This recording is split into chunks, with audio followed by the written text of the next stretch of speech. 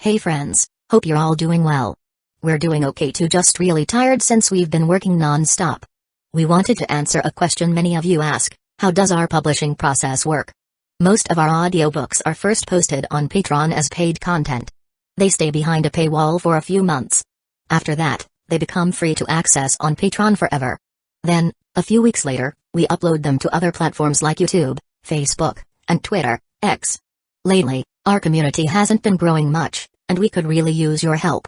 Please share our site in your Facebook groups, Discord servers, Reddit threads, Twitter, X, or with any friends who might be interested.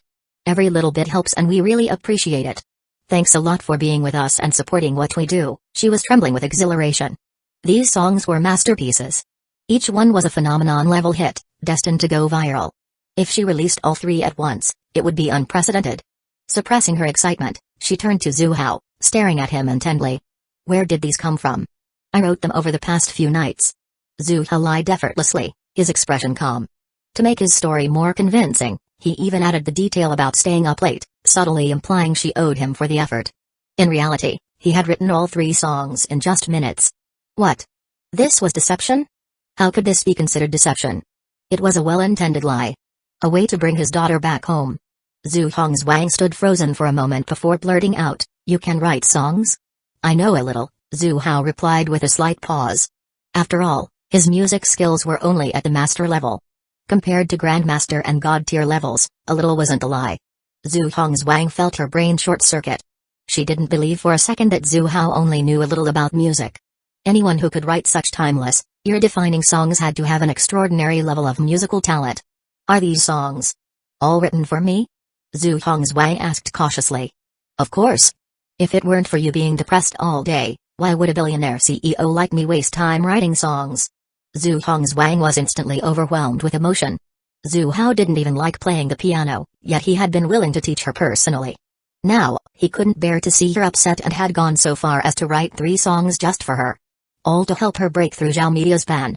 If she remained indifferent to such fatherly love, she wouldn't be human. At this moment, she no longer resisted calling him dad. But after more than 20 years of never saying it, the word still felt awkward and stuck in her throat. Instead, she simply whispered, "Thank you." Ding. Zhu Hongzwang is deeply moved. Emotion value plus 896. Thank me for what?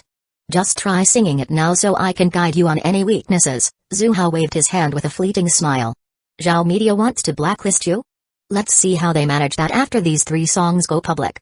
He knew he had already won her over. Okay. Zhu Hongzwang nodded and picked up the wine drizes, humming softly according to the notations. Walking and stopping along this road, following the traces of my drifting youth, just before stepping out of the station, I hesitated for a moment. There was no denying her talent. Her voice was sweet and captivating. After finishing the song, she looked at Zhu Hao nervously. It was her first time singing it, and she knew there were many flaws. She just hoped she hadn't disappointed him. "You should raise your voice here, add more emotion there, and this part. Sing it like this. Like this, like that." Zhu Hao patiently pointed out each area for improvement. Zhu Hongzwang's eyes lit up. This was master-level critique. And he still claimed he only knew a little about music? She was glad she hadn't believed him earlier. Under Zhu Hao's guidance, she became more skilled. "I'll play the accompaniment. Try again. I was once lost in the vast world, drowning in dreamlike whispers, truth or lies. I no longer struggle, nor fear the laughter." The elegant piano melody intertwined with her mesmerizing voice, slowly drifting out of the study. Zhao Wanling had just freshened up in the bathroom. Her cheeks were still warm as she wondered how to face Zhu Hao next. But as soon as she stepped into the living room, she heard a song from the study upstairs. Her eyes brightened. How beautiful. Strange. She didn't recognize this song. Had Hongzwang composed something new? Curious, she headed upstairs and listened outside the study. When the song ended, she finally pushed the door open and stepped inside. Her eyes immediately landed on Zhu Hao, sitting at the piano. Her face flushed, and she quickly turned away.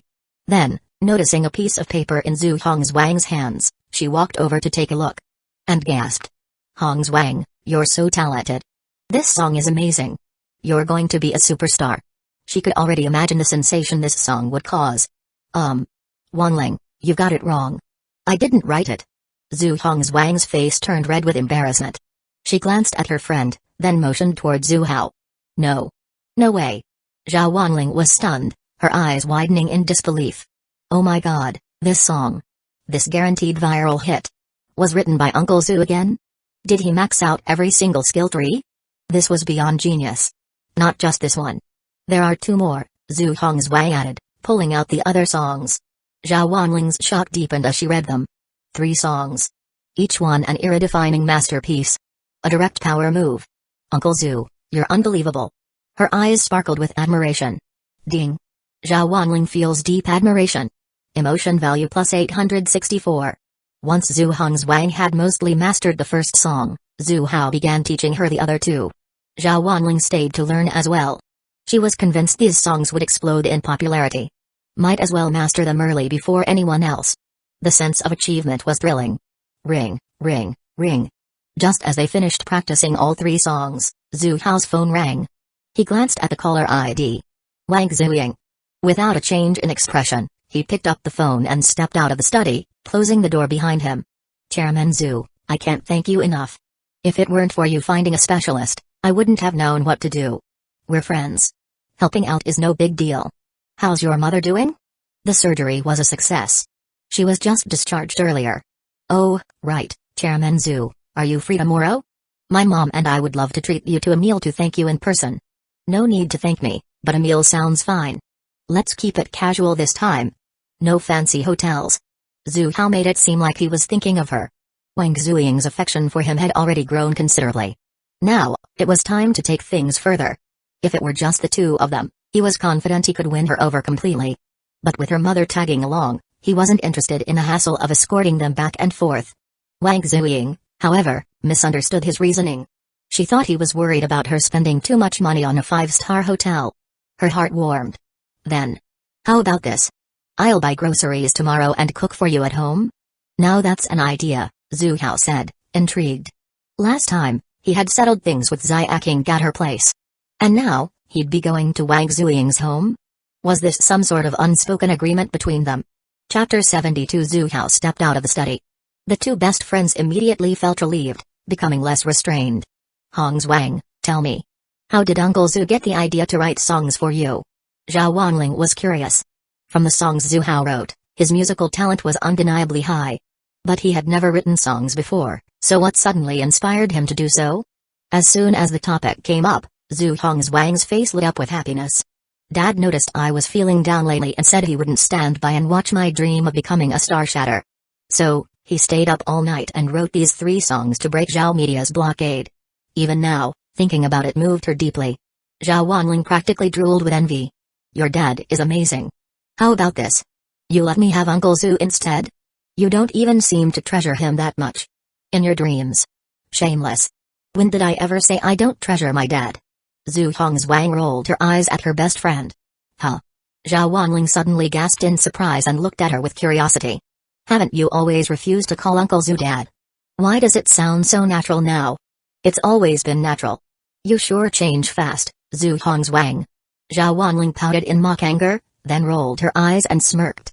Hongzhuang, since we're best friends, why don't you share some of the love your dad gives you with me? Get lost. Love isn't some object you can split up.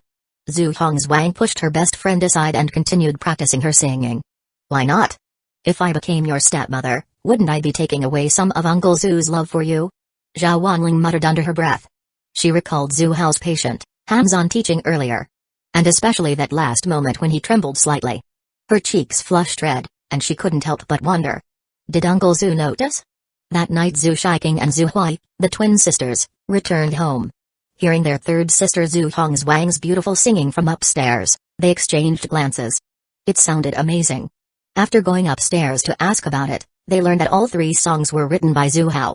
They were both envious and even more in awe of him. Big sis, you've almost finished learning how to massage. Isn't it time to fulfill your punishment? Zhu Hui nudged her sister's elbow teasingly. Zhu Shiking glared at her younger sister, both embarrassed and annoyed. It's just a massage for dad. Did she really have to remind her every day? Previously, the twins had made a bet on who would improve faster. The loser had to give Zhu Hao a massage. Zhu Shiking had lost.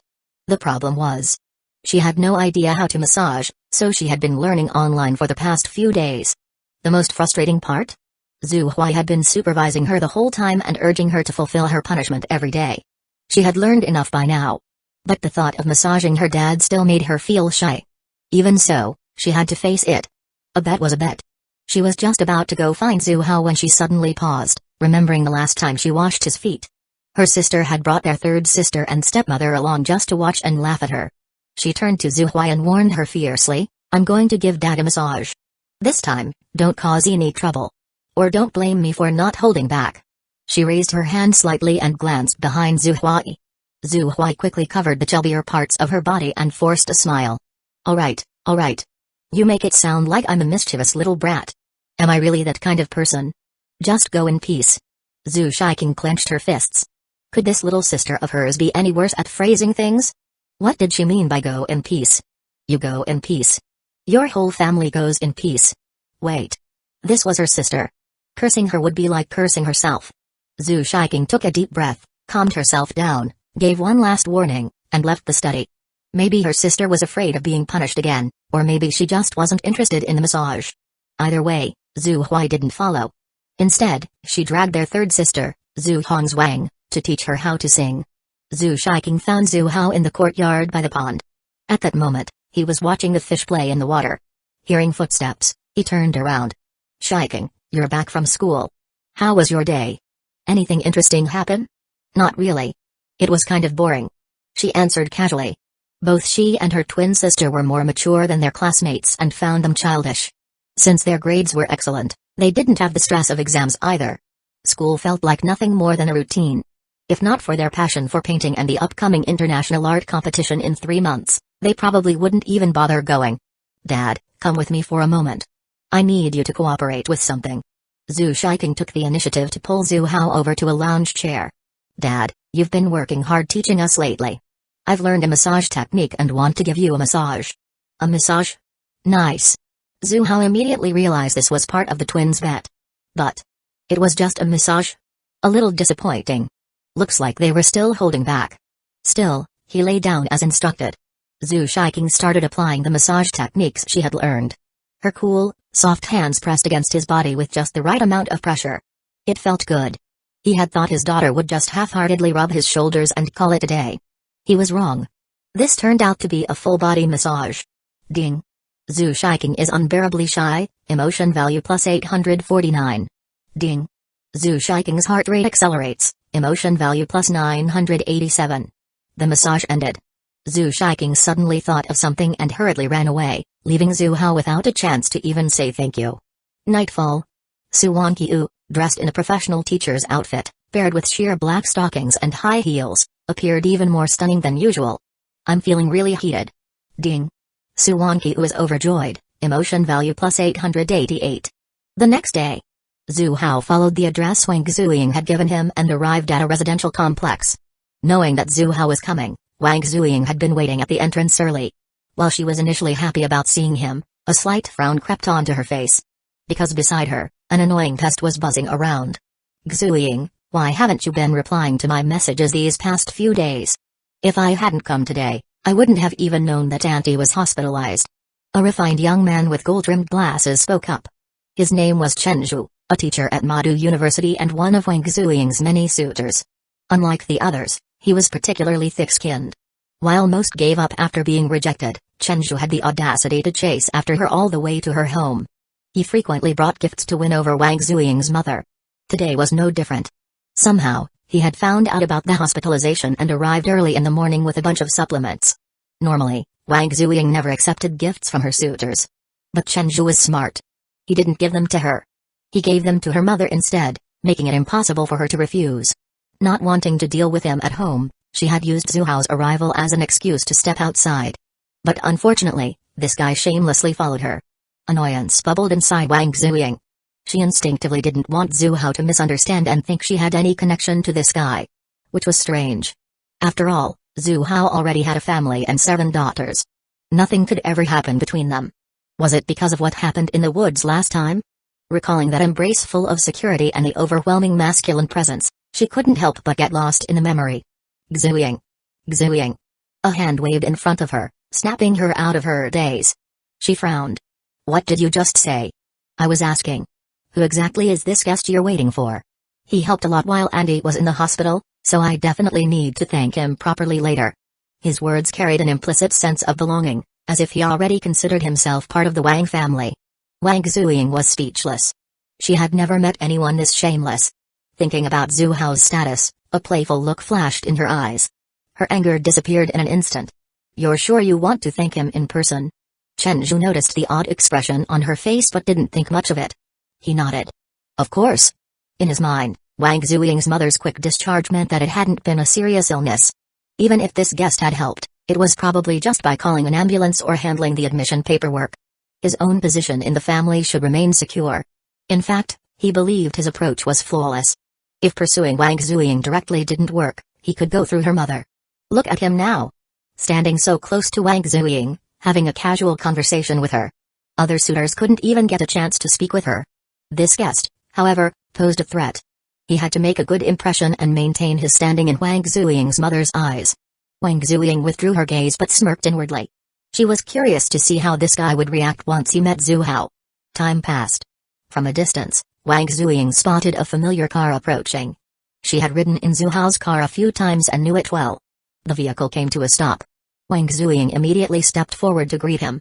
Chen Zhu watched her reaction and felt uneasy. That guy must hold a special place in Zuying's heart, he thought, following her cautiously. But when he saw the man stepping out of the car, his feet froze. His eyes widened in disbelief. He blinked rapidly, making sure he wasn't seeing things. No mistake. That was Zhu Hao, one of the university's board members. The CEO of Zhu Group. The honored guest Wang Zuying's family was waiting for. Was Zhu Hao? Chen Zhu felt his scalp go numb. Moments ago, he had been planning to assert his importance in front of this man, to subtly warn him not to pursue Wang Zuying. But now, what the hell was he even thinking? In front of Zhu Hao, he was nothing. At that moment, Wang Zuying and Zhu Hao walked over. Her playful voice rang out. "Mr. Chen, weren't you going to give your thanks?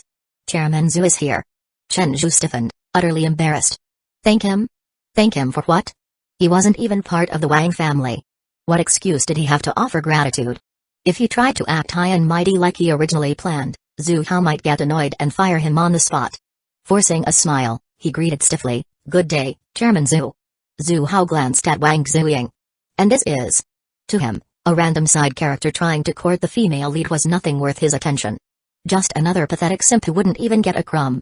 "He's Chen Zhu, a finance professor at our university," Wang Zuying introduced with amusement.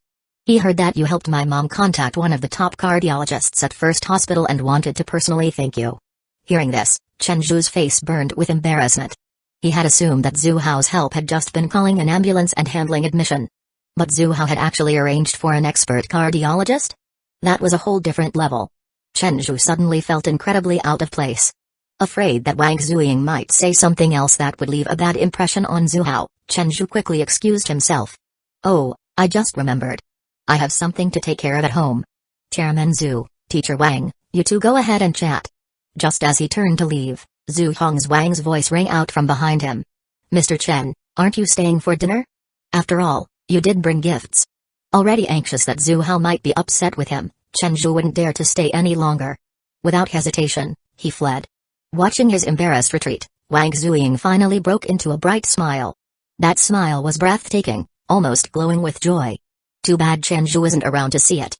Noticing Zhu Hao staring at her, Wang Zuying blushed slightly and explained, "That guy is so annoying." She proceeded to recount all of Chen Zhu's shameless antics. "Do you want me to make sure he doesn't bother you again?" Zhu Hao offered. "No need." Wang Zuying shook her head.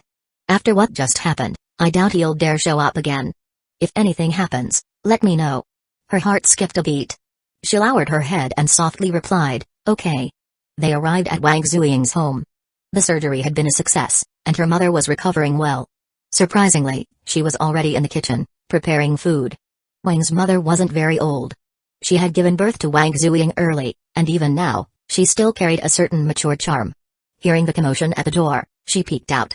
Realizing that her family's benefactor had arrived, she called out to her daughter. "Take care of Chairman Zhu for a bit. The food will be ready soon." In no time, the table was filled with dish after dish of delicious food. At the dinner table, Wang's mother sincerely expressed her gratitude to Zhu Hao. "Chairman Zhu, I really don't know how to thank you. It was just a small illness, yet you went through the trouble of calling in a favor with the hospital director. Zuying is my daughter's teacher, And we're also friends. This was just a small favor. Zhu Hao smiled, his tone calm and effortless. Wang's mother couldn't help but marvel. This man was truly remarkable. She had heard that he was the father of 7 daughters, yet he looked no older than 30. Noticing the way her daughter was gazing at Zhu Hao, she let out a quiet sigh. Zhu Hao had a family. His children were already so grown. Whatever feelings her daughter had for him would have to end before they even began. Even if he weren't married, their age gap alone was an obstacle. Her daughter had no chance. But she, on the other hand. That sudden thought startled Wang's mother. Zhu Hao was the mature, handsome type that women adored. If she were 20 years younger, she wouldn't hesitate to marry him. Since she had just been discharged, Wang's mother couldn't eat much, and the doctor had advised her to get plenty of rest. After dinner and some small talk, fatigue crept in, and she retired to her room, reminding her daughter to take good care of Zhu Hao. Wang Zuying poured Zhu Hao a cup of tea and thanked him. Chairman Zhu, about that day. Thank you. Before she could finish, she suddenly felt a firm grip around her waist. She was pulled into that familiar embrace once more. If you really want to thank me, words aren't enough. Before she could react, his handsome face slowly drew closer. That familiar feeling surged back. Chapter 73. Out of gratitude toward Zhu Hao. And perhaps a hint of nervous excitement. Wang Zuying didn't refuse. Ding. Wang Zuying is shocked. Emotion value plus 777, ding. Wang Zuying feels afraid. Emotion value plus 888, ding. Wang Zuying's heart races. Emotion value plus 999, inside the room. The room was elegantly furnished, simple yet refined, devoid of any girlish pink decor. Instead, it exuded a scholarly atmosphere. Glancing at Wang Zuying, Zhu Hao checked his system's emotion values. It was time to upgrade himself again.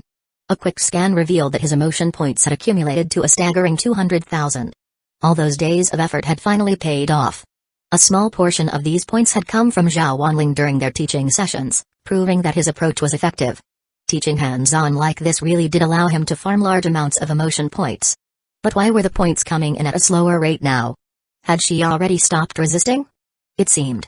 It was time for the next phase of his plan. Shaking off his thoughts, he focused on the 200,000 emotion points. A high-tier lottery draw was a must. No rush. He decided to start with a 10-roll standard draw first. Ding. Congratulations. You have received 8 free attribute points, 8 attribute points. Not bad. A good start. Ding. Congratulations. You have received master-level firearms skill, whoosh. A flood of knowledge surged into his mind. Every detail about firearms, from assembly to advanced combat tactics, was now second nature to him. With a single thought, he summoned the Desert Eagle he had previously won in a draw. Handling it, he felt an uncanny familiarity. Like it was an extension of his own arm. Gone was the cluelessness he once had when he could barely fire a gun. At this level, calling himself a sharpshooter wasn't an exaggeration. But Zhu Hao felt a hint of disappointment. As his strength grew, the usefulness of firearms diminished. They were becoming obsolete compared to his other skills. If the system was going to reward him with something gun-related, why not some unconventional gun techniques instead? After all, Conquest was also a way to earn emotion points. Ding. Congratulations. You have received 4 early-stage Mingjin assassins. Oh? Now this was useful. 4 elite assassins, just like that. Excellent. Finally, his women could have proper protection. He didn't need them to be overprotected, just guarded against random thugs, kidnapping attempts, and cliché villain encounters. If they encountered an actual protagonist-level threat, they only needed to alert him. Ding. Congratulations. You have received Grandmaster Skill Upgrade Card, a rare find. It had been a while since one of these appeared. At present, he had only 2 master-level skills, music and firearms. Neither was worth upgrading to Grandmaster level. Better to save it for when he acquired a truly powerful skill. Ding. Congratulations. You have received 2 mid-stage Mingjin assassins. Wait, what? Was the system bugged? Since when was it this generous? Last time, he had only drawn 1 assassin. Not bad at all. He needed more subordinates. A lot more. To build the strongest family in the world, a powerful intelligence network was essential. His goal was to establish a global intelligence network, something like the Wongnet from ancient China. A force that specialized in espionage and assassination, ruling the shadows with an iron grip. Right now, his intelligence network was a joke. If he couldn't even dig up the protagonist's background properly, how could he be a true villain? Ding. Congratulations. You have received 1 late-stage Mingjin assassin, whoosh. Zhu Hao's eyes gleamed. A late-stage assassin? He rubbed his chin, deep in thought. Could it be that the strength of these assassins scaled with his own power? That would explain why, when he was an early-stage Mingjin, he only drew a mid-stage assassin. But now that he was in mid-stage Mingjin, he got a late-stage one.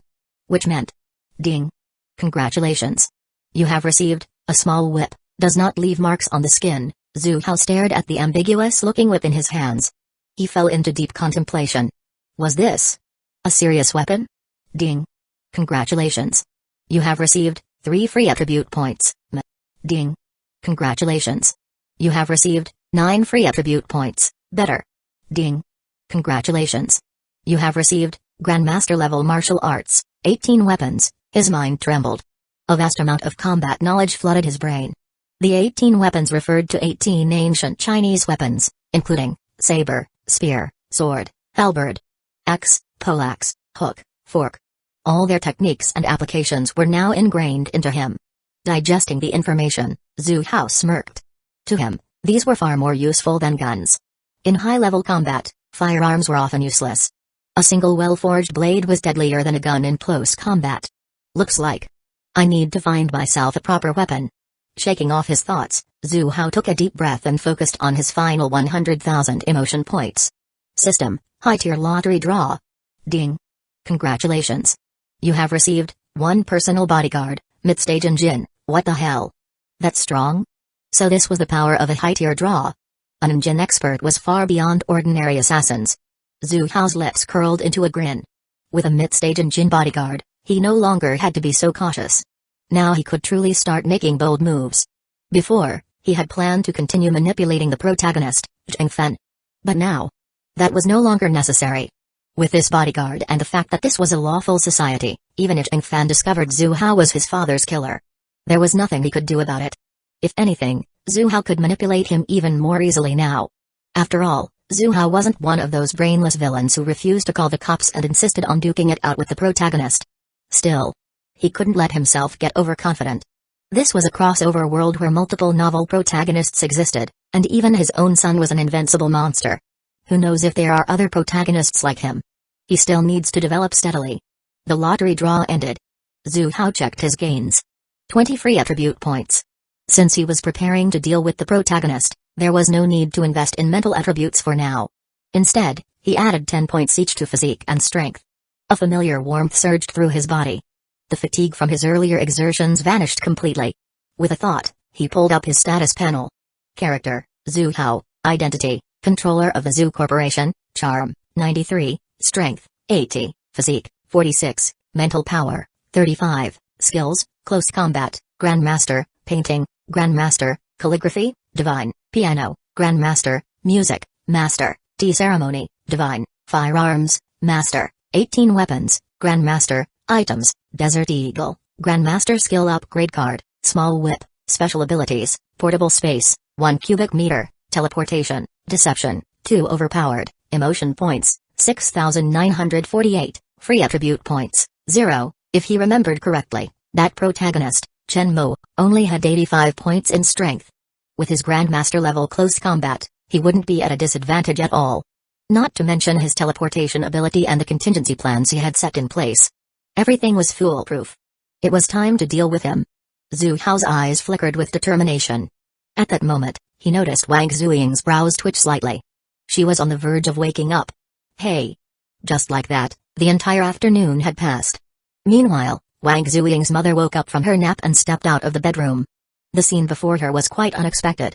Zhu Hao sat on the sofa, leisurely sipping tea, while her daughters sat obediently beside him. Like a perfect, gentle wife. But something was off. There was only a teapot on the table. No fruit platter, no snacks. She frowned and scolded her daughter. I bought so much fruit. Why didn't you bring any out? Where are your manners? Is this how you entertain a guest, especially Chairman Zhu? Wang Zuying was dumbfounded. Entertain Zhu Hao? She hadn't even served him properly yet. In fact, even she herself had been completely devoured. Come to think of it, she wasn't even sure how things had escalated to this point with Zhu Hao. At some point, she had lost herself in the moment, drawn into his tenderness. Her gratitude, combined with that subtle spark of excitement in her heart, had made her half resist, half submit. By the time she came to her senses, Everything was already a done deal. Regret and frustration swelled within her. Zhu Hao's age wasn't an issue.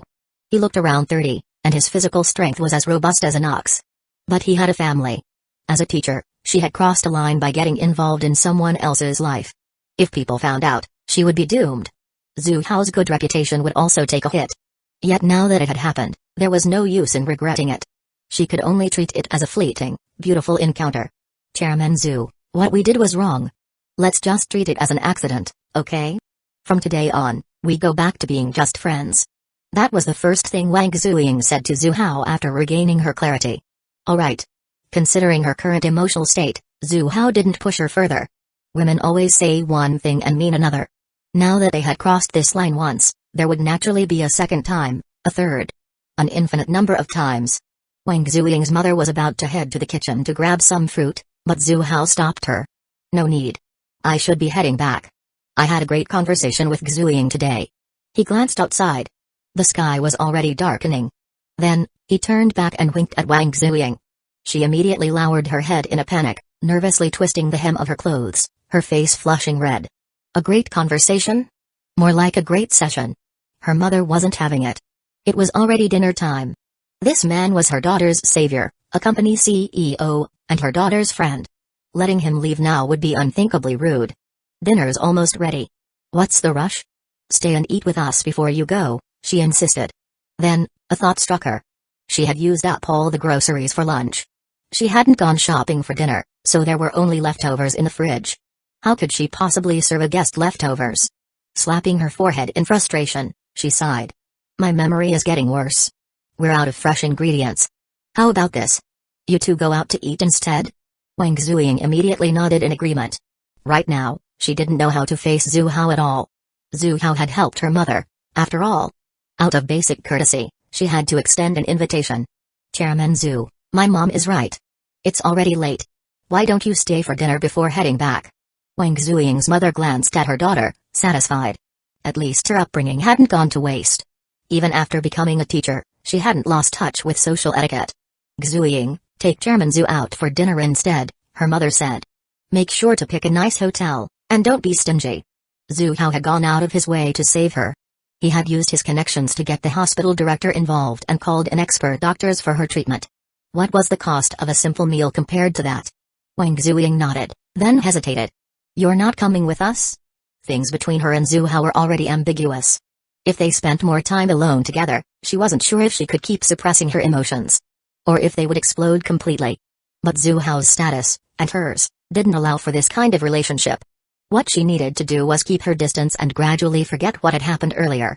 Yet here was her mother, deliberately creating an opportunity for them to be alone. I'll pass, her mother said, shaking her head. The doctor advised me not to move around too much for now. She continued, besides, I'm just an old woman. I wouldn't have much to talk about with you two. Zuying, make sure to properly thank Chairman Zhu for me. Properly thank him? Wang Zuying froze. What kind of thanks was she supposed to give? She instinctively turned to look at Zhu Hao. Only to see him gazing at her with an expression full of meaning. Her face instantly flushed red, her heart racing as she nervously looked away. Zhu Hao was a little surprised. He had planned to call it a night and check out the new bodyguard he had just acquired. But Wang Zuying's mother was practically pushing her daughter into his arms. If he refused, it would seem rude. They had just spent an entire afternoon together. How could he just walk away like nothing had happened? He wasn't done with this beautiful teacher yet. If they had a few more intimate encounters, it would leave a lasting impression on her. Maybe over time, she would fall for him completely and come to him willingly. At school, she was a dignified teacher. But in front of him, she would turn into something else entirely. TSK. Just imagining it was exciting. After bidding farewell to Wang Zuying's mother, the two left in a car and arrived at an elegant Western restaurant. Zhu Hao had already reserved a private VIP room in advance. Upon entering and taking in the romantic atmosphere, Wang Zuying felt a wave of emotion. She hadn't expected Zhu Hao to be this considerate. Tonight is a special occasion. How about a little wine? Zhu Hao uncorked a bottle of red wine and poured a glass for each of them. Wang Zuying felt a little awkward. The way he said it. It almost sounded like they were celebrating their wedding night. Which, in a way, wasn't wrong. Tonight was her first time, after all. She stared at the deep red liquid in her glass, feeling uneasy. Was Zhu Hao planning to get her drunk and do something? She shook her head. No, she was overthinking it. They had already spent an entire afternoon together. Even for a young man, he should be exhausted by now. She just needed to drink less and stay in control.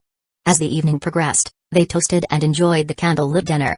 Whenever Wang Zuying finished a glass, Zhu Hao poured her another. She couldn't bring herself to refuse, so she kept drinking. But he never let her get truly drunk. Just tipsy enough to lower her inhibitions. If she passed out completely, that would be no fun. A little alcohol would make the night more memorable for her. By the time the dinner ended, night had fully fallen. Wang Zuying saw the time and got ready to leave. Just as she tried to stand up, she felt an arm wrap around her waist, holding her in place. She froze, turning her head to see Zhu Hao's face inches from hers. Panic set in. President Zhu, you promised. We were supposed to pretend today never happened. Zhu Hao smirked. You said today. He leaned in. And the day isn't over yet, is it? Wang Zuying's mind went blank. That actually made sense. She wanted to say something, but before she could, her lips were already sealed shut. Chapter 74 For Wang Zuying, the night felt endless. At one point, her mother called, asking why she hadn't come home. She had no choice but to lie, saying there was still unfinished work at school and that she had stayed late to work overtime. Keeping up that serious act wasn't easy. Fortunately, her mother didn't suspect anything. Her daughter often stayed in the school dormitory for work, so it wasn't unusual. After reminding her to stay safe, she hung up. Safe? The word jolted Wang Zuying awake. She had forgotten to take her medicine that afternoon. Could she get pregnant? A teacher having a baby out of wedlock. If the school staff and students found out. And if it got exposed online. She didn't even dare to imagine the consequences. Ding. Wang Zuying is feeling joyful. Emotional value plus 894. By the time Wang Zuying and Zhu Hao stepped out of the room, it was already the following afternoon. Zhu Hao called a trusted subordinate to escort her home. From now on, she would stay by his side as his personal bodyguard. Meanwhile, Zhu Hao headed to a deserted alley. Greetings, master. 8 women knelt before him. One of them, closest to him, stood out. Her breath was calm and controlled. There was no sign of her true strength. But Zhu Hao knew. She had already reached the dark force level, able to completely conceal her aura. Rise, he said calmly. His gaze settled on his new bodyguard. What's your name? Master, my name is Bei Ling, she answered with no emotion. Yet when she looked at Zhu Hao, her eyes burned with undeniable devotion. Her loyalty level had already reached 100%. From now on, you'll stay by my side, Zhu Hao ordered. Having a dark force expert as a personal bodyguard. Zhu Hao finally felt relieved. Now, he wouldn't have to constantly worry about some wannabe hero ambushing him in the streets. When Zhu Hao arrived home, he found his family gathered, their excitement evident. What's going on? Why is everyone so happy? He asked with a smile. Daddy, you're back. Zhu Hui ran over and grabbed his arm, her face brimming with excitement. Third sister just released her songs. As it turned out, his 2 younger sisters had no classes today, so they had gone to the studio with Zhu Hongzwang and Zhao Wanling to record 3 songs. Daddy, listen to third sister sing. Isn't it amazing? She's going to be famous for sure. Zhu Hui pulled out her phone and played the 3 recorded songs. Zhu Hao listened and found no issues. In fact, his master-level musical skills had fine-tuned some flaws, making these versions even better than they were in his past life. Humphrey. Let's see what those haters have to say now. Zhu Shiking scoffed, disgusted by the online smear campaign against Zhu Hongzwang.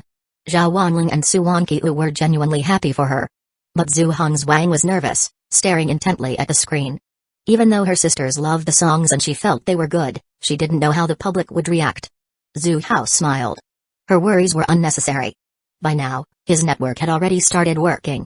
If he wanted to use these songs to break the ban on Zhu Hongzwang, he had to be prepared. This time, he wasn't just putting on an act in front of her. Unlike before, when he had pretended to fight against Zhao Media while actually holding back, now, the full force of the Zhu Corporation was about to be unleashed. The 3 songs shot up the trending charts across all major platforms. Inside a multi-million-dollar company, a tall, curvy, elegant woman walked into her office. She exuded a noble and cold aura, her stunning features making her look like a goddess.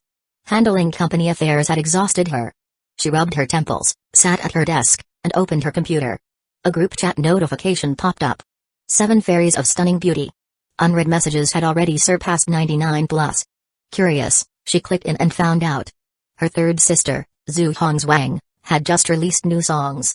Everyone was discussing how amazing they sounded, saying they were bound to go viral. She clicked on one song.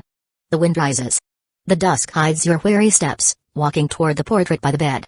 In the painting, you lower your head and speak. I still marvel at the vastness of the world, and drown in the whispers of childhood love. No more truth or lies, no more struggle. Just laughter. I have returned my youth to her, along with the summer my fingers once played. The wind carries my heart away, in the name of love. Would you still say yes? As the song ended, the elegant CEO froze. Her exhaustion vanished. Instead, she felt a surge of renewed energy. As if her entire being had been reignited. She had never been in love and had no interest in relationships. Her only goal was to make money. She was Zhu Hao's eldest daughter. And she had endured his cold indifference the most. With Zhu Hao as her role model, she never trusted any man. Only herself. If her father could build a billion-dollar empire in just a few decades, she believed she could do the same. She swore to surpass this cold and heartless father. So, after graduating, she turned down her professor's recommendation for graduate school. And resolutely stepped into the business world. Her talent in commerce was astonishing. With sharp instincts, she quickly spotted business opportunities and earned her first fortune. From there, everything progressed smoothly. She launched her own company. But the challenges only grew. Managing hundreds of employees, dealing with competitors, and constantly searching for new opportunities. Her life revolved around work. If she wasn't working, she was on the way to work. By the end of each day, exhaustion weighed heavily on her. Yet, after listening to her third sister's song, The Wind Rises, she felt a surge of motivation. The her in the song made her think of her own dreams. No matter how difficult the journey, she had to keep going. Inside a research lab, a stunning woman, equal in beauty and grace, sat in front of her computer, dressed in a lab coat. She was carefully listening to Under the Sea, sung by her third sister, Zhu Hongzwang. Moonlight slips through the clouds, hiding from the crowd, scattering like fish scales across the sea. The waves drench your white dress, trying to push you back. The sea washes away the bloodstains, foolishly hoping to warm you. Deep beneath the waves, who is crying out in sorrow? The soul sinks into silence, no one left to wake you. The oppressive atmosphere of the song, combined with the heavy vocals, sent shivers down her spine. She was instantly pulled into the song's despair. Too late, you once smiled through your tears. Too late, your trembling arms. Too late, no one will fish you out. Too late, even though you hated suffocation. As the song ended, her eyes turned red. A wave of emotions crashing over her. She felt the overwhelming helplessness. Oppression, sorrow, grief, pain. Even though the song left her feeling heavy, she couldn't stop listening. On a remote mountain here, the roads intertwined, the sounds of chickens and dogs filled the air. An isolated paradise, untouched by the outside world. In an antique-styled room, a breathtaking beauty sat quietly.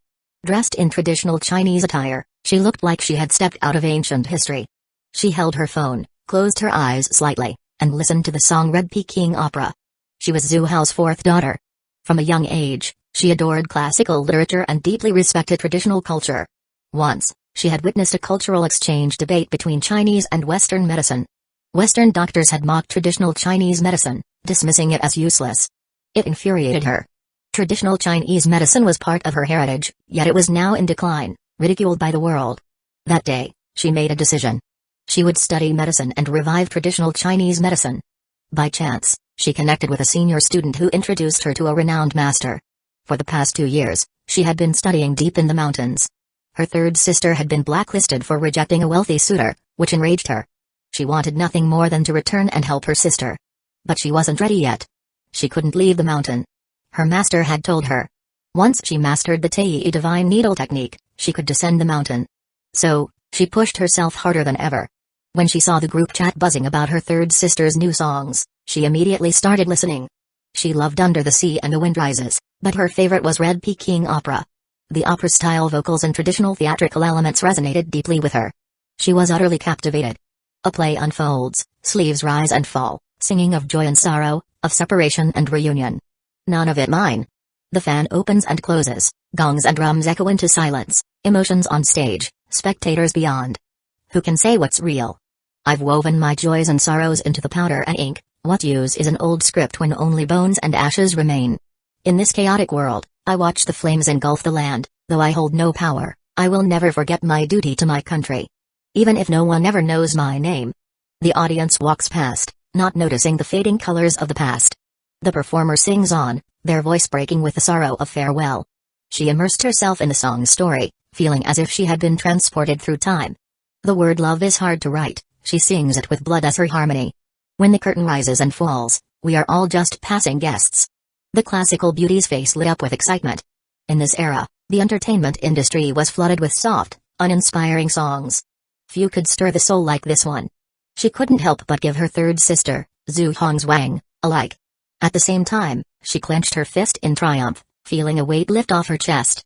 With these 3 songs released, the ban on her sister would collapse on its own. Click. The door swung open. A mature woman, dressed in traditional Chinese attire, entered gracefully. Her melodious voice carried through the room. King Xu, it's time for today's lesson. Why are you still holed up in here? Don't you want to leave the mountain? Master, you came at the perfect time. My third sister just released an incredible song. Come listen. But it wasn't just these 3 sisters. With the full force of the Zhu Corporation's promotion, people across the country had discovered these 3 songs. Once they heard them, they couldn't stop. This is amazing. The Wind Rises gives me chills. I feel electrified. Nah, Under the Sea is the best. Every time I listen, I cry. And the more I cry, the more I want to listen. Haha. Red Peking opera is my favorite. That opera-style singing? Unmatched. Wait. Does anyone know who Zhu Hongzwang is? I've never heard of such a talented singer before. Seriously? You don't know Zhu Hongzwang? She's been blowing up online but got blacklisted by Zhao Media. What? They blacklisted someone this amazing? What did she do? Rumor has it that the young master of Zhao Media got rejected by her, got pissed off, and threatened to blacklist her. Typical rich brat behavior. Unbelievable. Let's spread the word and pressure Zhao Media to lift the ban. If I can never hear another Zhu Hongzwang song, I swear I'll lose it. Soon, countless netizens flooded social media with reposts and demands. A nationwide petition called for Zhao Media to lift the ban. Numerous topics trended on social media. Shocking. The youngest international piano virtuoso, Zhu Hongzwang, drops 3 hit songs. Who says she can't sing? Zhao Media unjustly blacklists an artist. The public fights back. One song, Red Peking Opera, revives the ancient opera trend and ushers in a new era. Zhu family residents Zhu Hongzwang stared at her computer screen, watching the back-end statistics. Her 3 songs were exploding in popularity at a terrifying speed. Then, she saw the trending topics. The public was furious. Countless people were standing up for her. Her eyes reddened with emotion. Her entire family was thrilled for her. Third sister. You're officially a superstar now. This year's Best Female Singer Award is yours for sure.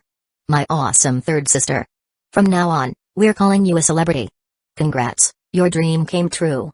Oh my god, I have a celebrity best friend. Hongzwang, I'm so proud of you. Hearing her younger sister's excited voices and her best friend's praise, Zhu Hongzwang took a deep breath, trying to steady her emotions. Then, she turned her head and blurted out. Dad. Thank you.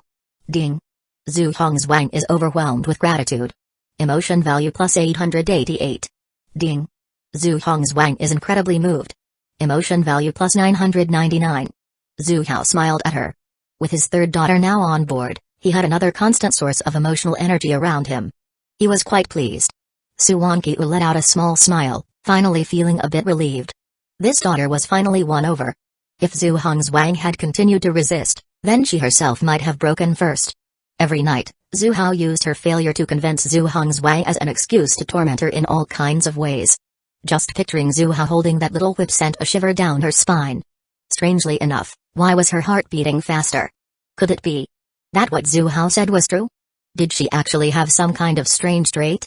No, impossible. She was normal. The shameful things she had already endured were bad enough. If her daughters ever found out about this, she'd never live it down. Dad, you're playing favorites. You wrote 3 songs for third sister. When will you write one for us? Zhu Hui suddenly spoke up. Realizing that Zhu Hongzwang's rise to fame was all thanks to Zhu Hao, she quickly clung to his arm, shaking it playfully. Hearing her, Zhu Shiking also fixed her gaze on Zhu Hao, her eyes filled with expectation. Eva Zhao Wangling, though she remained quiet, stole a few glances at him, her expression flickering with something unspoken. Meanwhile, the Zhu family enjoyed their warm, lively moment together. Elsewhere, Zheng Fan emerged from a dark alley. 2 lifeless bodies of assassins lay inside. Hearing the excited discussions about Zhu Hong's Wang songs, he realized she had overcome Zhao Media's ban, all because of 3 songs. His expression darkened. Zhu Hao had entrusted him to resolve the blacklisting issue. But in the end, public pressure forced Zhao Media's higher-ups to intervene. Zhao's father, though reluctant, had no choice but to lift the ban. Zhu Hong's Wang was free. And now, she was a top-tier celebrity. Zhang Fan, however, was in deep trouble. Not only did he fail to handle the situation as planned, but now, he had a massive target on his back. Every day, assassins kept coming for him. His life was a living nightmare. His expression turned cold, his killing intent surging. Damn it. Whoever is behind this, I'll make you pay in blood. Chapter 75. Just as Zhu Hong's Wang was gaining immense popularity and the internet was buzzing with excitement, a message was delivered to a prison. Inside a prison cell, a burly man received the message. His breath hitched, and his expression changed drastically. He was the undisputed king of the prison, unaffiliated with any major gangs. Many prisoners banded together, forming small factions for survival, but no matter which group they belonged to, they all feared him and dared not provoke him. Whenever they saw him, they would respectfully greet him. Even the prison guards avoided crossing him. Because he was the leader of the Brotherhood gang. Jiao Qiangshan. He was also Chen Mo's mentor. 3 years ago, Chen Mo was imprisoned and suffered relentless bullying. Seeing his resilience, Jiao Qiangshan, bored with prison life, decided to take him as a disciple. Unexpectedly, Chen Mo displayed extraordinary martial talent. In just 3 years, he had reached the same level as Jiao Qiangshan. Late-stage Ming Jin. But now, the once-calm leader of the Brotherhood gang could no longer remain composed. The Brotherhood gang had been wiped out. His 6th brother was killed. His disciple was framed. And the most absurd part? All of this had happened within just a few days. It was a joke. The 6 of them had built the Brotherhood gang from the ground up, crushing all opposition to become the most powerful force in South City. It had taken them over a decade. And now, in just a few days, everything was gone? But the message had come from trusted brothers. He had no choice but to believe it. No. He had to get out as soon as possible. Jiao Qiangshan's eyes flickered with resolve. He could not sit idly by while his brotherhood was annihilated, his sworn brother was killed, and his disciple was wrongfully accused. According to his sentence, he had 1 more year left in prison. 4 years had already passed. He couldn't get his sentence reduced. But pulling some strings to get out temporarily and return later? That was entirely possible. In a secluded private room, 4 men sat across from each other, the atmosphere heavy with tension. After a long silence, the youngest, the 5th brother, finally spoke. Are we really going to do this? That's our big brother we're talking about. Our big brother has always treated me well. He's saved my life more than once. I just can't bring myself to stab him in the back, the 4th brother said, shaking his head repeatedly. We don't want to hurt him either, the 3rd brother said, grabbing a glass of liquor from the table and downing it in one gulp. But what else can we do? If we don't follow that guy's orders, we're screwed. That morning, Lao Mo had approached them with an order. To send a letter to their imprisoned big brother, luring him out. And then, when the moment was right, stab him in the back. The Brotherhood gang members were outraged. Big brother is like family to us. No matter what, we won't betray him. We already joined your blood slaughter syndicate. What more do you want? We can be your enforcers, but we will never harm our big brother. At most, when you make your move, we'll stay out of it. That's all we can do. Hearing their firm refusal, Lao Mo simply chuckled coldly. Brotherhood? Family? Alright, then. I'll sweeten the deal. Or have you forgotten? I have your families in my hands. If you refuse, I'll have to take action against them. I might even add a few extra slashes for good measure. Ruthless. These were the methods Zhu Hao had taught him. To achieve a goal, no means were too despicable. History is written by the victors. Who cares about the fate of the dead? You're despicable. The brothers trembled with rage. Was this still the underground world they once knew? Honor, loyalty, brotherhood. They saw none of these qualities in Lao Missouri, only deceit and ruthlessness. Zhu Hao had something to say about that. You're already in this life. Killing and burning, yet acting like you're some noble saint? Angry as they were, in the end, they had no choice but to give in. They weren't afraid of death. Even if they died, they wouldn't harm their brother. Betraying the man who had treated them so well was unthinkable. But when their loved ones' lives were at stake, they had no choice but to compromise. Enough, the 2nd brother said impatiently as the group continued to argue. If you're not afraid of what happens to your families, then don't do it. At those words, silence fell over the room. Their families were their only weakness. The Seven Fairy Sisters group chat. Traditional medicine yids, at I'm really not a superstar. Third sister, in an era dominated by entertainment, how did you come up with the idea for the ancient-style song Kailing? It even incorporates traditional opera vocals. I love this song so much. Technology is the first productivity factor. Sanmai used to sing well, but the lyrics weren't great. This time, the 3 songs she created are absolutely amazing. Sure to go viral. Especially Under the Sea, I can't get enough of it. All I Want Is Money, I recommend you all listen to The Wind Rises. I guarantee it'll instantly energize you. Sanmai is truly impressive. Looks like she doesn't even need our help anymore. With these 3 songs, she has completely broken through Zhao Media's ban. One of us sisters is really going to become a superstar. Call me your queen. I admit that Sanmai's songwriting is great, and her singing is amazing too, but it's just not my style. Sanmai, when are you going to write me a song with real queenly dominance? Zhu Shiking and Zhu Hui knew that their older sisters had secretly formed a new group chat without them. So, they didn't mention anything about Zhu Hong's Wang. They were eagerly waiting for Sanmai to reveal the truth. What would their sisters' reactions be when they found out Sanmai had sided with their father? Now, as they watched their sisters' messages, Shiking and Hui exchanged a glance, struggling to hold back their laughter. They stared intently at the screen. And sure enough, Zhu Hong's Wang replied. I'm really not a superstar, big sis, second sis, fourth sis, fifth sis, you've all misunderstood. I did sing those 3 songs, but the lyrics were written by Dad. Traditional medicine yids. Call me your queen? Technology is the first productivity factor? All I want is money. Sanmai, you must have made a typo. I'll allow you to retract and rewrite that message. Zhu Hong's Wang hesitated when she saw Big Sis's reply. But she had already accepted Zhu Hao as her father. She had even started calling him Dad, so there was no point in hiding it anymore. Not only that, she was going to bring all her sisters back. Maybe they had misunderstood their father all along. Since returning home, she had witnessed his care and affection firsthand. He wasn't the cold, heartless man they thought he was. She raised her fingers to type and, after a brief pause, sent her response. Big sis, maybe we were all wrong. Dad was distant toward us in the past, but there could have been another reason behind it. In reality, he's a cultured and gentle man. A father who truly loves us. Let me tell you about what happened after I came home. Dad teaches me piano every day. He also teaches the 2 younger sisters painting and calligraphy. Not long after I returned, he bought me a grand piano worth over 9 million yuan because he knew I loved it. Then, when Zhao Media blacklisted me, he went all out online to defend me. Recently, when he saw I was struggling emotionally, he stayed up all night and wrote 3 songs to help me fight back against the ban. You have no idea how incredible Dad is. Not only is he a piano master, but his music skills are beyond mine. If he debuted as an artist, he'd be a global superstar. You all know my best friend, Zhao Wanling, right? She's always been at the top of the tea art world, convinced she's better than those so-called tea masters on TV. But ever since she saw Dad's tea-making skills, she's been in awe. Now, she constantly asks him to teach her. Big sis, second sis, fourth sis, fifth sis, come back. The 2 younger ones and I are waiting to reunite with you. Call me your queen, Sanmai, have you lost your mind? Traditional medicine yids, Sanmai, are you betraying our cause? Technology is the first productivity factor. Sanmai, what the hell is going on? Weren't you supposed to check whether the younger sisters had been brainwashed by Zhu Hao? Why does it look like you got brainwashed instead? All I want is money, Sanmai, even if everything you said is true, have you forgotten how Zhu Hao treated us before?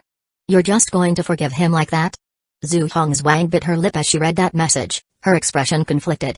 Everything she had said was true. In the past, she would have thought exactly like her sisters. No matter what Zhu Hao did, she wouldn't have forgiven him. But after everything she had experienced, she finally understood the helplessness, the despair. And how comforting it was to have a father standing beside her, shielding her from the storm. Shiking and Hui felt their hearts race with excitement. They knew it was their moment to step in. Little girl selling nuke, ha ha ha, I can't stop laughing. We told you. Dad is amazing. You never believed us. Now you do, right? Sanmai is proof. Drawing a circle to curse you, exactly. Dad is so good to us. He won't treat you any differently. If you come back, you'll be shocked at how much has changed. Traditional medicine yids, I don't buy it. I'm really not a superstar, didn't you once say that you'd rather die? Jump off a building even. Then never forgive Zhu Hao? We need an explanation. Technology is the first productivity factor, what kind of brainwashing have you all been through? I know what kind of man Zhu Hao is. You guys are exaggerating way too much. Call me your queen, ha. You two little traitors can shut up. You're in too deep. Luckily, I've got some free time. I'll come back and see for myself how Zhu Hao brainwashed you all. Little girl selling nuke, fifth sis is coming back? Welcome, welcome. Family +1. Call me your queen? As soon as Zhu Shiking and Zhu Huai joined the discussion, the Seven Fairies group chat fell silent. The sisters quietly shifted to another chat. Loving and united 5 sisters. All I want is money, I'm really not a superstar, don't you think you owe us an explanation? Zhu Hongzwang let out a helpless laugh. Hadn't she explained it already? It seemed her sisters were just like she used to be. They thought she had been hypnotized or brainwashed. I'm really not a superstar, big sis, I'm telling the truth. Dad is really good to us. You'll understand when you come back. I'm sure you'll change your opinion of him, just like I did. She hit send. Then, as she was about to type another message, an exclamation mark popped up. You have been removed from the group chat. Zhu Hongzwang was stunned. After kicking her out, the group name was also changed to Loving and United 4 Sisters. Technology is the primary productive force. At Call Me Your Queen, 5th sis, are you really going back? Traditional medicine forever, make sure you don't end up like Sanmai. We still don't know what kind of trick Zhu Hao pulled. All I want is money, it's good that 5th sis is going. She's skilled in martial arts. If Zhu Hao tries anything, she can fight back. Just make sure to report the truth when you get there. She didn't doubt what Zhu Hongzwang said, but she did question whether Zhu Hao really had that kind of ability. Playing the piano? And being so skilled at it? Why had she never known before? Most likely, he just took someone else's piano piece and passed it off as his own. Call me your queen, just watch me. I'll make sure to expose that hypocrite's true colors and rescue 3rd sister and the 2 younger sisters from their suffering. Even if I die, even if I jump from the 30th floor, I will never forgive Zhu Hao. Seeing that message, the sisters in different locations all felt a sudden chill. A bad feeling crept over them. While the 3 sisters were chatting in the courtyard, Zhu Hao was personally guiding Zhao Wanling through the art of tea making. As always, he stood while teaching. Zhao Wanling wasn't sure if she was being considerate, not wanting him to bend over while instructing her, or if she had simply grown fond of this dynamic. Whenever Zhu Hao taught her hand in hand, she thoughtfully placed the tea set on a high table. She obediently stood in front of him. Zhu Hao smirked playfully. Smart girl. But today wouldn't end so easily. The hands-on lesson began. Although Zhao Wanling was gradually getting used to it, her face still turned red every time. After all, she was an unmarried young woman. When had she ever experienced something like this? She thought today would be the same as before. Zhu Hao would guide her and then let go. But this time, he didn't. Instead of just releasing her hands, he wrapped his arms around her waist and pulled her close. Zhao Wanling's heartbeat quickened. You. What are you doing? Doing? She didn't quite catch it and looked puzzled. What? I've been teaching you for so long. Don't you think you should help me out? You should know that going too long without it isn't good for the body. Zhao Wanling thought for a moment. That actually made sense. She had learned about this in school. If Uncle Zhu knew this was bad for his health but still insisted on teaching her every day, wasn't he enduring a lot of hardship? But if he wanted her help, how was she supposed to help? How do I help? I don't know how. She wasn't rejecting him. She was genuinely asking. That was all thanks to the bond Zhu Hao had been carefully nurturing over the past few days. He had been controlling the pace of their growing connection. And today was the turning point. Zhu Hao leaned down slightly and whispered a few words into her ear. Zhao Wanling's eyes widened. She parted her lips slightly but then shut them again. She subconsciously touched her lips. This was possible? Her face turned bright red, her cheeks burning hot, even her forehead heating up. This was way too embarrassing. I can't do this. But thinking about how meticulous Zhu Hao had been in teaching her all these days. If she refused, wouldn't that be too cruel? Maybe. Just this once? Then fine. But where? We can't let Hongzwang and the others find out. A glint of triumph flashed in Zhu Hao's eyes. Come with me. We'll find a quiet place. With that, he took Zhao Wanling, her face still flushed, and led her into his study. Chapter 76 Ding. Zhao Wanling feels shy, emotion value plus 555. Ding. Zhao Wanling feels curious, emotion value plus 666. Ding. Zhao Wanling is utterly shocked, emotion value plus 888. An hour later, Zhao Wanling walked out of the study and returned to the courtyard to continue practicing her tea-making skills. Wanling ji? As she absent-mindedly brewed tea, Still lost in thought about what had just happened, a voice suddenly called from behind. Zhao Wanling froze, startled. It felt like she had been caught doing something wrong. She turned around and saw Zhu Shiking. Her gaze flickered, and she stammered. "Oh, Shiking. Do you need something?" Having just been with Zhu Shiking's father, she felt uneasy running into the daughter now. She was afraid of any clues being exposed. "Do you know where my dad is?" Zhu Shiking asked directly. "Uncle Zhu?" I don't know," Zhao Wanling said, forcing a laugh. Zhu Shiking studied her with a strange expression. Something about Zhao Wanling seemed off today. "Wanling ji, why is your face so red? Are you sick?" "And no. Maybe it's just too hot." Zhao Wanling quickly glanced up at the clear blue sky and fanned herself with her hand. Zhu Shiking found it even stranger. Sure, the weather outside was hot. But the Zhu family's villa was air-conditioned and comfortably cool. There was no reason to feel the heat. Zhu Shiking let out a suspicious hum and then noticed something odd about Zhao Wanling's mouth. "Did you eat something bad?" she asked, concerned. "Are you having a heat reaction? Do you need to go to the hospital?" Zhao Wanling shook her head repeatedly. "I'm fine. I'll be better in a bit." Even though she was worried about Zhao Wanling's condition, since she insisted she was okay, Zhu Shiking decided not to press further. Just as she was about to leave, she noticed another issue and gasped. "Wanling ji, what's wrong with your legs? They're shaking. Are you sure you don't need a doctor?" Zhao Wanling looked down. Sure enough, her legs were trembling slightly. She quickly waved her hand dismissively. "It's nothing. I just squatted for too long, so they went numb." "Oh, I see." Zhu Shiking nodded in understanding but then frowned again. "But Wanling ji, weren't you standing while making tea? What were you doing that required squatting?" Hearing this, Zhao Wanling's heart skipped a beat. She cursed internally. Why was Zhu Shiking so curious today? Why did she have so many questions? Of course, she couldn't reveal the truth. Thinking fast, she came up with a flimsy excuse. "I stood for too long, so I rested for a bit." Zhu Shiking still found it odd. Wouldn't it make more sense to sit down if she was tired? Who squats to rest? Still, she decided to drop the subject. Since she hadn't found Zhu Hao here, she turned to check somewhere else.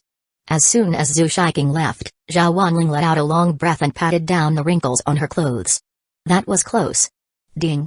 Zhao Wanling feels nervous and on edge, emotion value plus 999. The day passed quickly. Zhu Hao spent half the day at the company, listening to Zia King's work report for over an hour. In the afternoon, Zhu Hao took a car to the school. Now that Bei Ling was by his side as a personal bodyguard, his secretary and driver, Li Kun, could stay far, far away. The investigation into Li Kun, the traitorous bastard, was already underway. As soon as evidence surfaced, it would be time to deal with him. According to the bodyguard planted near Wang Zuying, she was currently alone in her office, working on teaching materials. This beautiful teacher was still resisting, but she hadn't been fully conquered yet. Zhu Hao decided to strike while the iron was hot and take her down completely. For a dedicated teacher, the office was sacred and inviolable. If a romantic encounter were to happen here, she would be one step closer to surrender. Whether he was doing this just to compare notes after listening to her students' reports, only Zhu Hao knew for sure. Following Bei Ling's lead, Zhu Hao walked straight to Wang Zuying's office. As a professional lecturer, her office was quite luxurious. And the school only assigned 2 teachers per office. Since the other female teacher had no classes today, she wasn't there. That left Wang Zuying alone inside. That worked perfectly for him. Zhu Hao stopped at the office door and knocked. Knock, knock. Inside, Wang Zuying was busy at her desk. Hearing the knock, she frowned slightly. Who would come at this hour? Come in. With a soft click, the door opened. Zhu Hao stepped inside, and his figure came into view. President Zhu? What are you doing here? Wang Zuying exclaimed in surprise. I missed you, so I came to see you. Zhu Hao walked closer, making Wang Zuying's heart skip a beat. That afternoon and the night that followed. Memories she had been trying to suppress came rushing back. Throughout the day, those embarrassing scenes kept replaying in her mind, making her blush uncontrollably. To avoid thinking about them, she forced herself to stay busy, working non-stop just to keep her thoughts in check. But just when she was about to move on, Zhu Hao suddenly appeared. Hearing him say he missed her, his voice filled with an ambiguous tone, left Wang Zuying flustered. President Zhu, please don't do this. We agreed to go back to being just friends, she said weakly, keeping her head down as Zhu Hao sat directly across from her. Then, Zhu Hao slipped into his classic playboy act. His gaze turned deep and affectionate as he grabbed her hand, his eyes full of emotion. Xueying, I tried to forget you just as you asked. But I can't.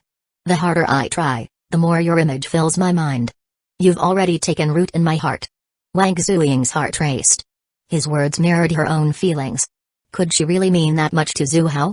Seeing the change in her expression, Zhu Hao pressed forward.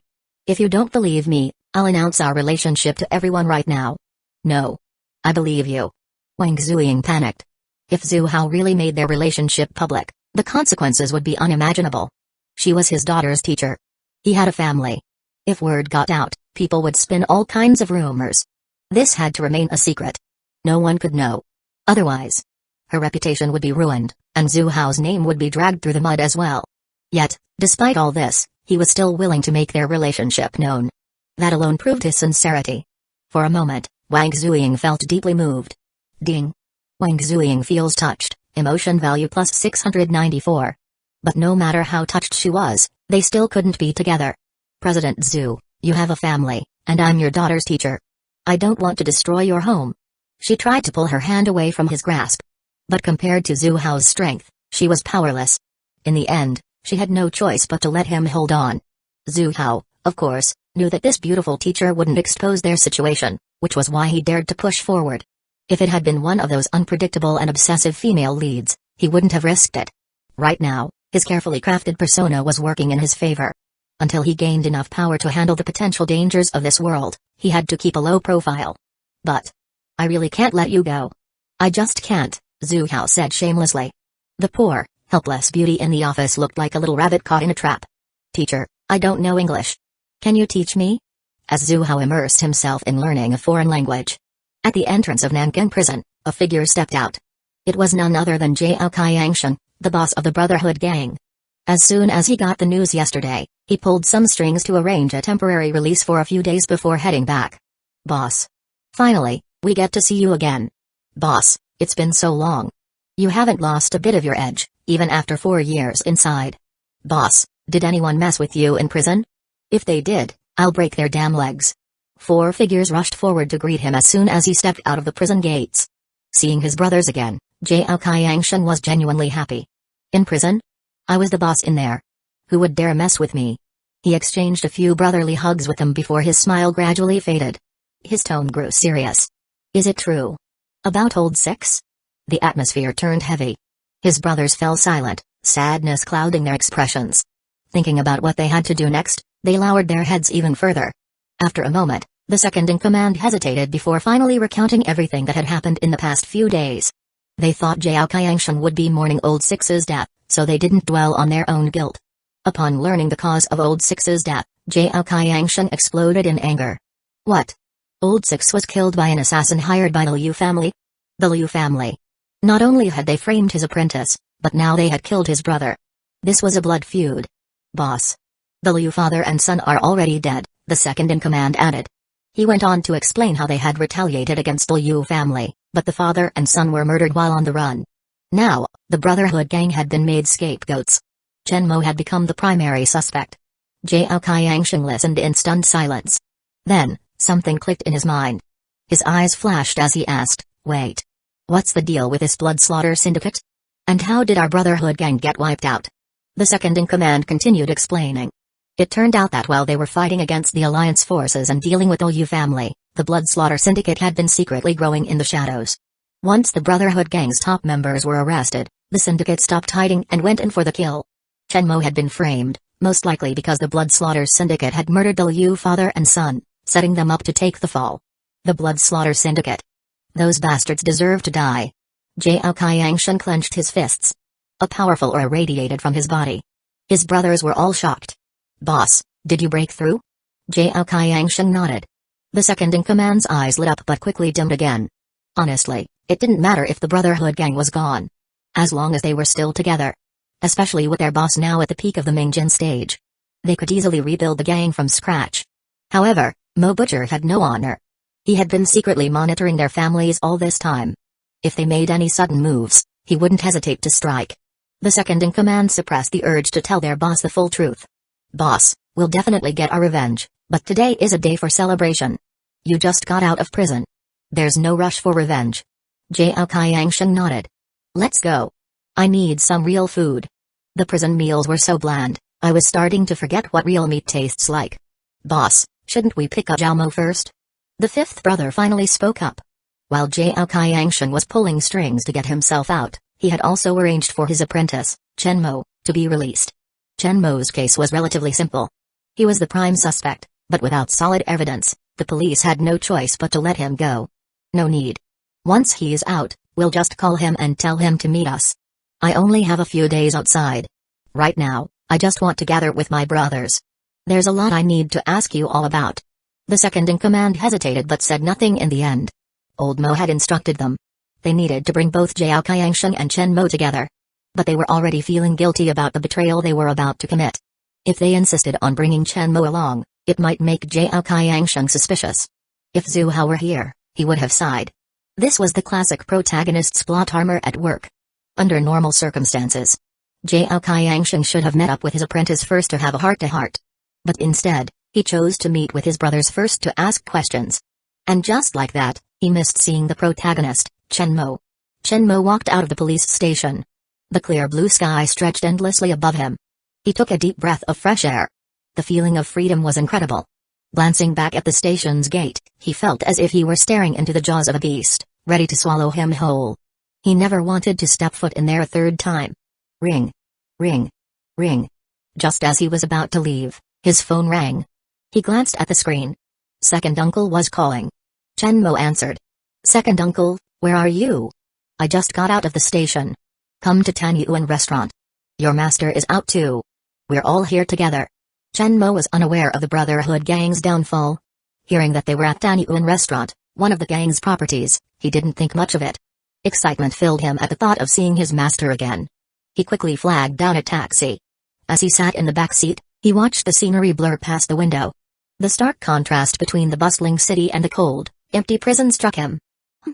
Chen Mo's pupils contracted sharply. He quickly called out to the driver. Stop the car. Just a moment ago, in a fleeting glimpse, he saw two familiar figures. It looked like Zhu Hao and his beautiful teacher, Wang Zuying. He threw some money at the driver and jumped out of the taxi. Without hesitation, he sprinted toward the alley. A private restaurant stood quietly within a secluded street. This was the charm of such establishments. They provided an intimate, peaceful dining experience. True elites didn't seek flashy, high-end restaurants for status. Instead, they preferred simplicity and authenticity, which was the true mark of sophistication. This restaurant was a prime example.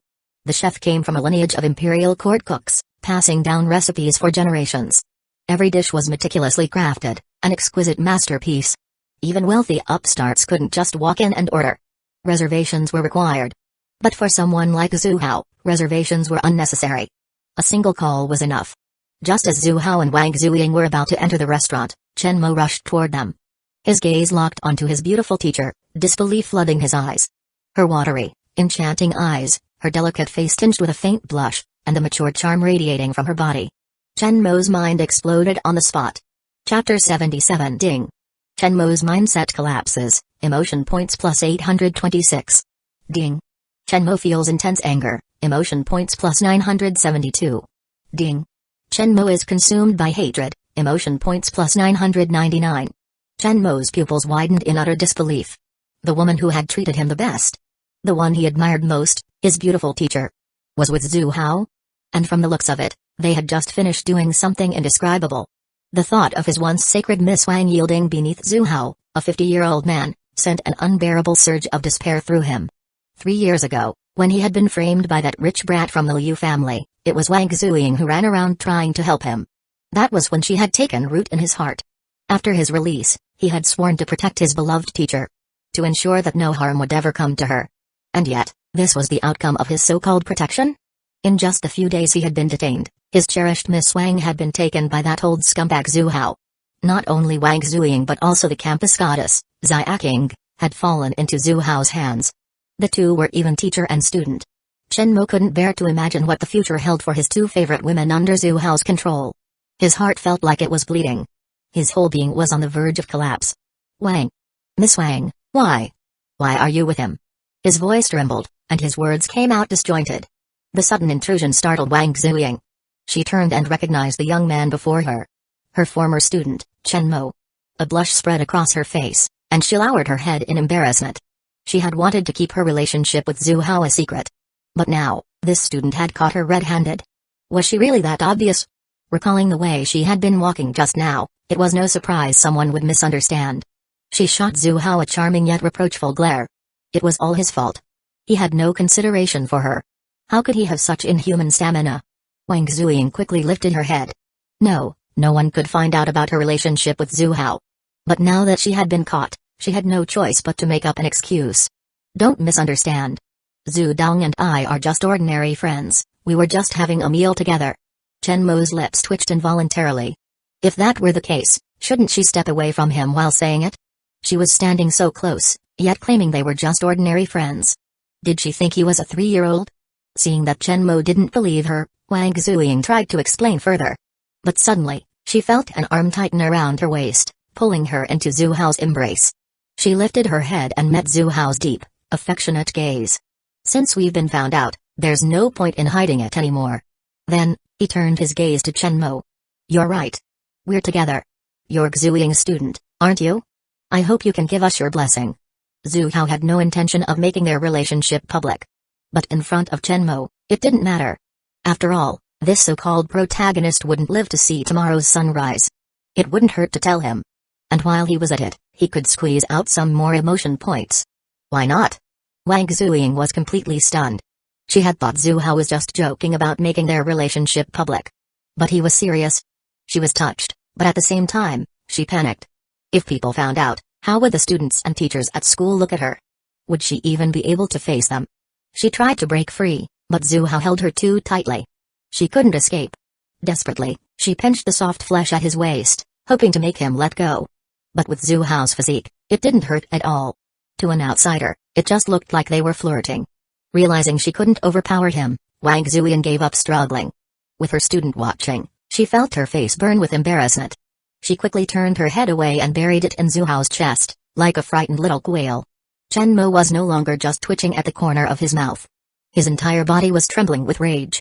This was what it meant to strike a blow straight to the heart.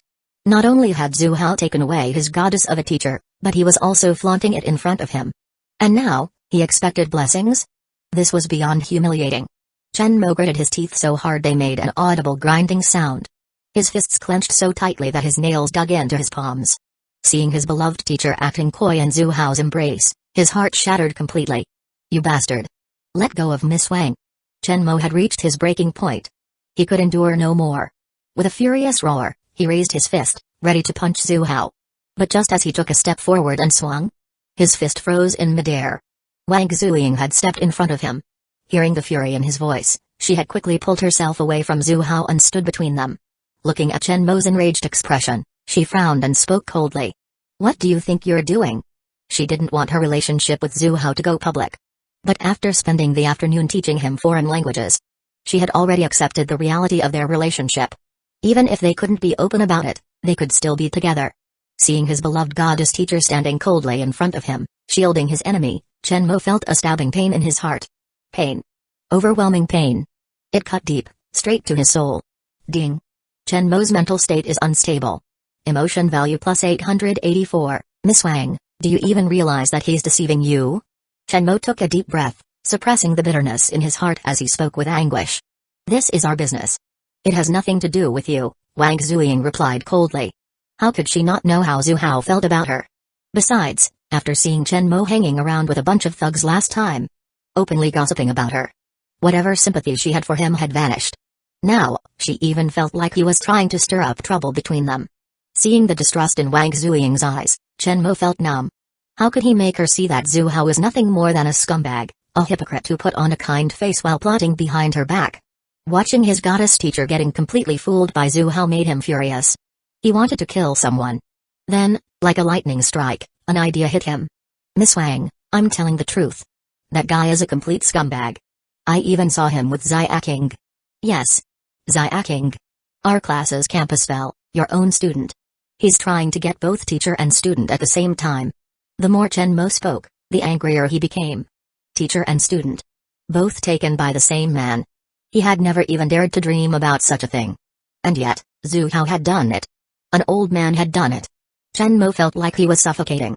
Wang Zuying was stunned. Could that be true? She definitely knew who Xiaking was. A former student of hers, an excellent one at that. She was just as outstanding as Zhu Shiking and Zhu Huai. These three were among the best students she had ever taught. Could it be that Zhu Hao was really involved with Xiaking?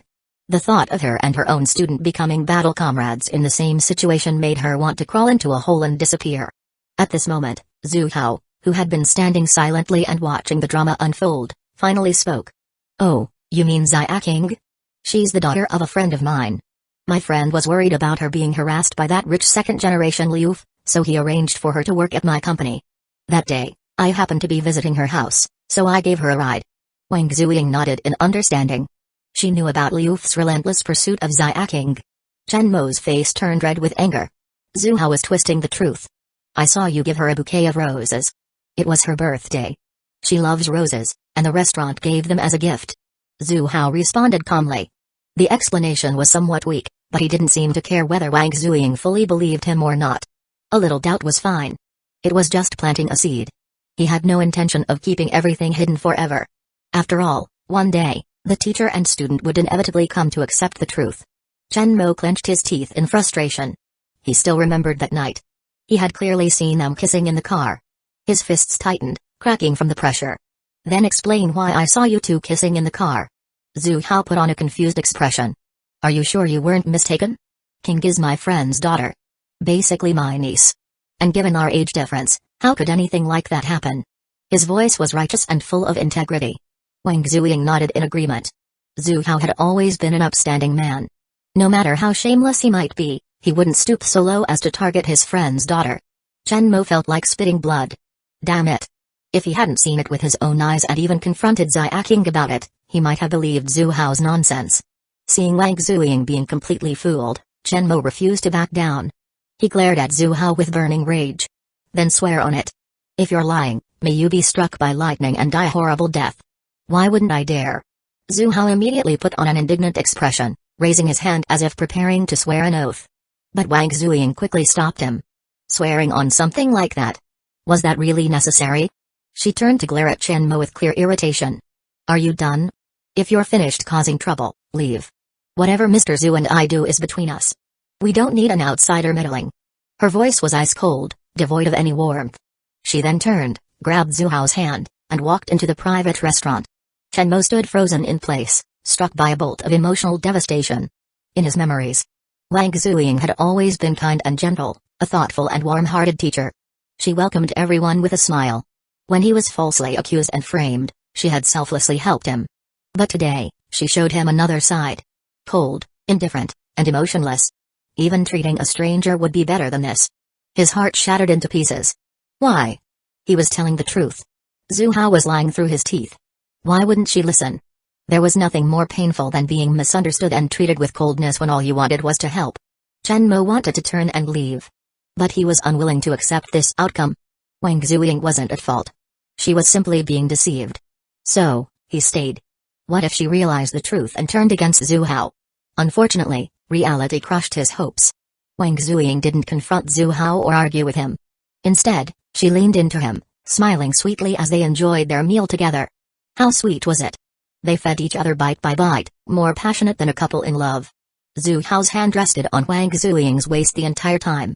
Chen Mo's eyes turned bloodshot, his breathing grew unsteady, and a murderous aura radiated from him. Danyuan Restaurant.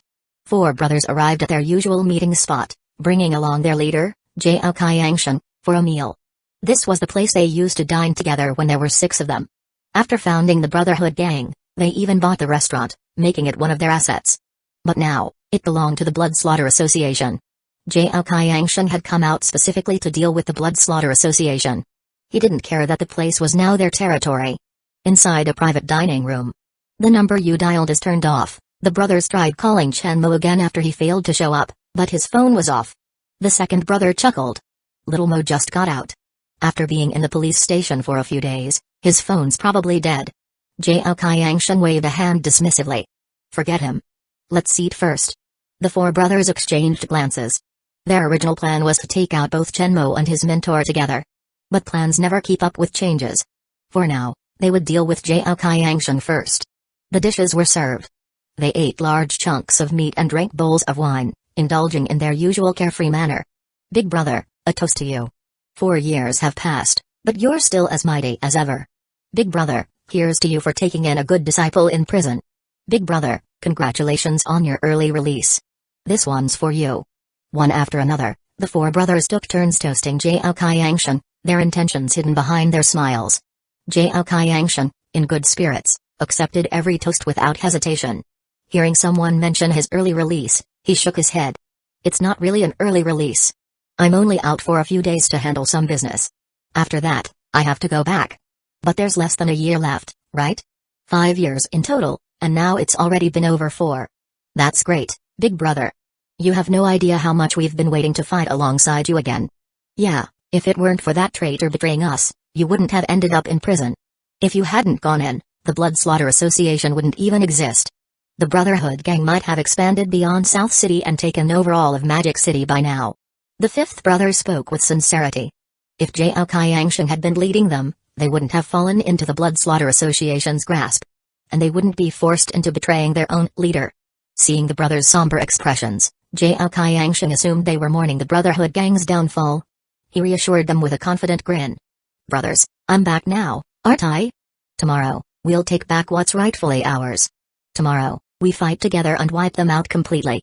His voice carried a deep, commanding presence. The 2nd brother exchanged a look with the others before raising his cup with a smile. Of course, big brother. We all believe in you. Come on, let's drink to our victory tomorrow. The group clinked their cups and downed their drinks in one go. Then, they resumed their relentless toasts, targeting Jiao Qiangshan. Immersed in the warmth of his brothers, he didn't sense anything amiss. As the night went on, they drank more and more. Soon, they were all a little drunk. But Jiao Qiangshan was the most intoxicated of all. Despite being a peak-level martial artist, he had fallen into their trap. 4 years in prison had kept him away from alcohol, and the brothers had been taking turns getting him drunk. When the wine finally ran out, he reached for another bottle. But just as he stood up, his legs gave out. With a loud thud, he collapsed onto the table. Big brother, are you alright? The 2nd brother rushed over to help, but a cold glint flashed in his eyes. A dagger slid into his hand. As he supported Jiao Qiangshan, he suddenly plunged the blade into his back. The sharp pain jolted Jiao Qiangshan's mind awake. Years of battlefield instincts kicked in. He swung his arm backward, aiming to strike his attacker. But he hit nothing. The 2nd brother, knowing him too well, had already stepped out of range. Jiao Qiangshan's eyes flickered with confusion, disbelief, rage, pain, and sorrow. All emotions swirling together. Finally, they condensed into 3 words. Why? Chapter 78. Why?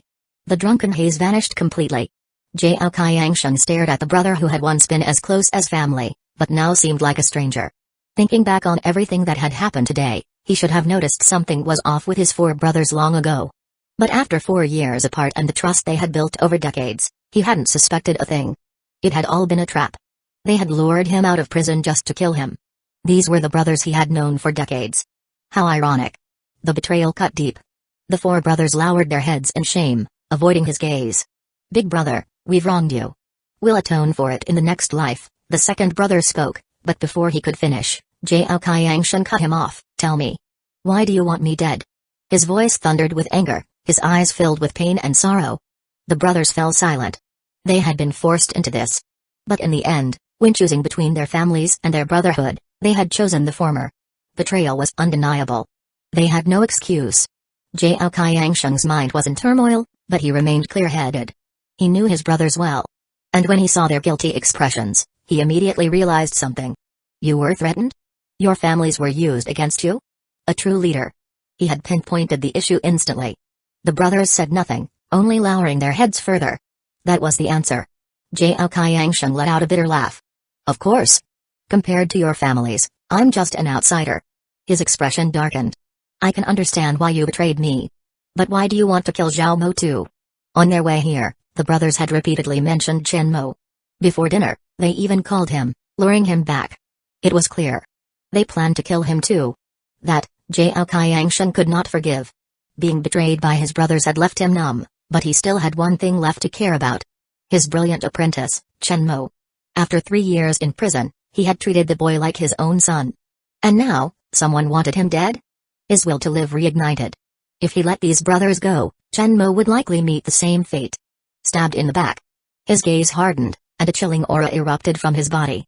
But it only lasted a moment before fading. The wound from the second brother's knife was too deep. It had struck an artery. Blood gushed from it, soaking his clothes. Steadying himself, the second brother finally spoke. Shenmue is also a target. That's what he wants. At this point, there was nothing left to say. The brothers had chosen their path. To kill him and Shenmue. And Zhao Qiangsheng had made his choice. To kill them first.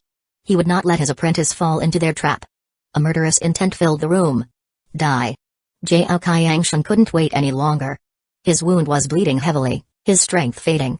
If he hesitated, it would only put him at a greater disadvantage. Summoning all his energy, he grabbed a nearby chair and charged at them. He had no weapons. This would have to do.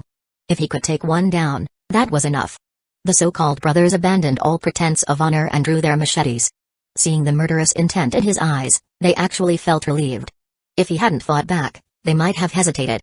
Now, they had no reason to. As Zhao Qiangsheng swung the chair, they raised their blades to meet him. Despite spending 4 years in prison, his combat instincts remained sharp. As he neared them, he hurled the chair to block their vision, immediately grabbing another. He brought it crashing down on one of them. The fifth brother tried to dodge but was too slow. Crack. A sickening crunch echoed through the room.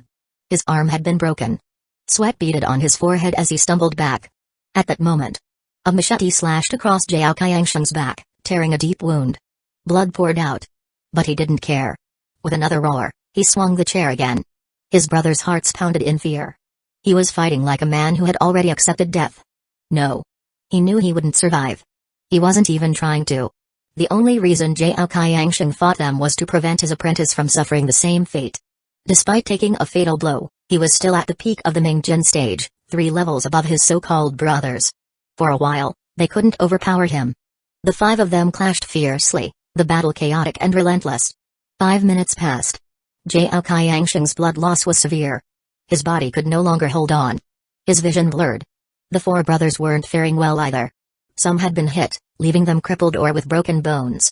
Seeing Zhao Qiangsheng's movements falter, the second brother seized the opportunity and drove a knife straight into his chest. It was over. The brothers sighed in relief. Zhao Qiangsheng had fought like a madman. If the fight had dragged on, no one could say for sure who would have killed whom. The air froze. Everything fell silent. Staring at Zhao Qiangsheng with a blade piercing through his chest, the brothers' gazes were complicated. They had once been family. Brothers closer than blood. Now, they stood as mortal enemies. Crack. At that moment, the private room door burst open. Shenmue appeared in the doorway. The scene was so chaotic that he thought he had entered the wrong room. For a split second, he felt like he had returned to the days of fighting against the Alliance. He was about to turn and leave when he suddenly froze. Something wasn't right. Weren't these his uncles? 4 of the Brotherhood's core members. And the man lying in a pool of blood, stabbed by them. Was that his master? Shenmue's face twisted in shock. He let out a furious roar and charged forward. Just moments ago, he had been loitering outside the restaurant, watching his goddess-like teacher flirt with Zhu Hao, shoving their public display of affection down his throat. Only after they left did he snap out of it, remembering his appointment with his master. He quickly hailed a taxi to Tan Yuan restaurant. But the moment he opened the door, he saw his master lying in blood. Killed by his own brothers. His mind went blank. None of it made sense. These 4 had always treated him well. Why would they suddenly turn on his master? Master, are you okay? It's me, Shenmue. Shenmue immediately used the emergency techniques his master had taught him. Pressing pressure points, stopping the bleeding. Amidst the frantic effort, Zhao Qiangsheng regained a final moment of consciousness. Seeing his apprentice, he smiled in relief. He had held on long enough for Shenmue to arrive. Now, his apprentice wouldn't be fooled by these traitors. And with Shenmue's strength, he had nothing to fear from them. From the corner of his eye, he saw the second brother creeping behind Shenmue, raising his blade. Zhao Qiangsheng's pupil shrank. Summoning his last ounce of strength, he shoved Shenmue aside. Watch out for them. He barely got the words out before his head slumped, his consciousness fading. With that push, the second brother's blade missed its mark. Shenmue stood there, stunned, watching his revered master die before his eyes. Ding. Shenmue's mentality crumbles. Emotion value plus 999, but he was the protagonist. His mind was stronger than most. Anyone else. Having their goddess stolen, watching her flaunt it, and then witnessing their master's murder. would have completely collapsed. Shenmue didn't. He hesitated only for a second before launching himself forward like a madman. He didn't know why these four, who had always treated him well, had suddenly turned on his master. But they had killed his master. So they deserved to die. Unlike Jiao Qiangshan, he wasn't injured. He was at the late Ningjin stage. And everyone knew. When a protagonist got angry, their strength multiplied tenfold. The four brothers didn't stand a chance. Shenmue cut them down swiftly. The second brother, who had tried to stab him, and the fourth brother, who resisted fiercely, were both killed in his fury. Only the third and fifth brothers remained. Before they could react, he had them pinned to the ground. He left them alive for one reason. There were too many unanswered questions. He needed the truth. What the hell is going on? The Brotherhood had always felt like home to him. The brothers had been close, united. What had happened in the days he was gone? Why had everything turned upside down? Why had the brothers turned on each other? The third brother spat out blood, about to speak. Clap, clap, clap. A slow, deliberate applause echoed from outside. Then, footsteps approached. 3 figures entered the room. Leading them was none other than Zhu Hao. Tonight, Shenmue had to die. To prevent any unexpected twists, to suppress the protagonist's plot armor, he had come in person. Not only was he now strong enough to face Shenmue head-on, but he had also brought his personal bodyguard, Beiling. A mid-stage Jin expert, ensuring absolute victory. Every member of the Blood Slaughter Society had already been withdrawn from the restaurant. No one knew Zhu Hao was here. A precaution, carefully planned. He never let anyone see his true self except for his most trusted subordinates. Zhu Hao, why are you here? At the entrance of the private restaurant, Shenmue had clearly seen Zhu Hao leaving in a car with Wang Zuying, the teacher. Why was he suddenly here? Shenmue's heart sank. Something wasn't right. Why am I here? Of course, I came to enjoy the show. Thanks to you, I got quite the performance. Such touching brotherhood. Such deep master-disciple loyalty. Zhu Hao stepped onto a relatively intact section of the floor. Beiling brought over a chair and placed it behind him. Zhu Hao sat down, watching them with amusement. What do you mean? A sense of unease rose in Shenmue's chest. Zhu Hao glanced at Lao Mo. Lao Mo stepped forward and spoke to Lao San and Lao Wu. You did well. Don't worry, I always keep my word. Your families will be safe. Lao San and Lao Wu visibly relaxed. But soon, confusion filled their faces. Especially when they saw the leader of the Blood Slaughter Society showing such deference to Zhu Hao. What? Hearing Lao Mo's words, Shenmue froze. A sudden realization struck him. He finally understood why his brothers had turned against their leader. His master. Zhu Hao had threatened their families. Damn it. Strictly speaking, he couldn't blame them. He had seen firsthand the bond they shared. If not for their families being in danger, they would never have done this. But just now, in his rage, he had killed Lao Er and Lao Si. Thinking about how well they had treated him in the past, grief surged in his chest. Regret, guilt, and heartbreak overwhelmed him. He had acted too impulsively. He should have kept them alive. Just like he had with Lao San and Lao Wu. But it was too late. There was no undoing what had been done. Ding. Shenmue regrets his actions. Emotion value plus 822. Taking a deep breath, he suppressed all his negative emotions and spoke coldly. Zhu Hao, were you behind all of this? Snap. Zhu Hao snapped his fingers. You're smart. That's right. But too bad, there's no reward. With Beiling standing guard, he had complete control over the situation. He didn't mind chatting with the protagonist for a while. Gathering a wave of emotional value in the process. As for the classic villain trope of dying from talking too much, that wouldn't happen here. Not with how things stood. Shenmue's eyes instantly burned with fury. Ding. Shenmue is enraged. Emotion value plus 768, but what Zhu Hao said next pushed his anger to the brink. He casually revealed how he had orchestrated Shenmue's conflict with the Liu family. How he had killed the Liu father and son, framing Shenmue for their deaths. Ding. Shenmue is furious beyond reason. Emotion value plus 986. Oh, and one more thing. Zhu Hao smirked. Your class monitor, the school beauty Xiaking, and your lovely teacher Wang Zuying. They're really smooth. Watching Shenmue tremble with rage, Zhu Hao smiled coldly. This was what he wanted. To not just defeat him, but to utterly crush him. Ding. Shenmue's mindset collapses. Emotion value plus 999, Lao San and Lao Wu were equally stunned. Their eyes were filled with horror as they looked at Zhu Hao. They couldn't believe it. From the very beginning, they had all been pawns. Zhu Hao had manipulated everything, playing with their lives like a game. And then they remembered who Zhu Hao was. A philanthropist who often attended charity events. A so-called righteous entrepreneur. A man admired by society. They shivered. Everyone had been fooled by his facade. Beneath his gentle and refined appearance lurked a ruthless mastermind who toyed with everything in his grasp. He was terrifying. Shenmuo's entire body trembled, his face contorted with rage. He had always known Zhu Hao was a hypocrite. But he hadn't expected him to be this despicable. This was someone who saw human lives as worthless. And now, Xiaoqing and Wang Zuying had fallen into his hands. Their future. Shenmuo could only feel sorrow for them. It wasn't just for the women he liked. It was for himself. Now it all made sense. Why, as soon as he got out of prison, Uluf had inexplicably come looking for trouble. Why they had become mortal enemies. Why his brotherhood had been forced into a death match with the Liu family. Everything had been part of Zhu Hao's scheme. And in the end? The Liu family was dead. The brotherhood gang was in ruins. The only victor was Zhu Hao. The rage consumed him.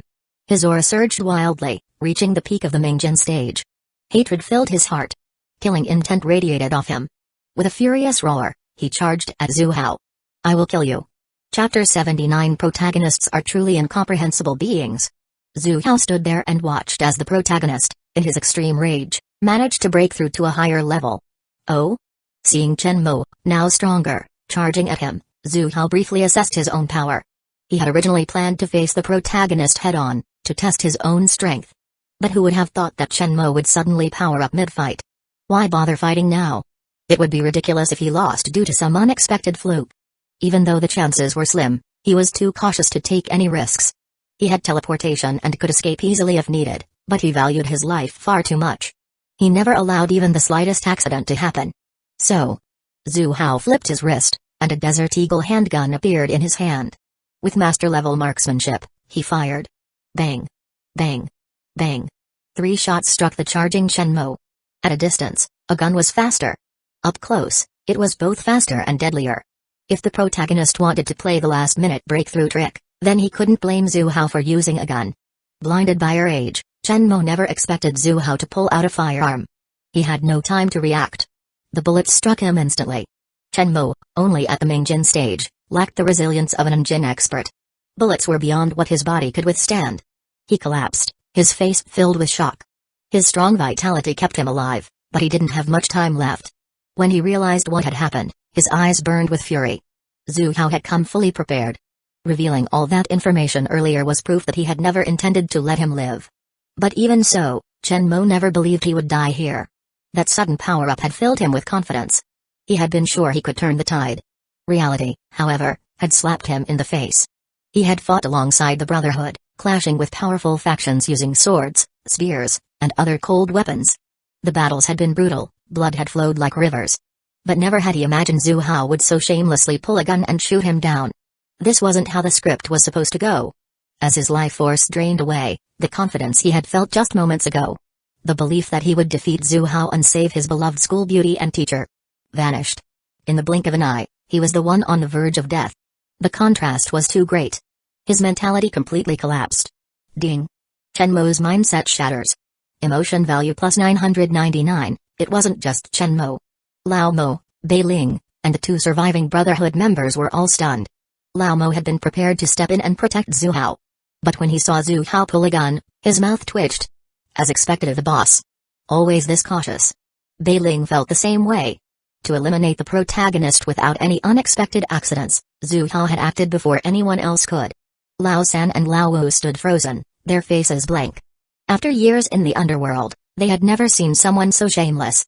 Even in life-or-death situations, they had never resorted to firearms.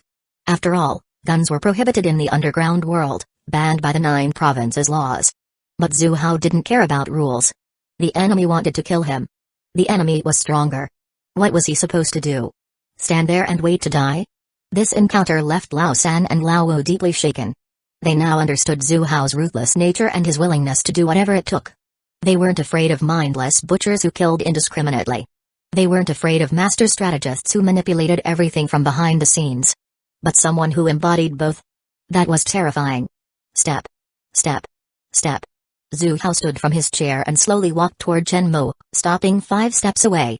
Just far enough to prevent any sudden counterattack. It was time to send the protagonist on his final journey. As Zhu Hao raised his gun, Chen Mo felt no fear. Only boundless rage. Zhu Hao. You shameless bastard. You have no honor. Even if I die, I won't let you get away with this. Hey. Zhu Hao chuckled, his expression playful. Don't worry. Just go in peace. I'll take good care of Xiaking and Wang Zuying. Chen Mo's pupils contracted violently. The thought of his beloved school beauty and teacher being in Zhu Hao's hands filled him with regret. Why hadn't he saved them earlier?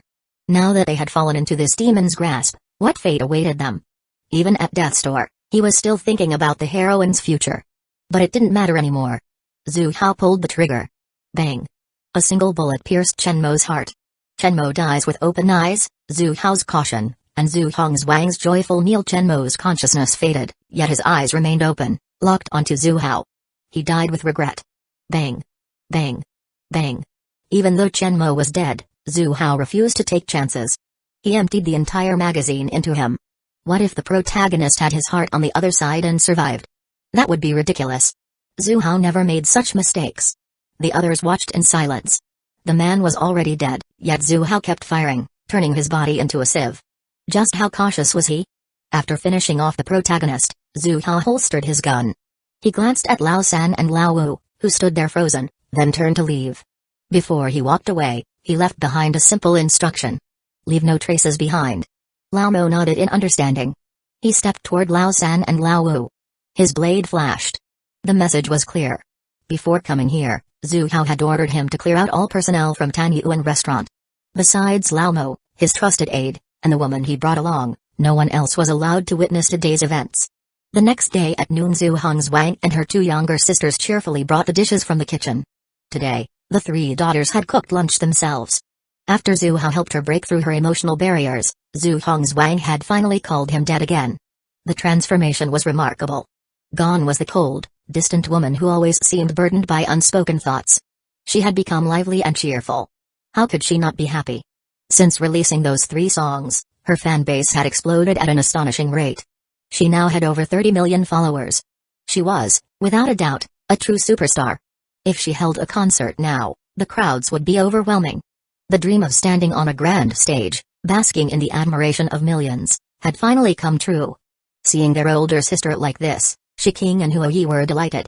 Their bond as sisters deepened rapidly. Dad, Sumom, Wanling, it's time to eat. Zhu Hui finished setting the table and called out to the others. One thing worth mentioning. Zhao Wanling had practically moved in, visiting the Zhu household daily. When Zhu Hongzwang questioned her about it, Zhao Wanling replied with deep conviction, I'm afraid you'll get lost in all the praise and flattery now that you're famous. I need to watch over you every day. What she truly thought inside. That was a secret only she knew. Zhu Hongzwang scoffed, clearly unconvinced. You just want to learn tea making from my dad, don't you? Zhao Wanling blushed. Well, that's not entirely untrue. As everyone gathered around the table, Zhu Hui picked up a piece of braised pork and placed it in Zhu Hao's bowl. Dad, try this. I made it. Tell me what you think. Zhu Hao took a bite and nodded in approval. Not bad. Keep improving. Zhu Hui beamed, her smile as radiant as a blooming flower. To receive praise from Zhu Hao was a source of immense joy for her. Zhu Shiking glanced at her younger sister. Then, she noticed Zhu Hongzwang hesitating with her chopsticks, unwilling to make a move. She understood. This meal was special. Zhu Hongzwang had personally prepared most of these dishes to thank Zhu Hao for his care and support over the past few days. But now, she was too shy to serve him food. Seeing this, Zhu Shiking decided to help. She picked up a piece of pork rib and placed it in Zhu Hao's bowl. Dad, try this rib too. Zhu Hongzwang gave her sister a grateful look, anticipation shining in her eyes. Zhu Hao noticed their small gestures and smiled. He picked up the rib and took a bite. His eyes lit up. As expected of the eldest sister. Her cooking was even better than Shiking's and Huiyi's. Delicious. Who's the little beauty that made this? He deliberately played dumb, pretending to be curious. Upon hearing little beauty, Zhu Hui and Zhu Shiking both burst into laughter.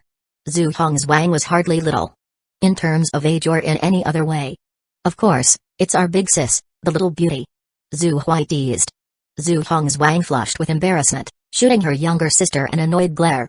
But deep down, she was delighted. As long as Zhu Hao liked it, that was enough. Hey, you 3 are being unfair. You keep serving your dad, but what about me? Su Wanqiu watched the heartwarming scene, feigning jealousy. Of course, we didn't forget our beautiful Su Mom. Zhu Huai added some food to Su Wanqiu's plate. What about me? What about me? Zhao Wanling chimed in, eager to join the fun. You? Get lost. Zhu Hongzwang rolled her eyes at her best friend. Hey, hey, hey. That's not fair. You're just tossing our friendship aside like that? I've always had your back.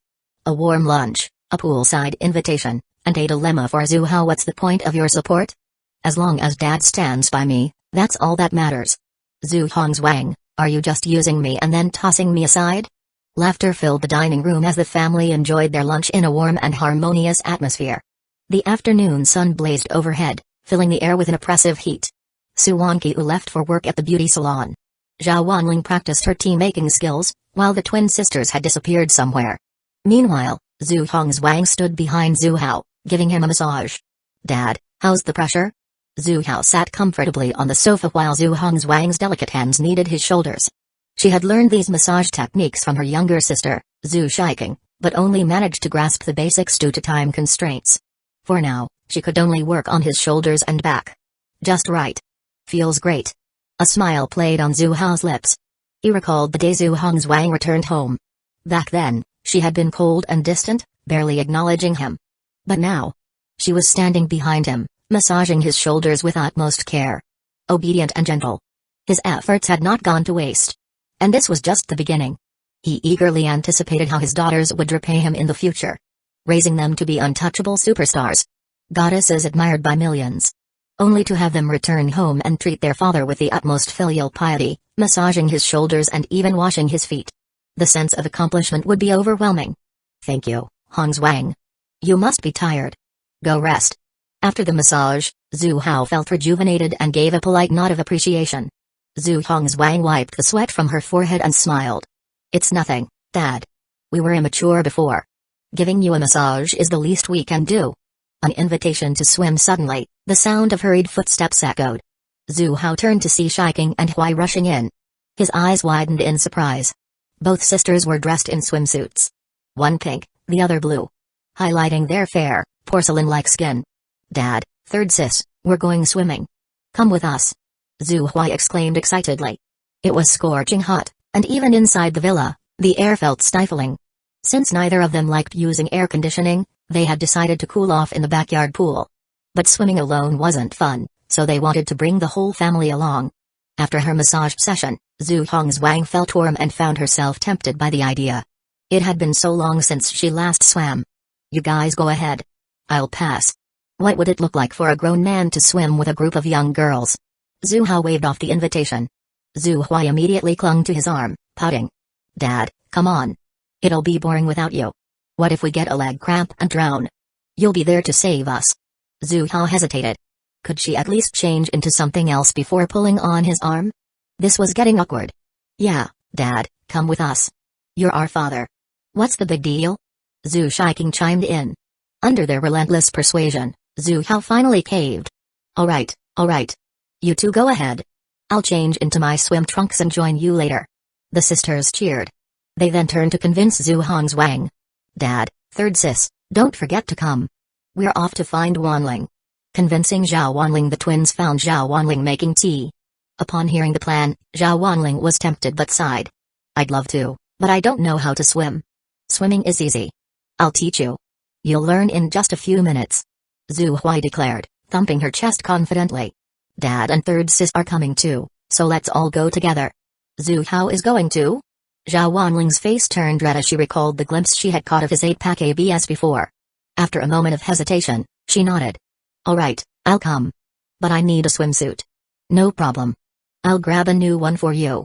A dazzling sight at the pool. When Zhu Hao arrived at the pool, he was greeted by a breathtaking sight. Like mermaids, Shiking and Hongzwang swam happily in the water. Near the shallow end, Huai was trying to teach Zhao Wanling how to swim. At that moment, Huai regretted her earlier boast. No matter how hard she tried, she couldn't get Zhao Wanling to float properly. She wanted to join her sisters and enjoy the water, but she was stuck here. Hearing footsteps, the girls turned toward Zhu Hao. Eyes lighting up. His physique had grown stronger. After consuming the marrow cleansing pill, his body had expelled all impurities, leaving his skin smooth and firm. Far younger than a man in his 50s should look. With well-defined, lean muscles. Not overly bulky but powerful in appearance. His 8-pack abs stood out. The visual impact was overwhelming. The girls' faces flushed. Their minds inevitably drifted to the muffled sounds they sometimes heard at night from Suwon-Kyu's room. With sharp, chiseled features, Zhu Hao didn't have the soft looks of a boyish idol. Instead, he exuded a strong, masculine presence. He was the epitome of the perfect mature man. Looking at the large pool, Zhu Hao grew interested. He took a light step forward and dove into the water. He had always been a strong swimmer, and with his enhanced physique, he glided effortlessly, completing 2 laps with ease. Zhu Huai watched in envy. She finally snapped. "Dad, you teach Wanling." "I give up." Chapter 80. Zhao Wanling was truly a beginner. Despite Zhu Huai's efforts to teach her swimming techniques and breathing control, she failed to grasp any of it. Watching her 2 sisters and Zhu Hao effortlessly glide through the water, she couldn't hold back her frustration. As Zhu Hao finished 2 laps and showed no intention of continuing, Zhu Huai immediately called out. "Dad, I'm struggling. You teach Wanling instead." Zhao Wanling shot Zhu Huai a resentful look. Didn't she promise to teach her in just a few minutes? Not even a few minutes had passed, and she was already giving up. Then, she recalled what Zhu Huai had said. About having Zhu Hao teach her instead. Her heart skipped a beat. This was nothing like the tea-making lesson he had given her before. At least, back then, she had been fully dressed. Now, she was in a thin swimsuit. If Zhu Hao were to teach her, wouldn't that mean? Strangely, she didn't feel as resistant as she thought she would.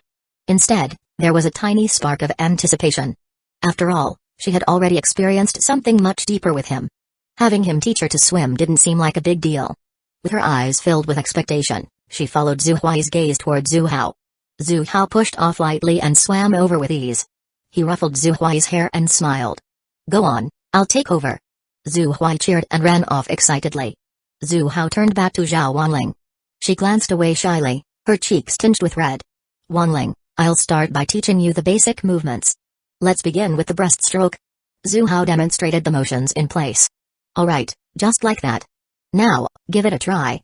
Zhao Wanling stared at the water below her, hesitating. Her expression showed a hint of fear. "Uncle Zhu, I'm a little scared." She was afraid that once she went under, she wouldn't be able to resurface. She kept sinking and couldn't float properly. "Don't worry, I've got you." Zhu Hao held her up, supporting her as she practiced. Even so, her movements remained weak and uncoordinated, no matter how he guided her.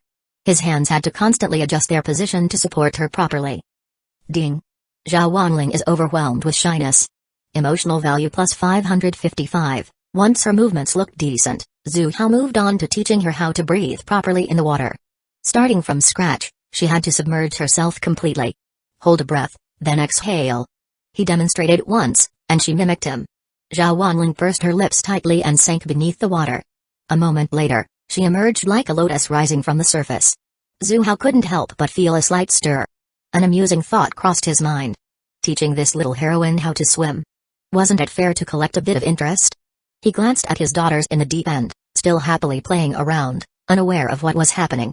Just as Zhao Wanling surfaced for a breath and prepared to dive again, she suddenly felt something press against her lips. And just like that, the 2 of them sank beneath the water together. Her eyes widened in shock. The water in the pool was crystal clear. She could see Zhu Hao's face beneath the surface. Was this even allowed? Ding. Zhao Wanling is utterly stunned. Emotional value plus 666. This time, they held their breath for a while. When she finally surfaced, she gasped for air, her cheeks flushed red. She pursed her lips and rolled her eyes at him, her gaze tinged with allure. Strangely, she didn't feel the slightest bit repulsed. Instead, she stole a glance at Zhu Hong's in the deep end and felt a sense of satisfaction. Previously, she had said she would steal Zhu Hao's love away from her best friend, Zhu Hong's. She stayed true to her word. Now she was on the verge of becoming her best friend's stepmother. Zhao Wanling continued practicing her breathing technique. Every now and then, she found herself in another romantic breathing lesson. Zhu Hao saw that she had fully grasped the skill. Next, he taught her how to coordinate her movements with breathing. Despite Zhu Hao's presence being a slight distraction, Zhao Wanling learned quickly. Supporting her gently, Zhu Hao guided her forward, gradually letting go. Just like that, she mastered the basics. After swimming a lap with Zhao Wanling, Zhu Hao rested by the poolside. Zhao Wanling was beyond excited. She had actually learned how to swim. Splash. Before she knew it, Zhu Huai had swum over. "See, Wanling? I told you swimming was easy. You picked it up in no time." Zhao Wanling chuckled dryly. It was easy for her to say. If she had been the one teaching, she would have disappeared ages ago. Dad, Wanling, since you both know how to swim now, let's race. Zhu Huai's eyes gleamed with excitement. She was confident in her swimming skills. I just learned, how can I compete with you? Zhao Wanling refused. She didn't want Zhu Huai to drag Zhu Hao away. She still wanted to stay close to him. You can be our cheerleader then. Just then, Zhu Shiking and Zhu Hongzwang swam over as well. Seeing this, Zhao Wanling knew she couldn't sneak around anymore. She waved her hand dismissively. Go ahead, I'll be the referee. And so, the swimming competition officially began. After playing around with his daughters for a while, Zhu Hao heard his phone ring. He got out of the pool to check. It was a call from his personal bodyguard, Bei Ling. He answered. Master, we've located Li Kun's hideout. He is already under our control. Zhu Hao's gaze turned sharp. He already knew the storyline. Li Kun, that traitor, hadn't stored evidence against him online. Instead, he had written it down and hidden it in a secret location. Ever since acquiring his elite assassins, Zhu Hao had ordered them to investigate Li Kun. Days had passed, and now there was finally news. After getting Bei Ling's location, Zhu Hao informed his daughters and left the pool. He took a shower, changed clothes, and headed out. The destination was a hidden underground chamber. Dark. Damp. Once an elegant white-collar worker, Li Kun now looked utterly disheveled. A black hood covered his head, and he shouted non-stop. Let me go. What the hell do you want? This is kidnapping. This is illegal. How much do you want? Just name your price, I'll pay. Do you even know who I am? I'm Zhu Hao's secretary at Zhu Corporation. If anything happens to me, you're all finished. The dimly lit room was surrounded by several women and a burly man, Old Mo. This underground chamber had once been a stronghold of the Blood Slaughter Society. But now, it was no longer needed. Click. The heavy door creaked open. Two figures stepped inside. Zhu Hao and his personal bodyguard, Bei Ling. Even with the hood on, Li Kun sensed someone entering. These must be the masterminds behind his abduction. He immediately started pleading. What do you want? Please don't kill me. I'll do anything. Zhu Hao remained expressionless and gave a subtle signal to one of his assassins. The assassin nodded and stepped forward. Relax, this isn't a kidnapping. We just invited you here to ask a few questions. Li Kun didn't relax at all. Who the hell invites people like this? Having handled many shady affairs for Zhu Hao, he knew exactly what kind of people he was dealing with. Trembling, he asked, What? What do you want to know? I'll tell you everything. Good. That makes things easier. If you cooperate, we won't have to resort to torture. Li Kun shuddered. He was on the verge of pissing himself. I'll cooperate. I'll tell you everything. Relax, it's nothing too serious. You're Zhu Hao's secretary. You must know quite a lot about him. Hearing that, Li Kun's heart sank. So, they were after Zhu Hao. He wasn't afraid of extortion. He was afraid this was a revenge mission. If that were the case, he was as good as dead. Zhu Hao killed my entire family. Didn't expect me to survive, did he? I've crawled back from hell just to take my revenge. The assassin's voice dripped with venom, as if she were a ghost from the underworld. Her performance was Oscar-worthy. Li Kun's teeth chattered. I know some things. That's enough. The assassin suddenly changed her tone, shifting unpredictably between anger and calm. Tell me. What monstrous crimes has Zhu Hao committed? Every single one. The world sees him as a righteous entrepreneur. But I'll tear off his mask and expose him to public disgrace. Hearing the assassin's hateful tone, Li Kun was scared out of his mind. He opened his mouth to speak. But then hesitated. He had been by Zhu Hao's side for a long time and handled countless matters for him. He knew Zhu Hao better than anyone. If Zhu Hao found out he had betrayed him, death would be a mercy. Why aren't you talking?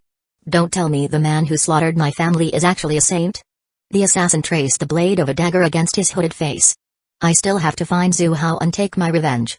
I don't have time to waste here. You have 10 seconds. If you still refuse to talk, you won't have the chance anymore. I'll cut out your tongue, break your limbs, gouge out your eyes, pierce your eardrums, and throw you onto the streets, leaving you worse than a stray dog. As the enforcer spoke, a murderous aura filled the air, forcing Li Kun into submission. The horrifying image flashed through Li Kun's mind. His mouth silenced, his vision taken, his hearing lost, and his limbs shattered, reduced to a beggar crawling through the streets. A shiver ran down his spine, and his body trembled uncontrollably. Betraying Zhu Hao would mean facing his wrath later.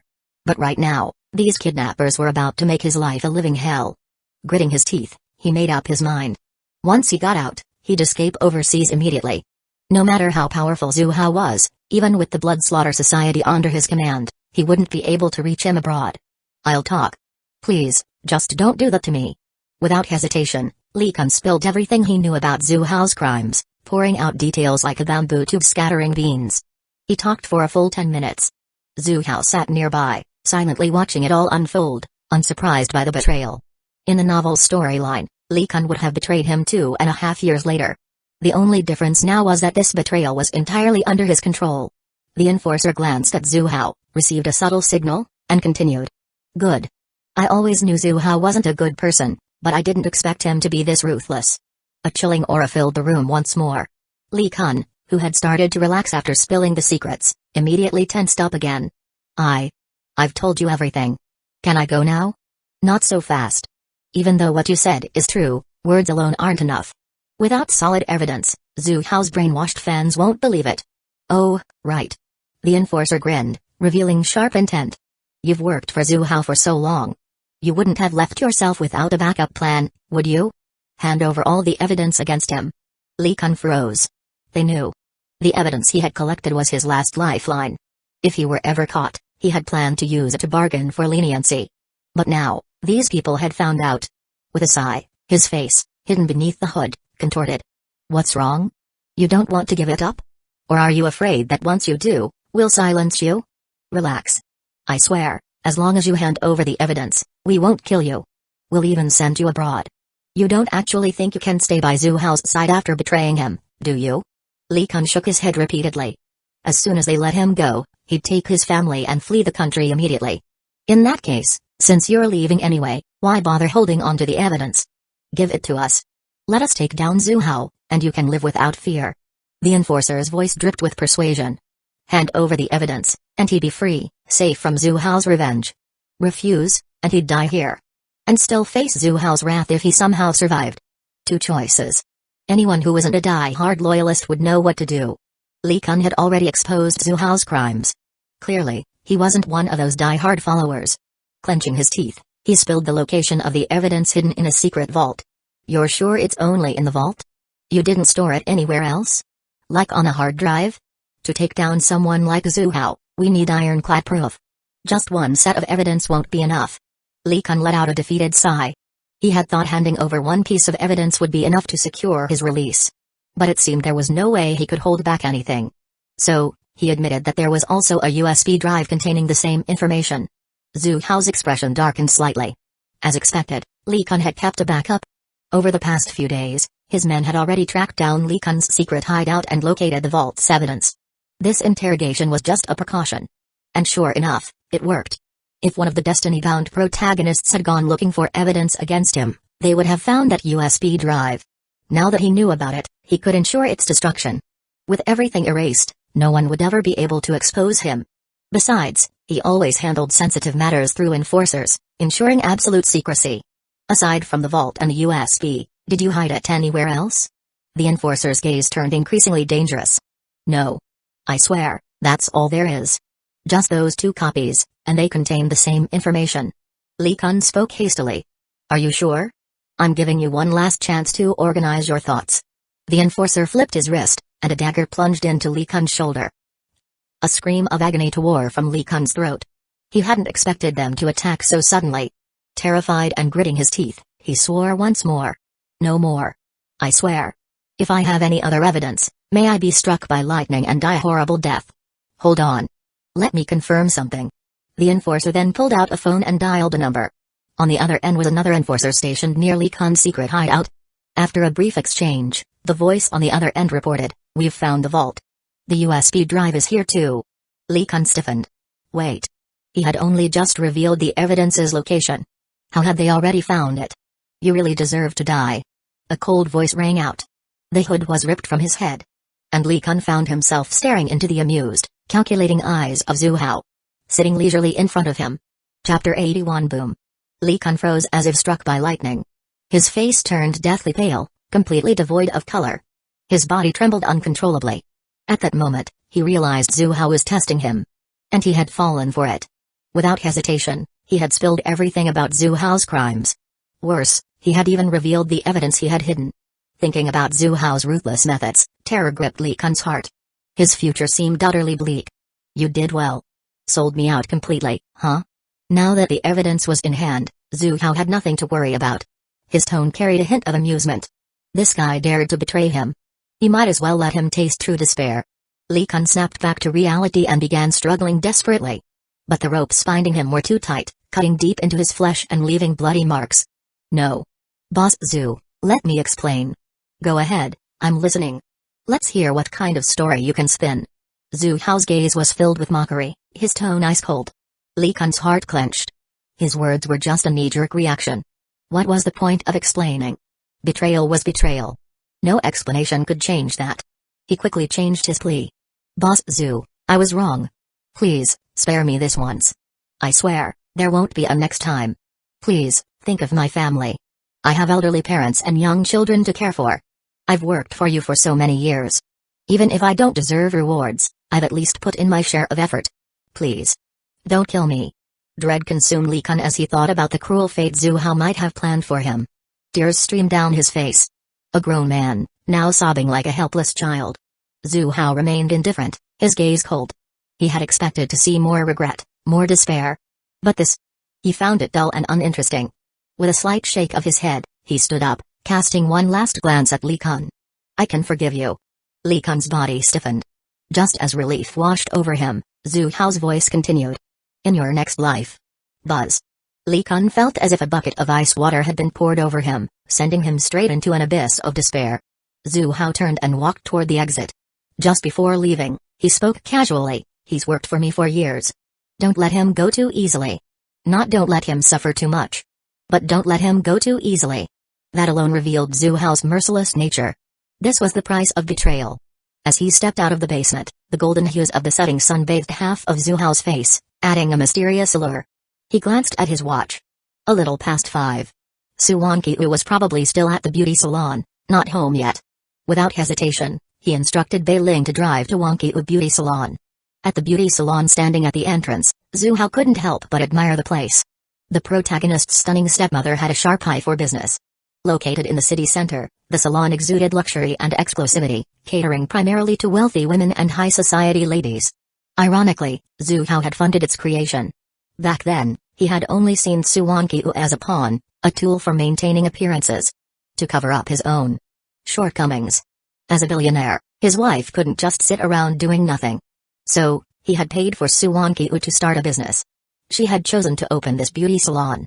To uphold his billionaire status, Zhu Hao had invested heavily, purchasing state-of-the-art equipment and transforming the place into an elite beauty club. Only wealthy socialites and high-status ladies could obtain membership. Ordinary women, no matter how attractive, had no chance of entering. This was actually Zhu Hao's first visit to the salon since it opened. He glanced around with mild curiosity. Finally, he arrived at the owner's office. Without hesitation, he turned the doorknob and walked in. Mangekyō sat at her desk, buried in paperwork. Hearing the door open, she frowned slightly, exuding an air of authority. Since the salon's grand opening, no one had ever dared to enter her office without knocking. Who was this audacious person? She looked up, momentarily surprised to see Zhu Hao walking toward her. How, what are you doing here? Obviously, I missed you. Zhu Hao stepped closer and pulled her fragrant, delicate body into his arms. Although they had done everything together before, tried every position, even experimented with different outfits, this was still her workplace. Employees and clients were everywhere. If anyone saw them, how could she maintain her authority as the boss? Sensing Zhu Hao's intentions, Mangekyō panicked. How, we're about to close soon. Let's go home, okay? No. Mangekyō sighed in exasperation, biting her lip. Ding. Mangekyō feels flustered. Emotion value plus 996. Outside the office, Yao Zenrui had just finished her beauty treatment and was preparing to leave when she suddenly remembered to check in with her good friend. She walked to the owner's office and raised her hand to knock. But just as she was about to tap the door, she froze. Muffled sounds drifted through the door. Yao Zenrui's expression shifted dramatically. Moments later, with a soft click, the office door opened from the inside. Mangekyō had already straightened her clothes. But her flushed cheeks and glistening eyes betrayed what had just transpired. She was beyond embarrassed. It had taken all her willpower to suppress herself just now. If the employees had overheard anything, how could she ever face them again? However, Just as she opened the door, a figure suddenly tumbled inside, collapsing right in front of her. Suwankyo's mind buzzed. She had just been relieved that she had managed to control herself and not get caught. And now, the very next second, someone appeared. Judging by her posture, she must have been pressing against the door eavesdropping. And for quite some time, too. Ding. Suwankyo was utterly embarrassed. Emotion value plus 888, Suwankyo's brain froze. She stared at the person struggling to get up and asked in a daze, Zenrui, what are you doing here? The stunning woman before her, whose elegance and figure were comparable to her own, was someone she naturally recognized. She used to be just a customer at her beauty salon. Since she often visited and shared similar experiences with Suwankyo, they quickly became close friends. Well, Wankyo, I just finished my beauty treatment and came to say goodbye. Don't worry, I just arrived. I didn't hear anything. Suwankyo chuckled dryly. Would you like to take a look at yourself before making that claim? Your cheeks are flushed, your breathing is uneven. You were literally sticking to the door listening in, caught red-handed, and you're still trying to deny it? After a brief moment of panic, Suwankyo regained her composure. Thankfully, it was just her friend who overheard. As long as the employees didn't hear it, everything was fine. After all, she and this friend often shared private conversations. This wasn't a big deal. Zenrui knew her excuse was unconvincing, even to herself. At that moment, she noticed the man standing next to Suwankyo and quickly changed the subject. Wankyo, who was this? Because of his now youthful appearance, she didn't recognize Zuhao at first. Suwankyo rolled her eyes. Who else but my husband, Zuhao? Your husband? Zenrui's eyes widened in disbelief. If she remembered correctly, hadn't her friend always despised her arranged marriage? How did she suddenly start calling him her husband? And with such a sweet tone? Judging by their appearance, something definitely just happened between them. But hadn't Suwankyo told her she was still untouched? Did she give in so soon? Suwankyo understood her friend's shock and quickly explained, my husband and I have reconciled. Let me introduce you. This is my husband, Zuhao, chairman and CEO of Zoo Corporation. You already know that. And, dear, this is my customer and good friend, Zenrui. Zenrui snapped out of her shock, giving only a slight nod. Without offering her hand for a handshake. Perhaps due to her past experiences, she harbored a strong aversion to physical contact with men. She had never shaken hands with a man before. Not before, not now, not ever. If she had been so engrossed in listening earlier, it was purely out of curiosity about her friend's bold behavior. Nothing more. Suwankyo felt awkward at her friend's reaction and quickly shot Zuhao an apologetic glance, hoping he wouldn't mind. Zuhao merely smiled at her and, with a flicker in his gaze, a virtual status panel appeared before his eyes. Character, Zenrui. Identity, President of Zanba Electronics, female lead of Metropolitan Guardian, Charm, 92, Strength, 10, Physique, 11, Spirit, 12, Affection, -30, well, damn. Affection score of -30? Aside from his stepmother and a few daughters, this was the first female lead to have such a low favorability rating. Seeing that, Zuhao didn't even bother extending his hand. There was no way she'd shake it. Noticing his gaze, Zenrui frowned slightly and said to Suwankyo, since you're fine, I'll be leaving now. With that, she turned gracefully and walked away, her high heels clicking against the floor. Ouch, don't mind her. She's always been like this. Suwankyo hurried to explain. She wasn't like this before. Oh? What happened? I'd love to hear more. As they walked, she shared Zenrui's story. Turns out, Zenrui had also been forced into a marriage. A mere contractual arrangement. In essence, it was marriage in name only, they lived separate lives.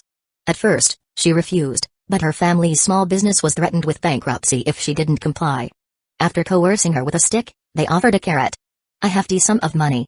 Left with no choice, Zenrui eventually agreed. Pausing briefly, Suwankyo glanced at Zuhao. Back then, he had done something similar to her.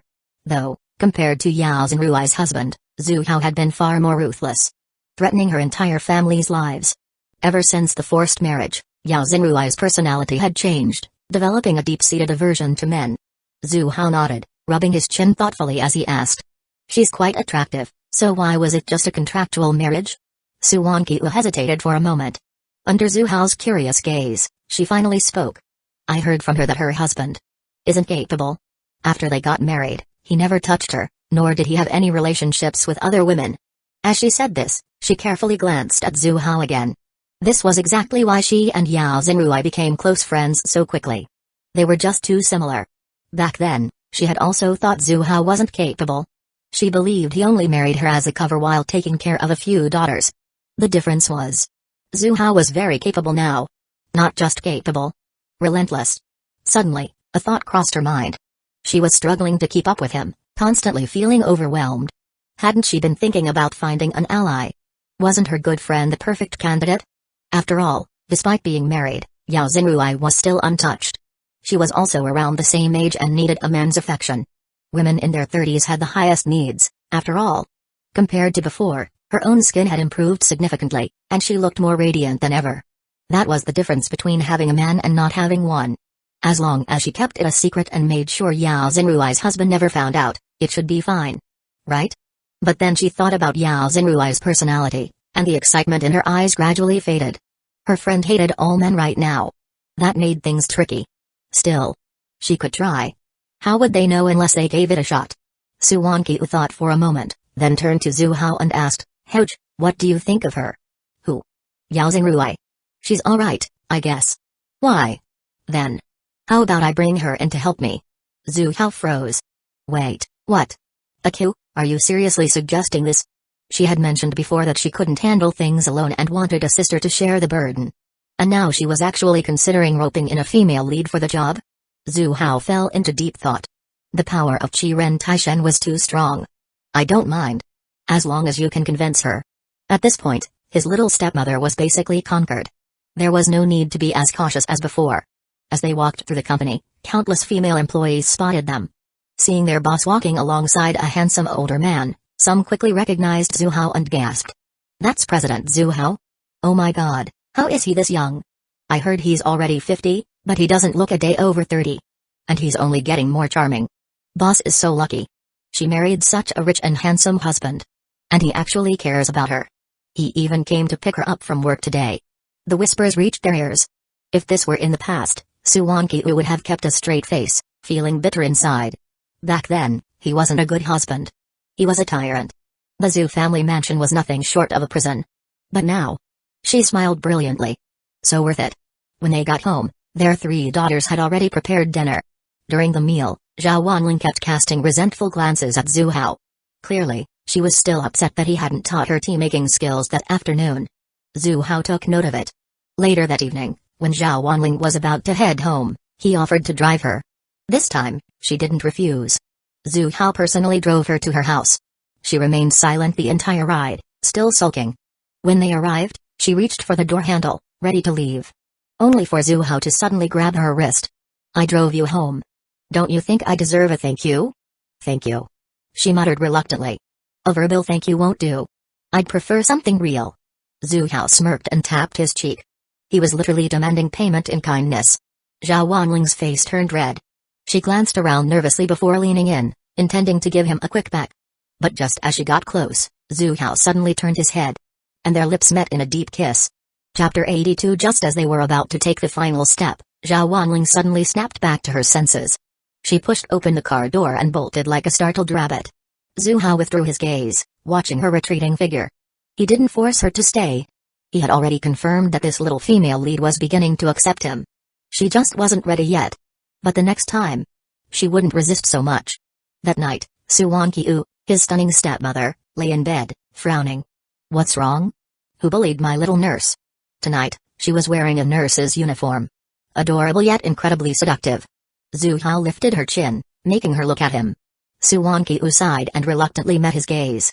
"I talked to Xinruai earlier." "Oh?" "She refused?" Zhu Hao asked curiously. If it was just a simple refusal, that wouldn't be a big problem. Given their close friendship, Suwankyu was confident she could eventually persuade her. But the moment she hinted at it, Yao Xinruai showed strong resistance. If anything, her misandry had worsened. After listening to Suwankyu's explanation, Zhu Hao fell into thought. A woman with an aversion to men. That complicates things. A standard approach wouldn't work. He'd have to use unconventional methods. Zhu Hao tapped her forehead. "Well, since she won't agree, you'll just have to manage on your own. Out of thousands of beauties, I only dote on you. Isn't that enough?" Suwankyu pulled a face. "It's enough. But I can't handle this every day." No, she couldn't keep going like this. She needed a teammate. Texting wasn't enough. She'd wait for the right moment to talk to Yao Xinruai in person. And if Yao Xinruai still refused, well, she could always consider Zhao Wanling, her daughter's best friend. She had always been sharp and observant. There was no way she hadn't noticed the way Zhao Wanling looked at Zhu Hao. But since she was her daughter's best friend and much younger, Su Wanqiu hadn't made her the first choice. If her best friend refused, then she'd have no choice but to drag her down with her. The next morning, sunlight bathed the city in warmth. Zhu Hao left the house and got into a car waiting at the door. His personal bodyguard, Bei Ling, drove while reporting the findings from their investigation on Yao Xinruai. Yao Xinruai, female, 35 years old. Home address: married 10 years ago to Chu Zhuang, head of the Chu family. According to our investigation, while they appear to be a loving couple, their relationship is actually distant and indifferent. Zhu Hao had already heard most of this from Su Wanqiu. As the classic female lead in a wish-fulfillment novel, of course, she was still pure. Even though she was married, her husband was essentially a eunuch. She was meant to remain untouched. Waiting for the protagonist. Of course, unless the protagonist was the kind who enjoyed taking what belonged to others. This felt like looking in a mirror. Hadn't he been in the same situation? If he hadn't awakened his memories, he would have suffered an even worse fate than Chu Zhuang. That's right. Yao Xinruai's husband, Chu Zhuang. Not only did Zhu Hao know him, but they were actually quite familiar. Calling him a friend wouldn't be an exaggeration. Zhu Hao had built his empire from nothing, while the Chu family had risen to power much earlier. Chu Zhuang was a classic second-generation heir, taking over his family's company. Despite that, they were around the same age, with comparable wealth, and often met at business events. At one such event, Chu Zhuang had approached him for a chat. Zhu Hao, maintaining his usual polished and sophisticated demeanor, had welcomed the conversation. Over time, they became acquaintances. At business gatherings, they frequently sat together, discussing market trends. Recently, Zhu Hao had been too busy improving himself to stay in touch. It was only while investigating Yao Xinruai that he remembered this almost forgotten connection. Perhaps it was time to reach out.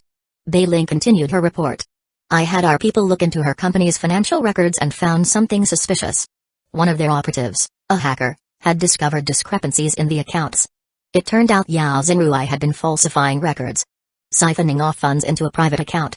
Over the past 10 years, she had quietly accumulated 300 million. If Zhu Hao hadn't ordered Bei Ling to conduct a full investigation, if Bei Ling hadn't coincidentally sent a hacker along, this would have never been uncovered. Zhu Hao's eyes gleamed. Falsified records? Embezzlement? This little female lead had guts. Then, he smirked. He thought about Yao Xinruai's situation. Forget the fact that embezzlement was illegal. If Chu Zhuang ever found out what she had been doing, her fate would be miserable. Couldn't he use this secret to control her? Madam, you wouldn't want.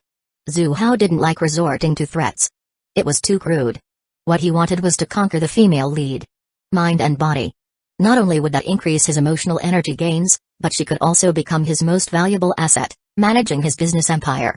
Threats might secure her body. But he wanted everything. Winning her heart, though, was another matter entirely. That's why, in the past, he had always used gentle methods to conquer female leads. But Yao Xinruai was different. With her deep-seated misandry, the usual strategies were nearly impossible. No matter how kind he was, no matter what tactics he used, she always responded with disgust. How was he supposed to play this game?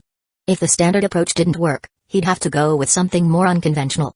He treated female leads well only when he stood to gain something. When he knew he could make them his. But if it was clear that wasn't happening, why shouldn't he switch tactics? This was the perfect chance to try playing the role of a villain. Or rather, not playing. Just showing his true colors. He was curious to see how it would affect his emotional energy gains. If it worked well, he'd definitely keep going. At that moment, something was happening at Zhu Corporation. To restructure the company, Zhu Hao had fired a large number of underperforming employees, leaving many positions vacant. Now, the company was actively recruiting talent across major job markets. As soon as the job postings went up, they caused a stir. After all, Zhu Corporation was one of the top enterprises in Shanghai, built from the ground up by the legendary businessman Zhu Hao himself. Young professionals flocked to apply. After multiple rounds of selection, only 2 candidates remained for the role of marketing manager. They had reached the final interview stage at company headquarters. But there was only one position. Whoever succeeded would depend on their skills.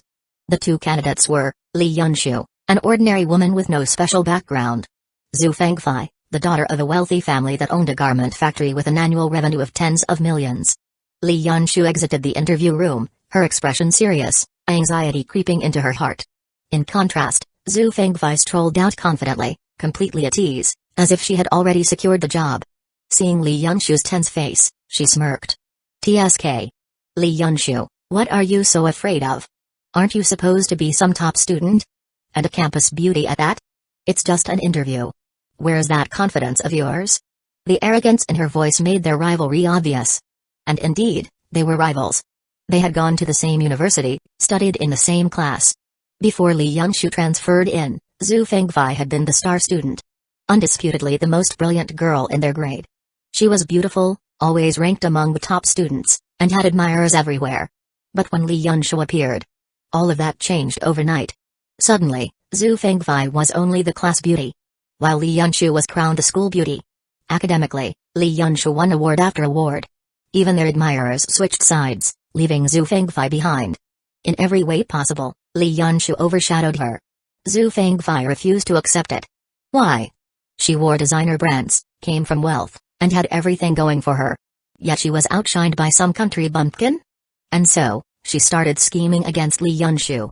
She falsely accused her of cheating during exams, she paid internet trolls to spread rumors about her on the campus forum. She even used underhanded tactics to manipulate Li Yunshu's admirers into becoming her loyal followers instead. But to her frustration, Li Yunshu never reacted. No matter how many times Zhu Fengfei provoked her, she remained calm and indifferent. It was like punching cotton. Completely ineffective. Zhu Fengfei thought their rivalry had ended after graduation. Yet here they were, crossing paths again at Zhu Corporation's final interview. Zhu Fengfei was capable, no doubt about it. But unfortunately for her, Li Yunshu was better. Still, this wasn't school anymore. In the real world, talent alone wasn't enough to succeed. Watching Li Yunshu's composed face, a sly smile crossed Zhu Fengfei's lips. She was confident she had this in the bag. Because she had paid the interviewer 1 million yuan in bribes. Inside the interview room, the interviewer sat at his desk, flipping through the 2 resumes, deep in thought. Based on merit alone, Li Yunshu was the clear winner. But Zhu Fengfei had offered him 1 million yuan. Under normal circumstances, he would have accepted immediately. However, Zhu Hao had just purged the company of corruption. If he got caught. But 1 million yuan. That was several years' worth of his salary. He didn't want to break the rules, but the offer was just too tempting. After all, Li Yunshu had no background, no connections. If he rejected her now and dismissed her right after the interview, she wouldn't be able to do anything about it. His mind made up, he took a deep breath and put Li Yunshu's resume aside. Then he called out toward the door. "Both of you, come in." Li Yunshu ignored Zhu Fengfei's taunts. She clenched her fists and pushed open the door to the interview hall. "Humphrey. You still have a long way to go before you can beat me." Zhu Fengfei sneered and followed her in at a leisurely pace. She had complete faith in the interviewer's decision. She had gone all out, even draining 1 million yuan from her private savings. To her, it was a small price to pay. Getting into Zhu Corporation wasn't about the salary. Her family was wealthy. Money wasn't an issue. What she wanted was access to the upper class. She had one goal, to find herself an elite husband. Zhu Fengfei was nothing if not practical. She had always looked down on the couples at school who indulged in romance. She couldn't understand why girls would date guys who had no money and no background. Wasn't finding a partner supposed to be about securing wealth and power for yourself? She had plenty of admirers, but she never accepted a single one. She just kept them around, stringing them along like fish in a pond. She had always kept herself pure. Until she found a man who met her standards, she wouldn't give herself to anyone. "You both have impressive abilities." The interviewer started by praising them both. Then, turning to Li Yunshu, his tone suddenly shifted. "But our company is only hiring one marketing manager. So, Miss Li Yunshu, I'm afraid you didn't make the cut." Buzz. Li Yunshu's mind went blank. Her expression froze in disbelief. Then, as the realization hit, she clenched her fists and spoke up, unwilling to accept the decision. "I refuse to accept this." The interviewer frowned. He was just about to say something to dismiss her when Zhu Fengfei cut in first. "You refuse? And what exactly do you think gives you the right? Do you even know your place? Losing to me? What's there to be upset about? So what if you got better grades than me? This isn't school. Out here, grades mean nothing." A triumphant smile spread across Zhu Fengfei's face as she let out a proud, mocking laugh. Finally. After all these years, no matter how she tried to provoke Li Yunshu, the girl had always remained indifferent. But now, Finally. She had broken through that cold composure. The satisfaction she felt was beyond words. The interviewer's expression shifted. Oh, shit. Does this girl not realize she got in through bribery? This isn't exactly something to be bragging about. If upper management hears about this, I'm dead. Regret filled his heart. If he had known how reckless she was, he never would have agreed to this deal. But it was too late now. The only option was to push ahead and get rid of Lee Yunshu as soon as possible. That's enough. The interview results are final. Leave now, or I'll have security escort you out. At his words, Zhu Fengfei smirked, her eyes full of ridicule. Lee Yunshu stood there in a daze, her face slightly pale, her shoulders slumped. Just as she was about to turn and leave, a voice suddenly rang out from the doorway. For just an interviewer, you sure talk big. The voice wasn't loud. But the moment it entered their ears, it sent chills down their spines. The interviewer's heart dropped. He turned his head sharply and saw a familiar figure standing at the entrance. Who else could it be but Zhu Hao, the chairman and CEO of Zhu Corporation? Boom. Like a thunderclap on a clear day, the realization hit the interviewer like a sledgehammer. His body went weak. His legs gave out. He collapsed from his chair, sliding to the ground like a pile of mud. He knew. He was done for. Both women turned their heads in shock. Zhu Hao's presence was as warm and refined as ever. But his expression was cold, making it clear that he was furious. Zhu Fengfei snapped back to reality. The blood drained from her face. She had been caught bribing her way in. Red-handed. Her gaze flickered, panic creeping into her heart. She came from a wealthy family, yes. She was a privileged, well-off young lady. But in front of Zhu Hao, that meant nothing. With a single word, he could destroy her family. 1 minute earlier, Zhu Hao had just arrived at the company. Thinking to inspect operations, he passed by the interview hall and overheard the commotion inside. Curious, he stepped in to take a look. What he saw first was 2 beautiful young women. Then, his gaze landed on one of them. And his mind stirred. A glowing halo of fate shimmered above her head. She was undoubtedly the female lead. Character, Lee Yunshu role, female lead of Reborn as the villain sidekick charm, 93, max, 100, strength, 10, average, 10, constitution, 10, average, 10, mental power, 11, average, 10, favorability, -10. A transmigrator? Zhu Hao raised an eyebrow. Had she also crossed into this world from a novel? Just like him? Interesting. But whether she was a transmigrator or a reborn soul, it didn't matter. All female leads would belong to him. Then, he shifted his gaze to the other girl. She was just as beautiful as the protagonist. But her expression was full of arrogance, her posture smug and condescending. Strange. For someone with such looks, why didn't she have a halo of fate? No halo meant she wasn't the protagonist. And considering her current rivalry with Lee Yunshu, she was most likely the vicious supporting villainess of the story. Realizing it was time to step in, Zhu Hao spoke. And that led to the scene unfolding now. Chapter 83. Zhu Hao turned his gaze to the interviewer, who was still slumped on the floor. You've got some nerve, daring to go against my orders. His tone was calm, devoid of any emotion. But the interviewer's face had already turned deathly pale, his heart sinking into despair. Having worked in this company for so long, he knew just how terrifying this President Zhu could be. Zhu Hao pulled out his phone and dialed a number. Human Resources Director's office. Wang Yun was busy working at his desk. Ring, ring, ring. His phone rang. He frowned. Hadn't he told everyone not to disturb him during work hours? But when he picked up the phone and saw the caller ID, his expression changed instantly. It was Zhu Hao. Without hesitation, he pressed the answer button. President. Before he could even finish his greeting, Zhu Hao cut him off. You have 1 minute. Get to the interview hall. Beep, beep, beep. The call ended. Wang Yun sat there, stunned for a moment before he snapped back to reality. The interview hall? Something must have gone wrong. He didn't waste another second. Dropping everything, he bolted out of his office, running at full speed. Meanwhile, in the interview hall. Is that really President Zhu? His presence is overwhelming. Zhu Fengfei's eyes sparkled as she admired him. He looked even younger than the photos suggested. Lee Yunshu, on the other hand, was confused. She still had no idea who this man was. Before a full minute had passed, Wang Yun arrived, panting heavily. When he saw Zhu Hao's expressionless face, his heart sank. Forcing himself to steady his breath, he greeted him respectfully. President Zhu. Your interviewer abused his authority. I expect a good explanation. Cold sweat dripped down Wang Yun's forehead. So that was it. It's my fault, President Zhu. He didn't try to shift the blame. Instead, he admitted his mistake outright. Zhu Hao had been particularly assertive lately.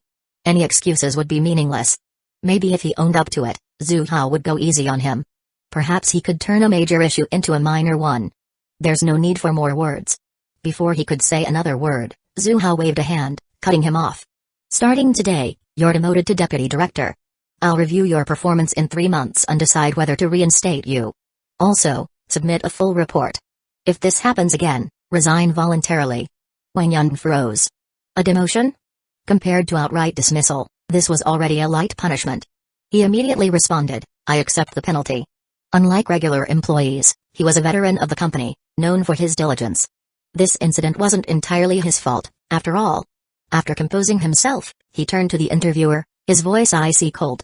What are you standing around for? Get out of my sight. The interviewer shuddered, his entire body trembling. Without another word, he staggered out of the interview hall. Watching him leave, Wang Yun was still seething. He had been doing his job properly, yet now he had to take the fall.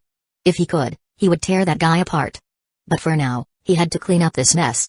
He walked over to the interview table, preparing to conduct the interviews himself.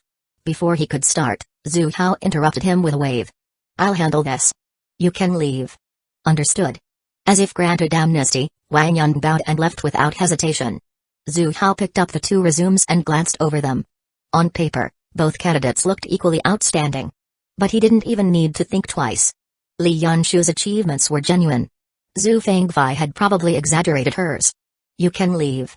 My company doesn't need employees who rely on trickery. He set the resumes aside. From the moment Zhu Hao had entered the room, Zhu Fengfei had been captivated by him. This mature, dominant CEO type, exuding raw power. He was exactly her type. Her heart pounded wildly in her chest.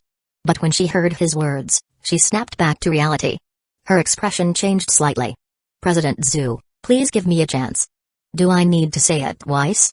Zhu Hao's tone remained firm. I understand. Zhu Fengfei bit her lip, finally giving up. Her shoulders slumped as she walked out, looking utterly defeated. Zhu Hao watched her retreating figure, his eyes flashing with thought. Then, he glanced toward Bei Ling, his personal bodyguard. Without a word, he gave her a subtle signal. Bei Ling understood immediately. She picked up her phone and made a call. To the elite enforcers. Now, apart from a few elite bodyguards protecting his women and daughter, Bei Ling managed everything else for him. In the interview hall, only Zhu Hao and Li Yunshu remained. The air grew still. Li Yunshu felt nervous. She lowered her head, fingers twisting the hem of her clothes, not daring to meet Zhu Hao's gaze. Ding. Li Yunshu feels flustered. Emotion value plus 235, Miss Li. Welcome to the Zhu Corporation family. Startled, Li Yunshu's head snapped up. She saw Zhu Hao smiling at her, his expression warm and reassuring. Her heart trembled. Seeing how the HR director treated Zhu Hao, she now understood his identity. The president of Zhu Corporation. The self-made legend. She hadn't expected him to look so young. And now, he had personally intervened to address the injustice she faced, resolving the issue for her and welcoming her with such kindness. Thank you. I have high hopes for you. Work hard. Zhu Hao encouraged her, then turned to leave. After all, this young heroine would be working in his company. There was plenty of time. No need to scare off this little bunny just yet. Bang, bang. Not long after he reached his office, someone knocked on the door. Come in. Xiaoqing walked in, dressed in a professional suit. She had recently been promoted to finance manager, now overseeing a large team. A refined and intellectual aura had gradually formed around her. Uncle King, what brings you here? Xiaoqing stepped closer, her eyes curving into a charming smile. I came to report on work. Well, you're just in time. Meanwhile, Zhu Fengfei left Zhu Corporation and walked along the street. Just as she was about to hail a taxi, a figure blocked her path. Miss Zhu, our boss wants to meet you. Please wait a moment. Zhu Fengfei took a step back, eyeing the man warily. Who's your boss? You just met him. The president of Zhu Corporation, Zhu Hao. Confusion flashed across her face. Hadn't President Zhu just kicked her out? Why did he want to see her now? Though puzzled, she chose to stay. After Xiaoqing finished her report, she left the office, her face slightly flushed. Zhu Hao then instructed Bei Ling to investigate the new heroine, Li Yunshu. Just then, ding. A message popped up on his phone. He opened it. It was news that the protagonist, Zheng Fan, had left Mundo and headed to the imperial capital. Recently, Zhao Media had been causing trouble for Zhang Fan, even hiring assassins to take him out. Frustrated, he decided to go to the capital himself to settle things with Zhao Media. At the same time, he wanted to investigate the truth behind his father's death. Zhu Hao tapped his fingers lightly on the desk. He needed to send an elite operative to keep an eye on him. No need to have her tail Zhang Fan directly. Just gather intelligence in the shadows. The moment Zhang Fan left the imperial capital, she would take out Zhao Media's CEO. After all, Zhu Hao had already dealt with his son. Although there was no direct link to him, no one could predict how a grieving, maddened Zhao father might react. If he targeted Zhu Hao's daughters, that would be a problem. Zhao had to die. Only then would Zhu Hao feel at ease. He sent out the order. Just as he was about to put his phone down, he noticed a message about Yao Xinruai. It had been a while since he last saw his friend, Chu Zhuang. Friendships needed maintenance. He opened his contact list. Finding Chu Zhuang's number, he dialed. Beep, beep, beep. The call didn't ring for long before the other side picked up. A bold, hearty voice came through. Well, this is a surprise. Brother Zhu, the busy man himself, actually found time to call me. Brother Chu, don't tease me. What busy man? I've been idle lately. Zhu Hao chuckled, exchanging pleasantries. But what about you? How many big deals have you closed lately? Just small projects here and there. But I hear you've been making some serious moves. Your real estate business is thriving, and now it's expanding even more. What made you decide to diversify? You can't put all your eggs in one basket. I'm preparing for the future. If the real estate market slows down, I need other industries to fall back on. Chu Zhuang sighed in admiration. Zhu Hao truly lived up to his reputation as a self-made billionaire. Decisive. Efficient. Ruthless. After some polite exchanges, Zhu Hao revealed his true intentions. Brother Chu, it's been a while. When shall we have tea together? I always gain valuable insights from your perspectives. Brother Zhu, don't flatter me. Your understanding of the business world is even sharper than mine, Chu Zhuang responded, returning the favor in their commercial banter. As he thought about calling his son home that evening for a family dinner with his wife Yao Xinruai, an idea struck him. Actually, I've been wanting to discuss business over tea with you. How about this? You join us for dinner at my place tonight? That might not be appropriate. It's your family gathering, and I'd just be an outsider. Nonsense. It's just my son and a few people. Besides, you're no outsider. All right then. Inside a luxurious office, Chu Zhuang hung up the call, deep in thought. His relationship with Zhu Hao was good, but it could be even closer. Previously, Zhu Hao's real estate ventures had no connection with the Chu family's business. Now, with Zhu Hao shifting industries, his first target being renewable energy, it aligned perfectly with his wife's electronics company. A stronger bond would facilitate better collaboration. Even at the top of the business world in Mundo, they needed to stick together to weather unexpected crises. To strengthen this connection, Chu Zhuang's mind drifted toward Zhu Hao's 7 daughters. Marrying one off would be ideal. Zhu Hao, you wish. Those daughters belong to him. No one could take them away. Each of Zhu Hao's 7 daughters was stunning beyond words. They were more than suitable for his son. But, thinking about his disappointing son, Chu Zhuang shook his head. His son wasn't worthy. Still, as a father, he had to at least bring it up. Whether it worked out depended on that useless boy's luck. Noon Zhu Fengfei had been sitting in a cafe all morning, led there by a woman. Zhu Hao never showed up. Just as she suspected she had been played, the woman took her to a private dining room in a restaurant. There, she finally saw Zhu Hao. Clack. The door shut behind them. Now, it was just the two of them. Zhu Hao looked at her and gestured. Come eat. Zhu Fengfei stepped closer and saw a table filled with exquisite dishes. Every dish was crafted to perfection, each clearly worth a fortune. Even though she came from a wealthy family and had tasted plenty of delicacies, she had never seen food presented this impeccably. Her nerves tightened. She had no idea why Zhu Hao had called her here. Apprehensive, she sat at the table but didn't dare touch the food. What are you waiting for? Eat, Zhu Hao said casually as he started eating himself. After spending the whole morning at the cafe, Zhu Fengfei was indeed hungry. The fragrant aroma made her swallow involuntarily. She hesitated before picking up her chopsticks and taking a bite of seafood. Her eyes widened instantly. The spicy and savory flavors burst across her tongue. It was delicious. Some of her anxiety eased, and she slowly took another bite. Gradually, she stopped feeling as intimidated by Zhu Hao. Summoning her courage, she asked cautiously, President Zhu, why did you want to see me? Zhu Hao ignored her question and instead asked, do you know Li Yanshu? We're classmates. What's your relationship like? Zhu Fengfei hesitated. She wasn't sure what Zhu Hao's stance on Li Yunshu was. Just be honest. I want the truth. I'm not going to eat you, Zhu Hao said nonchalantly. Since he put it that way, she relaxed a little. She spilled everything about her conflicts with Li Yunshu. After finishing, she carefully observed Zhu Hao's expression. Seeing that his face remained calm, she finally let out a breath of relief.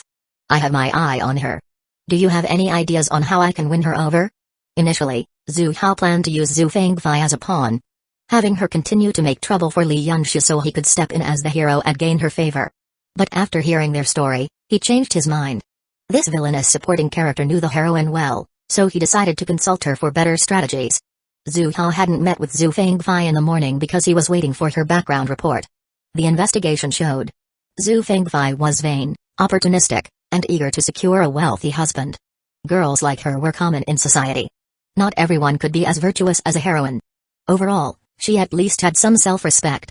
Until she found the perfect rich and powerful man, she had avoided real relationships, despite having many suitors. She treated them like fish in a pond, keeping them around but never committing. Apart from her materialistic nature, her looks and figure were undeniable. According to the system's scoring metrics, she ranked around 90 points. As the saying goes, good girls shouldn't be let down. Bad girls shouldn't be wasted. If he wanted to capture Li Yunshu, Zhu Fengfei would be a useful pawn. Most importantly, she was easy to control. She loved wealth. He was worth billions. He could give her anything she desired. She feared the strong and bullied the weak. As long as she couldn't find a better man than him, she wouldn't betray him. A little bit of intimidation would seal the deal. Betray him, and her entire family would be ruined. With that, she could be put to good use. Zhu Fengfei, however, took a moment to process his words. What does he mean by having his eye on Li Yunshu? Does he admire her talent? Or is it what I think it is? But that doesn't make sense. Doesn't Zhu Hao already have a wife? Isn't he known as the most devoted man? Confused, she hesitated before murmuring, I don't quite understand what you mean, President Zhu. Since he planned to claim Li Yunshu, Zhu Hao saw no need to hide it. He smirked playfully and said, to put it simply, I want to sleep with her. And I want her heart, and I'm asking you what you can do about it. Chapter 84. Zhu Fengfei was dumbfounded. Seeing the amused smirk on Zhu Hao's lips, she finally realized what he meant, and a storm raged in her heart. Everyone had been wrong. Zhu Hao had only ever had 2 wives, deeply loved them, and was never involved in any scandals. But now, Zhu Hao was asking her to help him sleep with a woman.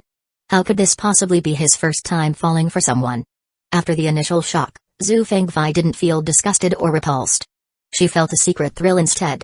Zhu Hao wasn't the devoted, loyal man everyone thought he was. Didn't that mean she had a chance too?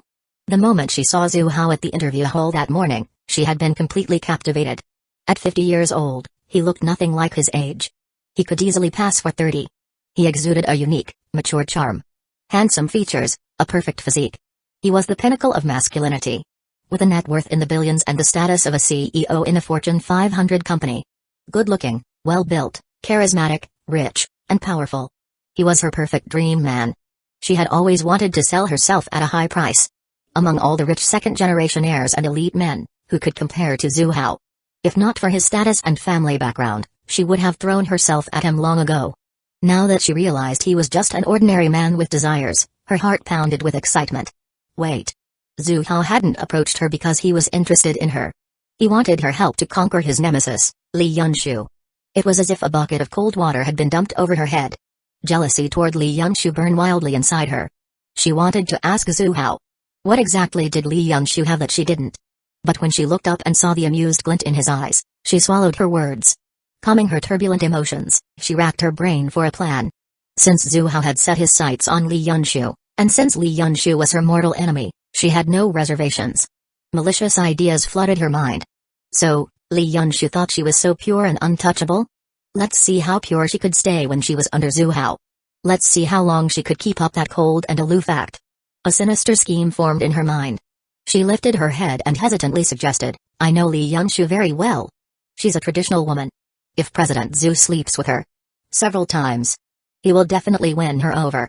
Zhu Hao continued eating, raising an eyebrow. Go on. Encouraged, Zhu Fengfei continued, I can find an opportunity to drug her and send her to your bed. Seeing no reaction from Zhu Hao, she quickly added, or we could kidnap her, Lock her in a dark room, and train her for a few days. If not, I could take some private photos of her and give them to you, President Zhu. You could use them to threaten her.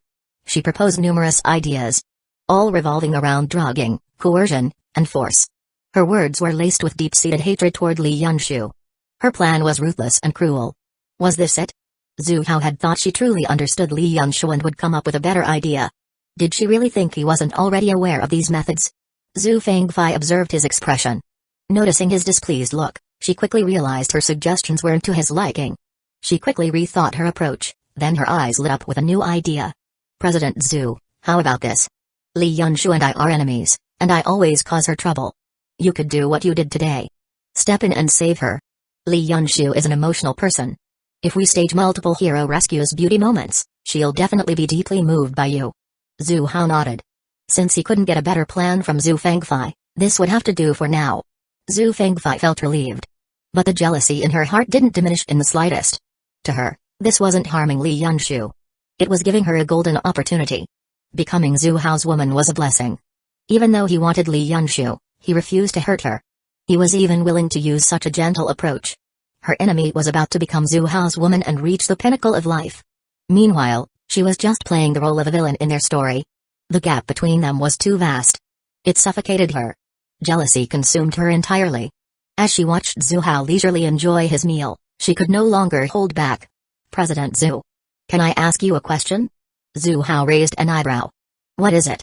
Why did you choose Li Yunshu? I'm no worse than her. Her jealousy drowned out any sense of shame. Zhu Hao immediately understood her thoughts and, amused, decided to tease her. She gives me the impression of being pure and untouched. Zhu Fangfei latched onto the keywords and froze. Then, she hurriedly responded, her so-called purity is just because she's bad at socializing. She's quiet because she doesn't talk much. That's not a virtue. It's actually a flaw.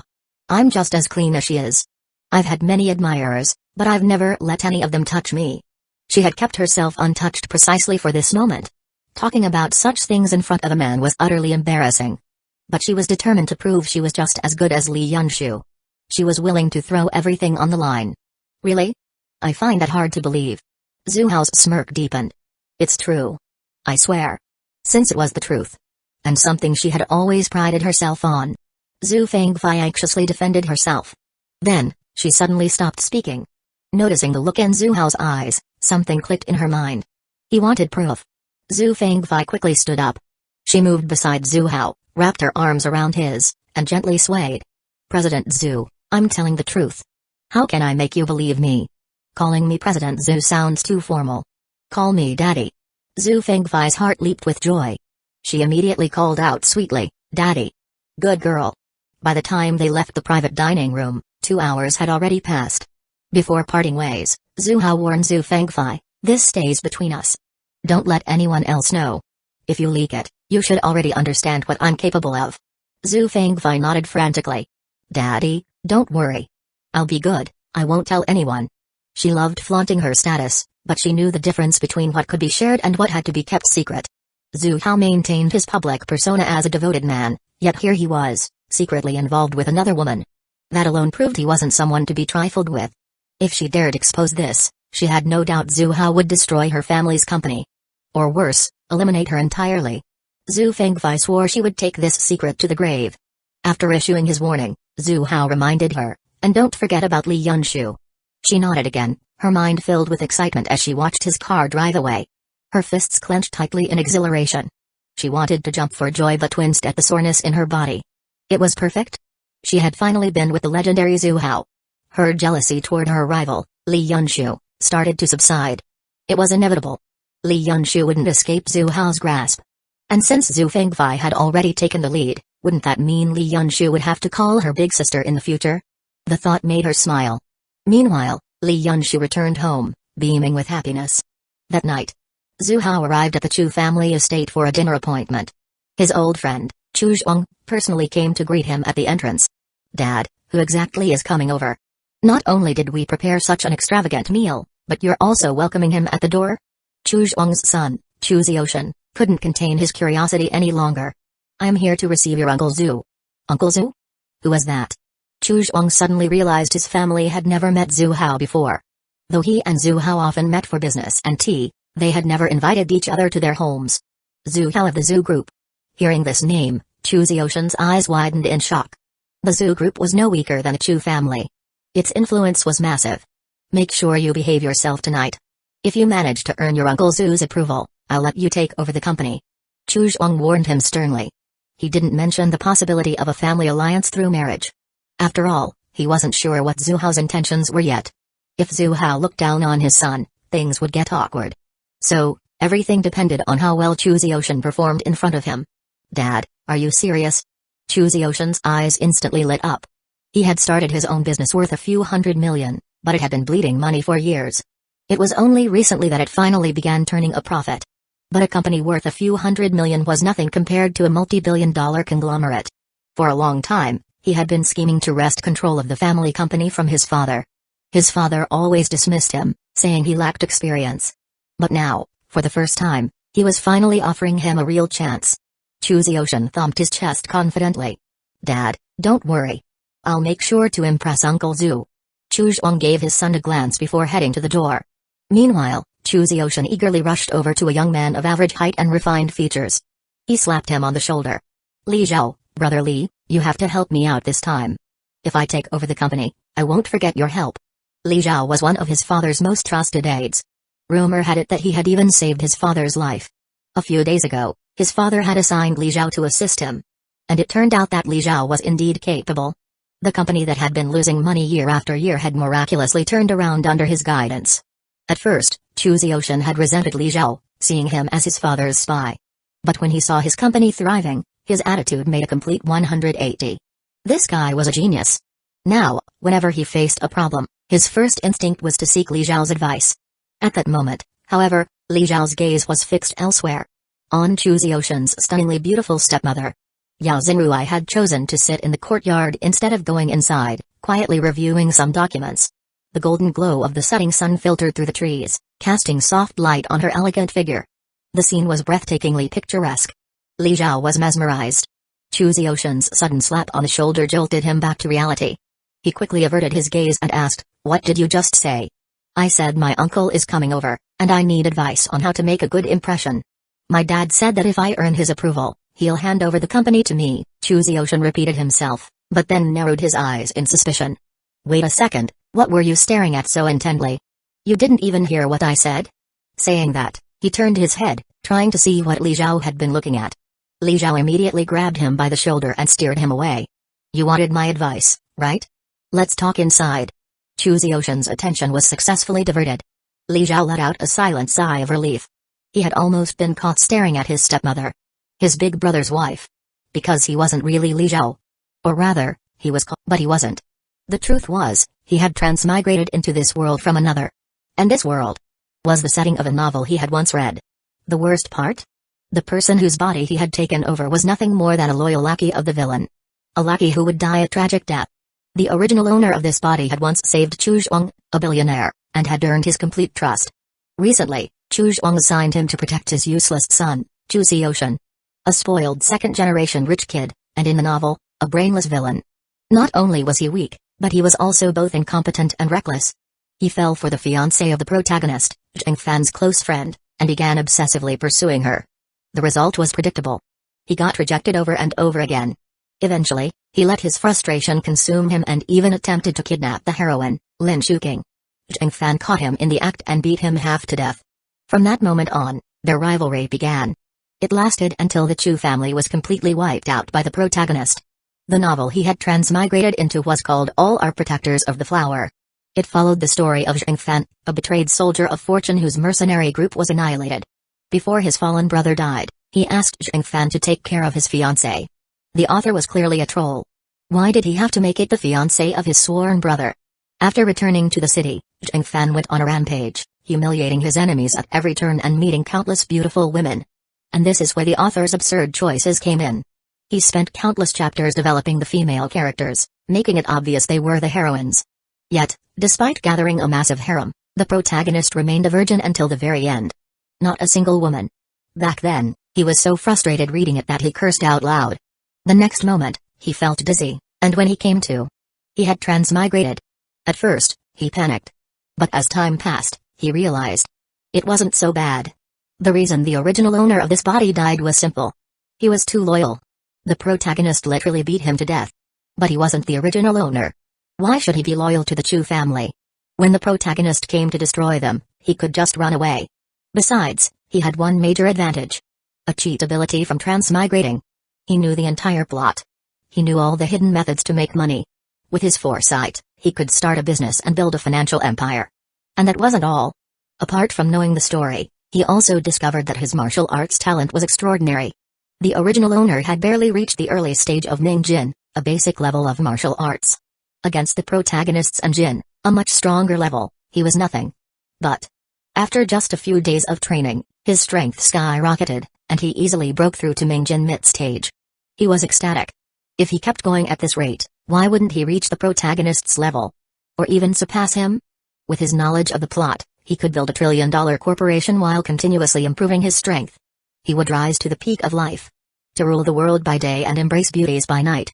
However, since he had no powerful background, he needed startup capital. And for that, he had to use the Chu family's resources. For now, working for them was a necessary step to accumulate funds. But staying in the Chu family had another reason. His big brother Chu Zhuang's wife. The villain's stunning stepmother, Yao Xinruai. She was one of the heroines. Mature, sexy, intelligent, and cold. He had to win her over. If he just wanted to sleep with her, it would be easy. He knew her secret. She had been embezzling company funds. A little blackmail would do the trick. But he had no interest in such crude methods. Forcing her wouldn't be satisfying. It was too low level. Even if he got her body, he wouldn't get her heart. Winning her over wouldn't be easy, though. Yao Xinruai had androphobia, a fear or aversion to men. He would have to slowly break down her walls. He was ready for a long-term battle. And not just for Yao Xinruai. There was also the protagonist's beautiful landlady. And the protagonist's sworn brother's fiancé, the ICCEO. None of them would escape his grasp. Chapter 85. A low-profile yet luxurious Rolls-Royce pulled up in front of the Chu family villa.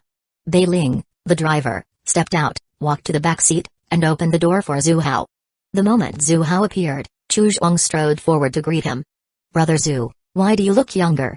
I almost didn't recognize you. I'm not like you, running yourself ragged managing a company at your age. I stay relaxed every day, so of course, I look younger. Zhu Hao chuckled. Hello, Uncle Zhu. As soon as he entered the villa, Chu Ziyoshan was already waiting at the door. Seeing Zhu Hao, he obediently greeted him. This must be Brother Chu's son, right? What a fine young man.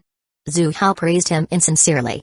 At a glance, he could tell this was just another spoiled rich kid. Good for nothing, idling his life away.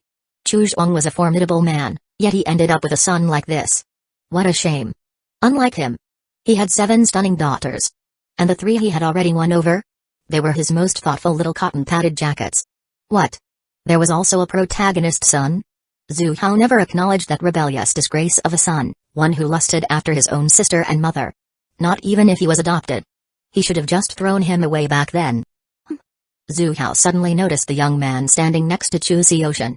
A faint golden aura surrounded him. This was a child of destiny.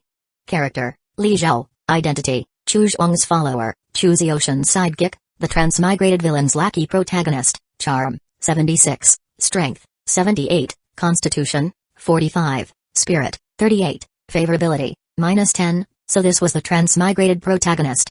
Seeing that Li Zhao had only reached mid-stage Mingjin, a level below his own, Zhu Hao felt completely at ease.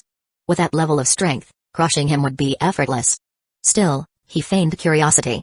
And this is? Being praised by Zhu Hao put Chu Ziyoshan in high spirits. Hearing the question, he quickly answered. This is Li Zhao, a brother of mine. Hello, Mr. Zhu. For some reason, Li Zhao instinctively disliked the man in front of him. But he had no choice but to greet him. Zhu Hao nodded without further comment. Chu Zhuang stepped in to explain. Li Zhao saved my life once, so I treat him like family. Brother Chu was in danger? That was 2 years ago. Chu Zhuang led Zhu Hao to the sofa and poured him a cup of tea. The two men casually chatted. Before long, Yao Xinruai returned from the courtyard. Though she despised Chu Zhuang and wasn't fond of any men in general, she still had to put on an act. With an important guest present, she couldn't just stay outside alone. Chu Zhuang saw her and motioned for her to come over. Let me introduce you, brother. This is my wife, Yao Xinruai. Xinruai, this is my good friend, Zhu Hao of the Zhu Corporation. Hello, Mr. Zhu. Yao Zhenruai forced a stiff smile. She hadn't expected to see Zhu Hao again so soon after yesterday. So this is sister-in-law. Brother Chu, you're truly blessed. Zhu Hao acted as if he had just realized it. Sister-in-law, huh? Nothing beats dumplings. Chu Zhuang forced a stiff smile, clearly uncomfortable. Having such a young and beautiful wife would normally be a blessing. But for a man who could no longer perform, it was pure torment. Seeing a stunning woman flaunt herself every day yet being unable to do anything about it. Who could endure that? Zhu Hao could. At least, he used to feel that way. Now, he got to experience their beauty to the fullest. Chu Zhuang quickly changed the subject. Brother Zhu has been shifting into the new energy sector and expanding his business. Zhenruai's electronics company specializes in this field as well. You two should exchange insights. Sister-in-law runs an electronics company. Zhu Hao feigned surprise and laughed heartily. What a coincidence. I've been struggling to understand parts of the electric vehicle industry. I'll have to ask sister-in-law for guidance.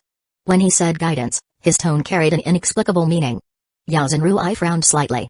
She had no interest in discussing anything with a man. Just as she was about to decline politely, Chu Zhuang spoke on her behalf. Of course. Zhenruai has been in the industry for 10 years. She's quite knowledgeable about new energy. There's no need to wait. After dinner, you two can discuss it right away. The words Yao Zhenruai had planned to say were swallowed back down. Her resentment toward Chu Zhuang deepened. Zhu Hao, on the other hand, beamed with excitement. Really? That's great. I've had 2 questions bothering me. Now I get to consult a true expert. And no problem. Yao Zhenruai could only force out a response. Brother Zhu, come on, let's play a game of chess. It's been a while since we've had tea and played together. Chu Zhuang set up a chessboard. Zhu Hao took a sip of tea. The tea itself was excellent. Pity the brewing was terrible. What a waste of fine tea leaves. As they played, they continued chatting. Brother Zhu, I truly admire you. You were doing so well in real estate, yet you suddenly decided to switch fields. That takes real determination. He paused, then added, we're not getting any younger.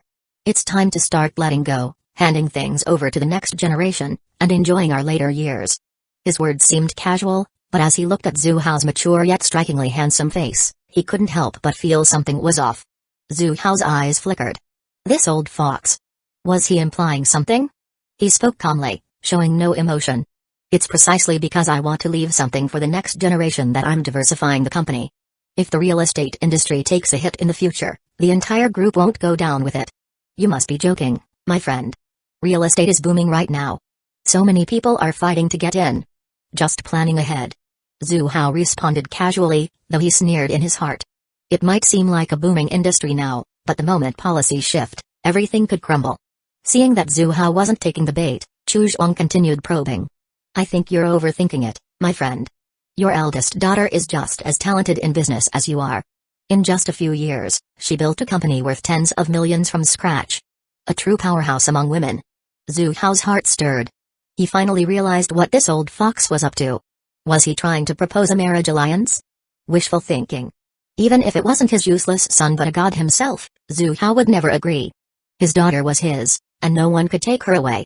If the Chu family weren't as powerful as the Zhu family, he would have already crushed them for even hinting at this idea. Alright, so this is how you want to play?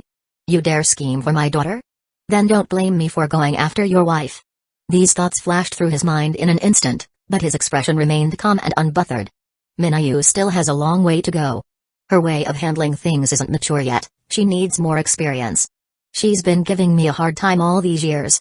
Ever since she graduated and entered the business world, she hasn't come home. I used to think daughters were easier to manage than sons, but it turns out they're just as much trouble. Chu Zhuang took the conversation from there. You're too humble, my friend. Everyone knows your 7 daughters are extraordinary. My son, on the other hand, is a constant headache. All he does is mess around outside, completely unreliable. After hesitating for a moment, he continued. Brother Zhu, what do you think of my son? Are you serious? You just admitted he's a delinquent, and now you're asking me this? Zhu Hao cursed inwardly but kept a smile on his face. Handsome, well-mannered. Young people these days all want to enjoy a life. Once they've had their fun, they'll settle down. No need to worry too much. Both of them were seasoned business veterans. Zhu Hao clearly understood the implication, yet he gave no response, which was a clear rejection. Chu Zhuang sighed. His son was truly disappointing. He quickly changed the topic and didn't press further. Before long, the housekeeper served the dishes, and everyone took their seats. Including Li Zhao, the supposed protagonist of the gathering. It seemed like this family truly saw him as one of their own. But even family ties with the protagonist didn't guarantee a good ending. Let alone if they weren't actually family. Chu Zhuang brought out a rare, aged wine he had treasured for years. Since this was his friend's first visit, he couldn't afford to be careless. Otherwise, where would his billionaire dignity go? Only Yao Xinruai declined to drink. The other men all filled their glasses. Seeing the wine poured, Chu Ziotian eagerly raised his cup. Uncle Zhu, this is your first time at our home. Let us all toast to you. Chu Zhuang shot his son an approving glance. Zhu Hao wasn't open to a marriage alliance now, but if his son made a good impression, who knew? Maybe Zhu Hao would change his mind. Chu Ziotian smirked. This was a trick he just learned from Li Zhao. Not familiar at first meeting? No problem. Just drink with him until he's happy. As the meal progressed, besides Zhu Hao and Chu Zhuang, even Chu Ziotian and Li Zhao frequently raised their glasses in toasts. Zhu Hao accepted every drink without hesitation. With his current constitution, this amount of alcohol was nothing to him. By the end of the meal, the two father and son were both somewhat drunk. Zhu Hao and Li Zhao, who were physically stronger, remained sober. Outside, the sky had already darkened. After chatting over tea with Chu Zhuang to sober up, Zhu Hao was ready to leave. Brother Zhu, didn't you have something to ask Xinruai? She's home today, so why not ask her now? Chu Zhuang stopped him, reminding him of the matter. His relationship with Yao Xinruai was purely a facade, held together by an agreement. In reality, she hardly ever came home. She only showed up for family gatherings like this. If Zhu Hao left today and came looking for her later, she might not be around. That would expose their strained relationship. So, it was better to let Zhu Hao ask now. Zhu Hao paused for a moment. He had planned to deal with Yao Xinruai later, but Chu Zhuang insisted on settling it tonight. Since he brought it up, then he couldn't blame him for what was about to happen. I don't really have any questions. I just wonder if my dear sister-in-law has time for a chat? Of course, she has time. Xinruai, keep Brother Zhu company for a while. Yao Xinruai felt nothing but disgust as she walked over. If you have questions, let's talk outside, she said. She had no interest in staying near Chu Zhuang. Zhu Hao glanced at Chu Zhuang, whose face flashed with brief embarrassment. This woman really had no respect for him. He felt annoyed, but he kept a smile on his face. Go ahead and talk outside. I don't know much about new energy vehicles anyway, so I won't be of much help. Alright then, big brother, enjoy your tea. I'll have a quick chat with my sister-in-law and be right back. Zhu Hao excused himself and followed Yao Xinruai to the courtyard. What a perfect setup. He had been wondering how to get rid of Chu Zhuang if he insisted on staying. Now, the man had handed him an opportunity on a silver platter. The two stepped into the courtyard, where hanging lanterns cast a soft glow, preventing the night from feeling too dark. President Zhu, ask whatever you need. If I know the answer, I won't hide anything from you, Yao Xinruai said. The thing I'm asking about, you definitely know the answer to, Zhu Hao said with a chuckle. He casually took a seat on a stone bench and studied the mature, elegant woman before him with keen interest.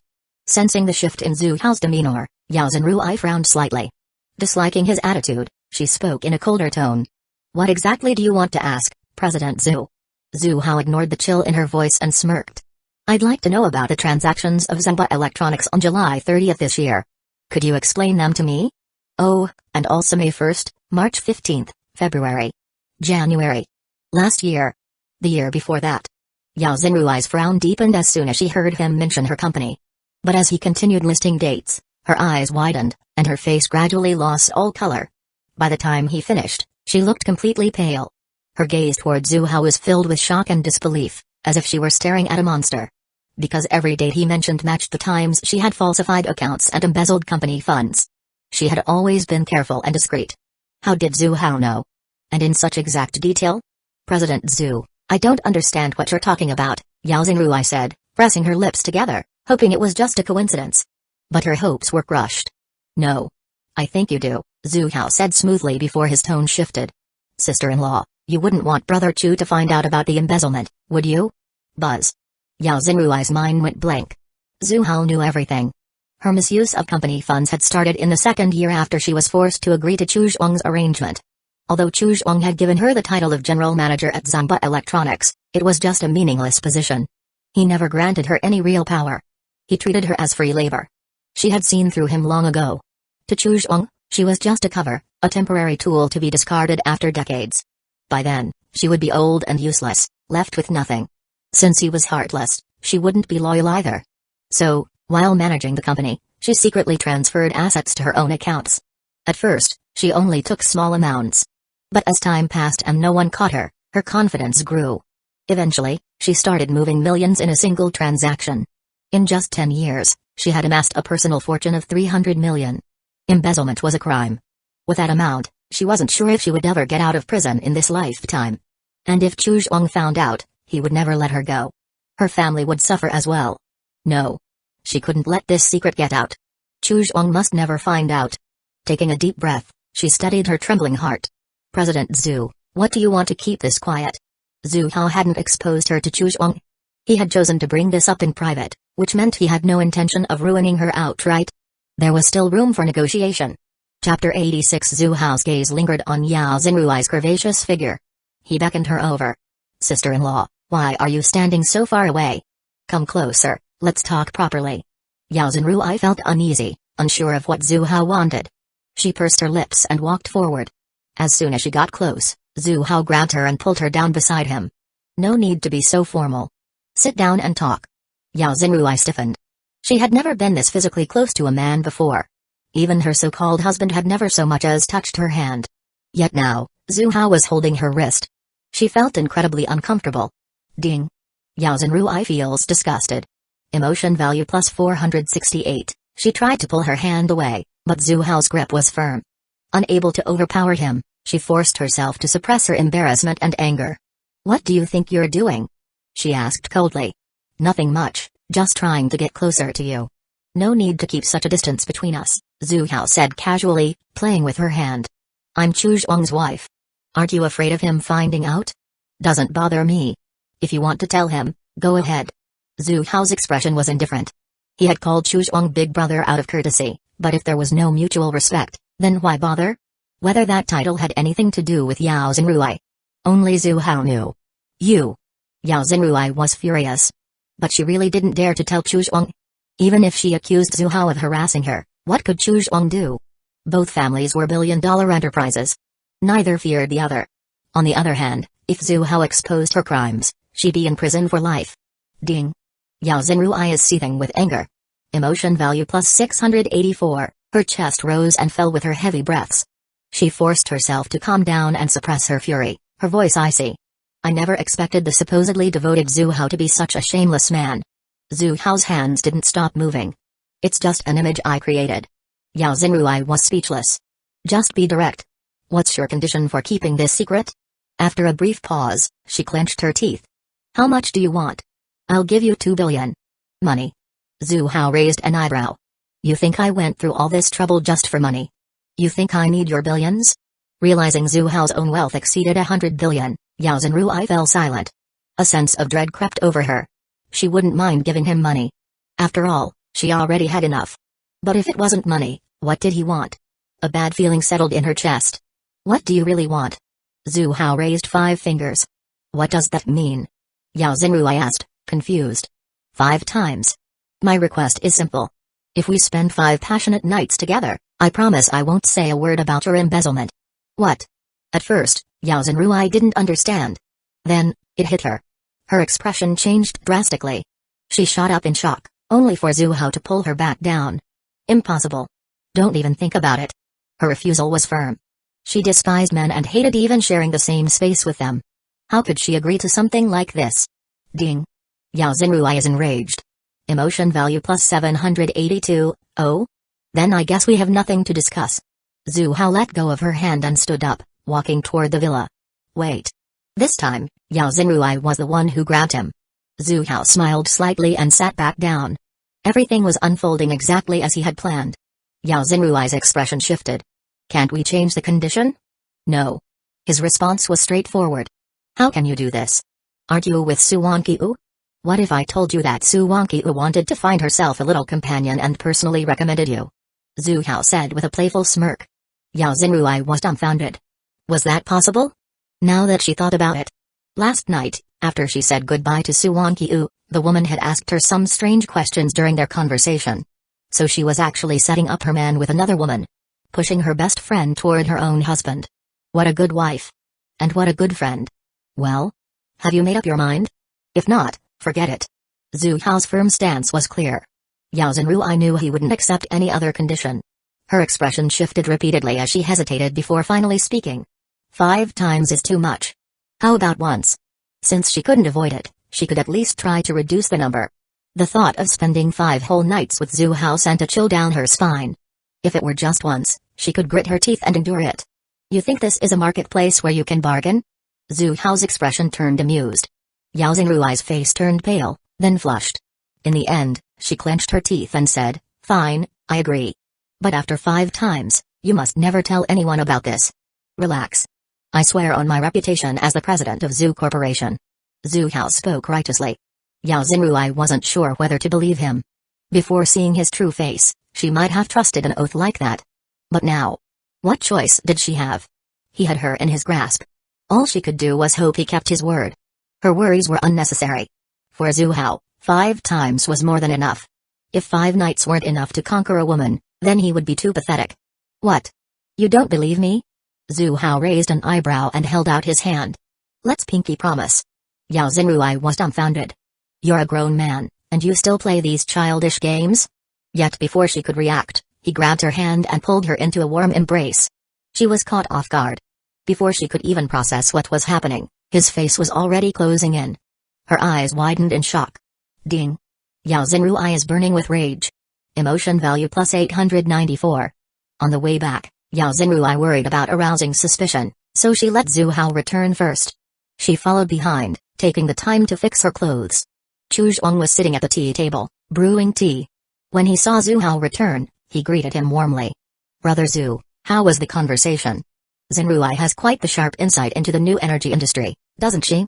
Zhu Hao picked up a cup of tea, took a sip, and smacked his lips. She definitely has a unique perspective. I learned a lot and will avoid many detours in the future. As he spoke, he glanced at the top of Chu Zhuang's head. A faint green light flashed briefly. Before long, Yao Zhenruai also returned. Because she had taken the time to tidy herself up, her expression remained normal, and neither Chu Zhuang nor his father noticed anything unusual. But there was one person in the room who did. The protagonist, Li Zhao.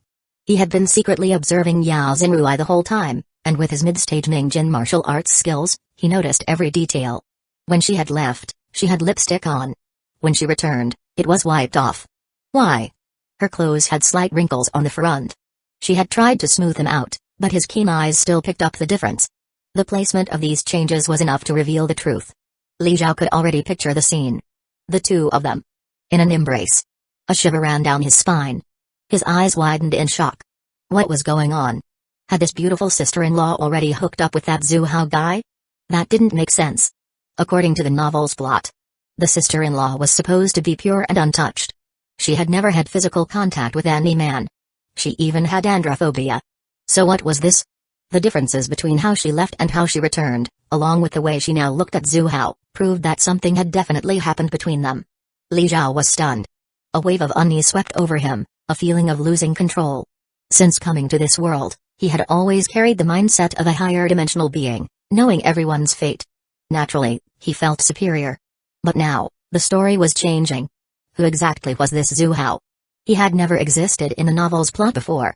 By logic, since he was Chu Zhuang's friend, when the Chu family was destroyed in the novel, he should have helped them. But he hadn't. Something wasn't right. He forced himself to calm down. Something was off. He had to get to the bottom of it. Everything started because of Zhu Hao. Looking at the lipstick that had disappeared from Yao Zhenruai's lips, Li Zhao felt a deep pain in his heart. The woman he had his eyes on had been taken by another man. And Zhu Hao? He was a complete scumbag. Calling him brother on the surface while secretly fooling around with his sister-in-law. No. Something wasn't right. Li Zhao suddenly realized a key detail. Yao Zhenruai really did have androphobia. He could sense it. Even when facing Zhu Hao, she showed the same aversion. So how could she have willingly been intimate with him? The answer was obvious. Zhu Hao must have used some despicable means to force her. Only now did Li Zhao notice that the look Yao Zhenruai gave Zhu Hao wasn't one of shyness after intimacy. It was anger, resentment, and even a trace of fear. Damn it. Li Zhao's expression darkened, his fists clenching. He wanted to rush up and beat Zhu Hao to a pulp. Then he glanced at Chu Zhuang, whose head was practically glowing green. You're just sitting here drinking tea? Do you even know what's happening to your wife? He thought about telling Chu Zhuang what Zhu Hao had done. But when he saw Yao's and Rui's expression, he hesitated. With her personality and androphobia, there was no way she would endure something like this in silence. There was only one explanation. She had been threatened. Zhu Hao had something on her. Exhale. Li Zhao let out a long breath. So what if Zhu Hao was the CEO of a billion-dollar corporation? Daring to steal a woman that should have been his. That was a death sentence. One day, he would make him pay. Ding.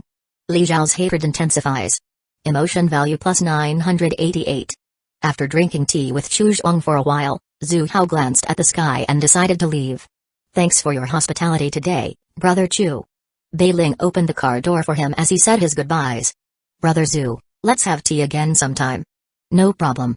Zhu Hao got in the car, waved, and left in a cloud of dust. Uncle Zhu is truly a remarkable man.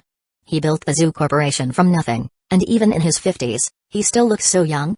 Chu Ziotian sighed in admiration. Hearing his son's words, Chu Zhuang suddenly remembered. He hadn't brought up the marriage alliance today. Wasn't it because his son was useless? He couldn't help but kick him. I wanted you to leave a good impression on your Uncle Zhu so that in the future, if you need guidance, you can ask him for help. Dad, didn't I do well? I kept toasting Uncle Zhu at the dinner table. Seeing his father about to kick him again, Chu Ziotian quickly ran off, muttering under his breath. Li Zhao watched this unfold with sheer exasperation. Should he call the Chu family stupid? Or stupid? Or just plain stupid? Your wife, your stepmother, is about to be completely taken by another man, and you're still here singing his praises? Out of sight, out of mind. He decided to go home. The Li family wasn't wealthy and lived in an old residential building. As soon as Li Zhao reached the door, he heard his parents' excited voices from inside. Yunshu, what did you just say? You passed the interview for a Fortune 500 company. You got the position of marketing director at Zhu Corporation? With a salary in the hundreds of thousands. Wow. So this is the good news you wanted to tell us? That's amazing. Li's father and mother looked at their daughter with excitement as she sipped her water. Even if their son was a disappointment, always fooling around, at least they had a good daughter. Not only did she excel academically, but now she had also landed a high-ranking job in a top company. She was already a department head the moment she joined. Li Yunshu remained composed, but the slight curve of her lips showed just how happy she was. Zhu Corporation? That sounds familiar. Li Zhao frowned slightly as he walked inside. Looking at his sister, who had just set down her cup, he asked, Sis, which Zhu Corporation are you talking about? Is there any other Zhu Corporation in Shanghai? Of course, it's the one founded by the philanthropist Zhu Hao. The one he built from nothing. Working under him is bound to lead to great opportunities. You should learn from your sister. Stop wasting time hanging out with those idiots. Li's parents praised Zhu Hao endlessly while using their daughter's success to lecture their useless son. Li Zhao's head buzzed. He only heard one thing. Zhu Hao. Zhu Corporation. Everything else went in one ear and out the other. Zhu Hao? The man who had threatened Yao's and Rui. The man who was fooling around with his brother's wife behind his back? How could someone like that possibly be the noble figure everyone believed him to be? On the surface, he was a righteous man. But behind the scenes, he was nothing more than a despicable hypocrite. Li Zhao gritted his teeth and forced himself to stay calm. Li Zhao spoke in a serious tone to his sister, Li Yunshu. Sis, you can't work at Zhu Corporation. Swish, swish. All eyes turned to him. The smile on Li Yunshu's lips faded. She frowned, her tone changing. Why? Zhu Hao is a hypocrite. You've all been fooled by his act. Behind the scenes, he's a ruthless and shameless man. Li Zhao laid out the truth about Zhu Hao's character, hoping to convince his sister not to join his company. Zhu Hao even preyed on his friend's wife. How could his beautiful and capable sister possibly escape his grasp once she was under his control? Li Zhao felt deeply worried for her. Li Zhao, how can you say that? Zhu Hao is a philanthropist who has donated to countless charities and built numerous Hope primary schools. Exactly. He's such a good person, and now he's even your sister's direct superior. Stop talking nonsense. Hearing his parents' unwavering praise for Zhu Hao, Li Zhao felt a deep sense of sorrow. The entire world had been deceived by Zhu Hao's facade, and his own family was no exception. Li Zhao, I don't want to hear another word of you slandering President Zhu.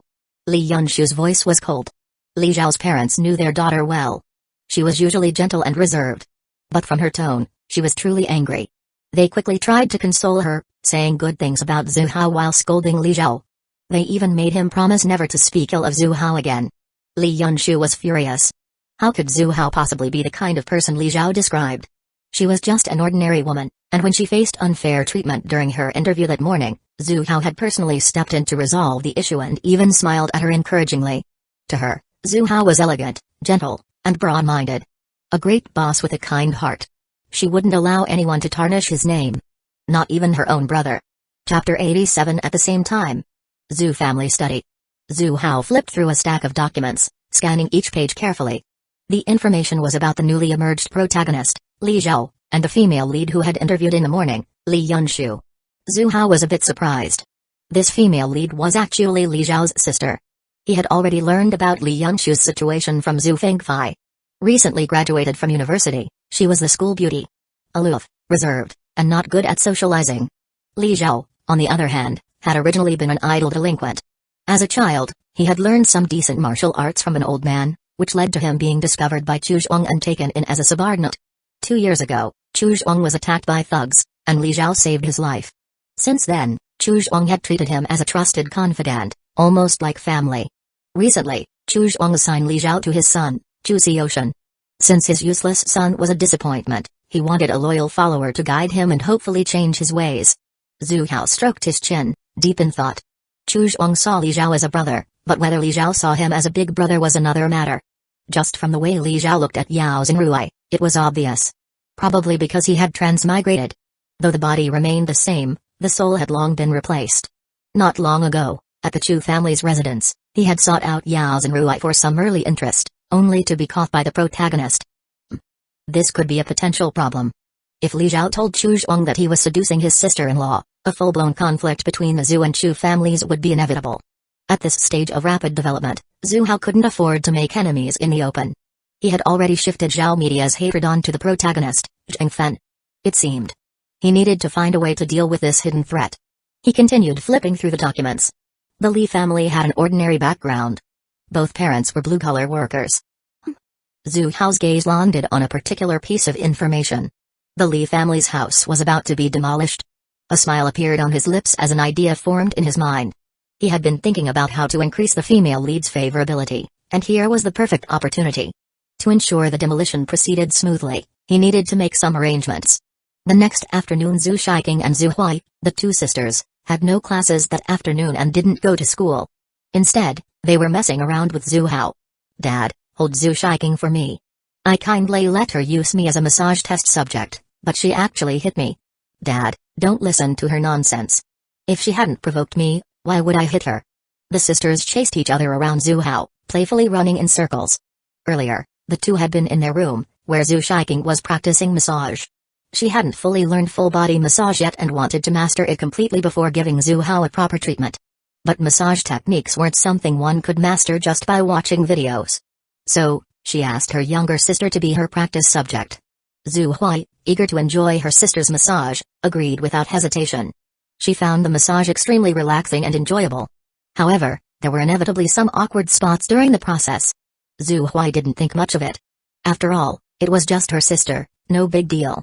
But then, she started wondering how her sister handled similar awkward moments when massaging their father. Zhu Hui was a mischievous and curious type. This was far too interesting to ignore, so of course, she had to ask. That made Zhu Shiking recall a certain massage session, and her face turned red. Seeing her sister teasing her non-stop, Zhu Shiking got annoyed and smacked her a few times on the softest spots. She didn't hold back, either. The slaps were hard. Zhu Hui was in so much pain that her eyes welled up with tears. Realizing she had messed up, Zhu Shiking immediately ran away, with Zhu Hui chasing after her. Which led to the current scene. Zhu Hao, dizzy from their spinning, simply grabbed both daughters, holding them firmly in his arms. "Alright, tell me what's going on. I'll settle this for you." The moment she was in her father's embrace, Zhu Shiking stopped struggling and turned obedient, like a little quail. Meanwhile, Zhu Hui was still squirming, reaching out to grab her sister.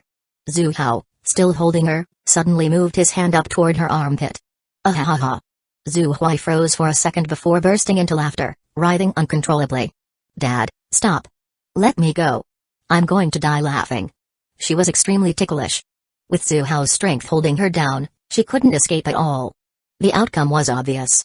Her eyes filled with tears from laughing too hard. That's what you get for still trying to hit her.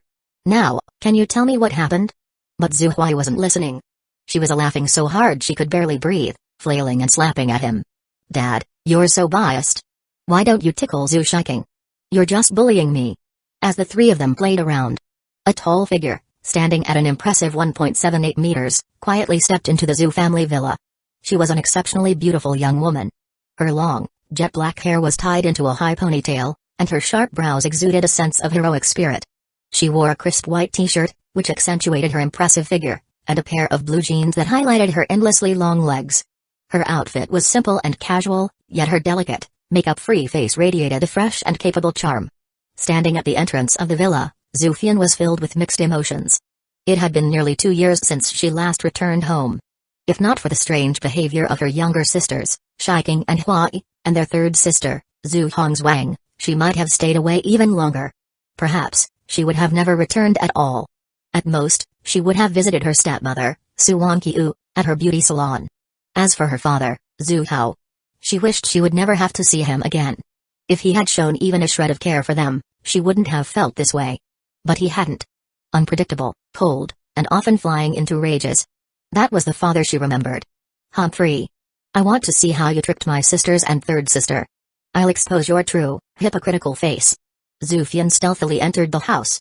Walking along the familiar path, she noticed that nothing had changed over the years. But before she could reflect too much, she suddenly heard her sister Zhu Huai's voice, tinged with distress.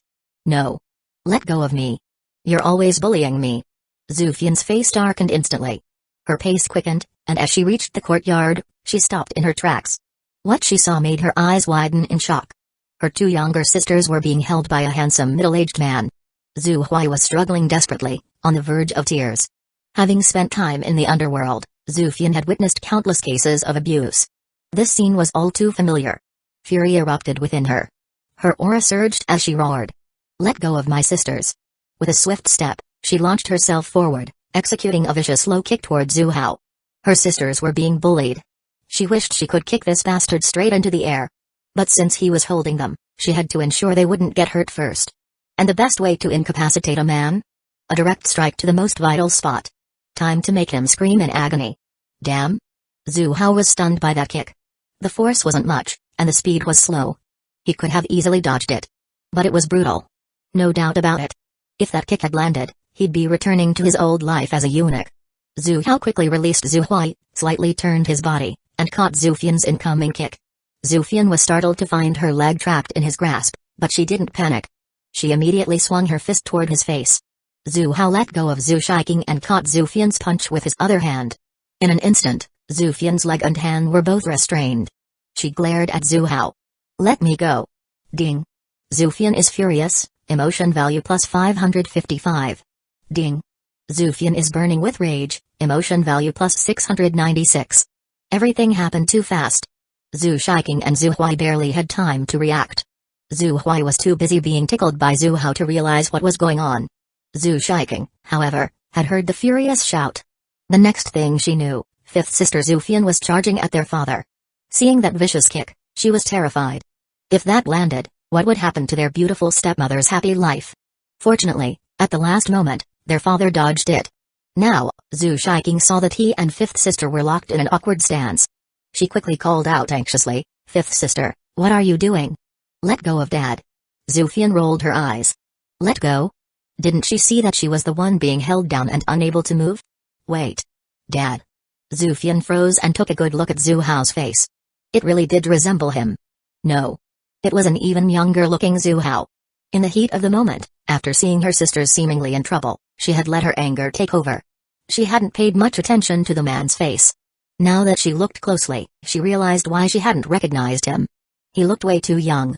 This was awkward. But something still felt off. Just because he was their father, did that mean he could be this close with his daughters? Playfully wrestling like this? She had heard her two younger sisters constantly praising Zhu Hao in their group chats, but seeing it in person. This was way too affectionate, wasn't it? And another thing. When did Zhu Hao become this strong? Not only had he dodged her attack, but he was also physically stronger than her. Zhu Fian's expression shifted between shock and uncertainty.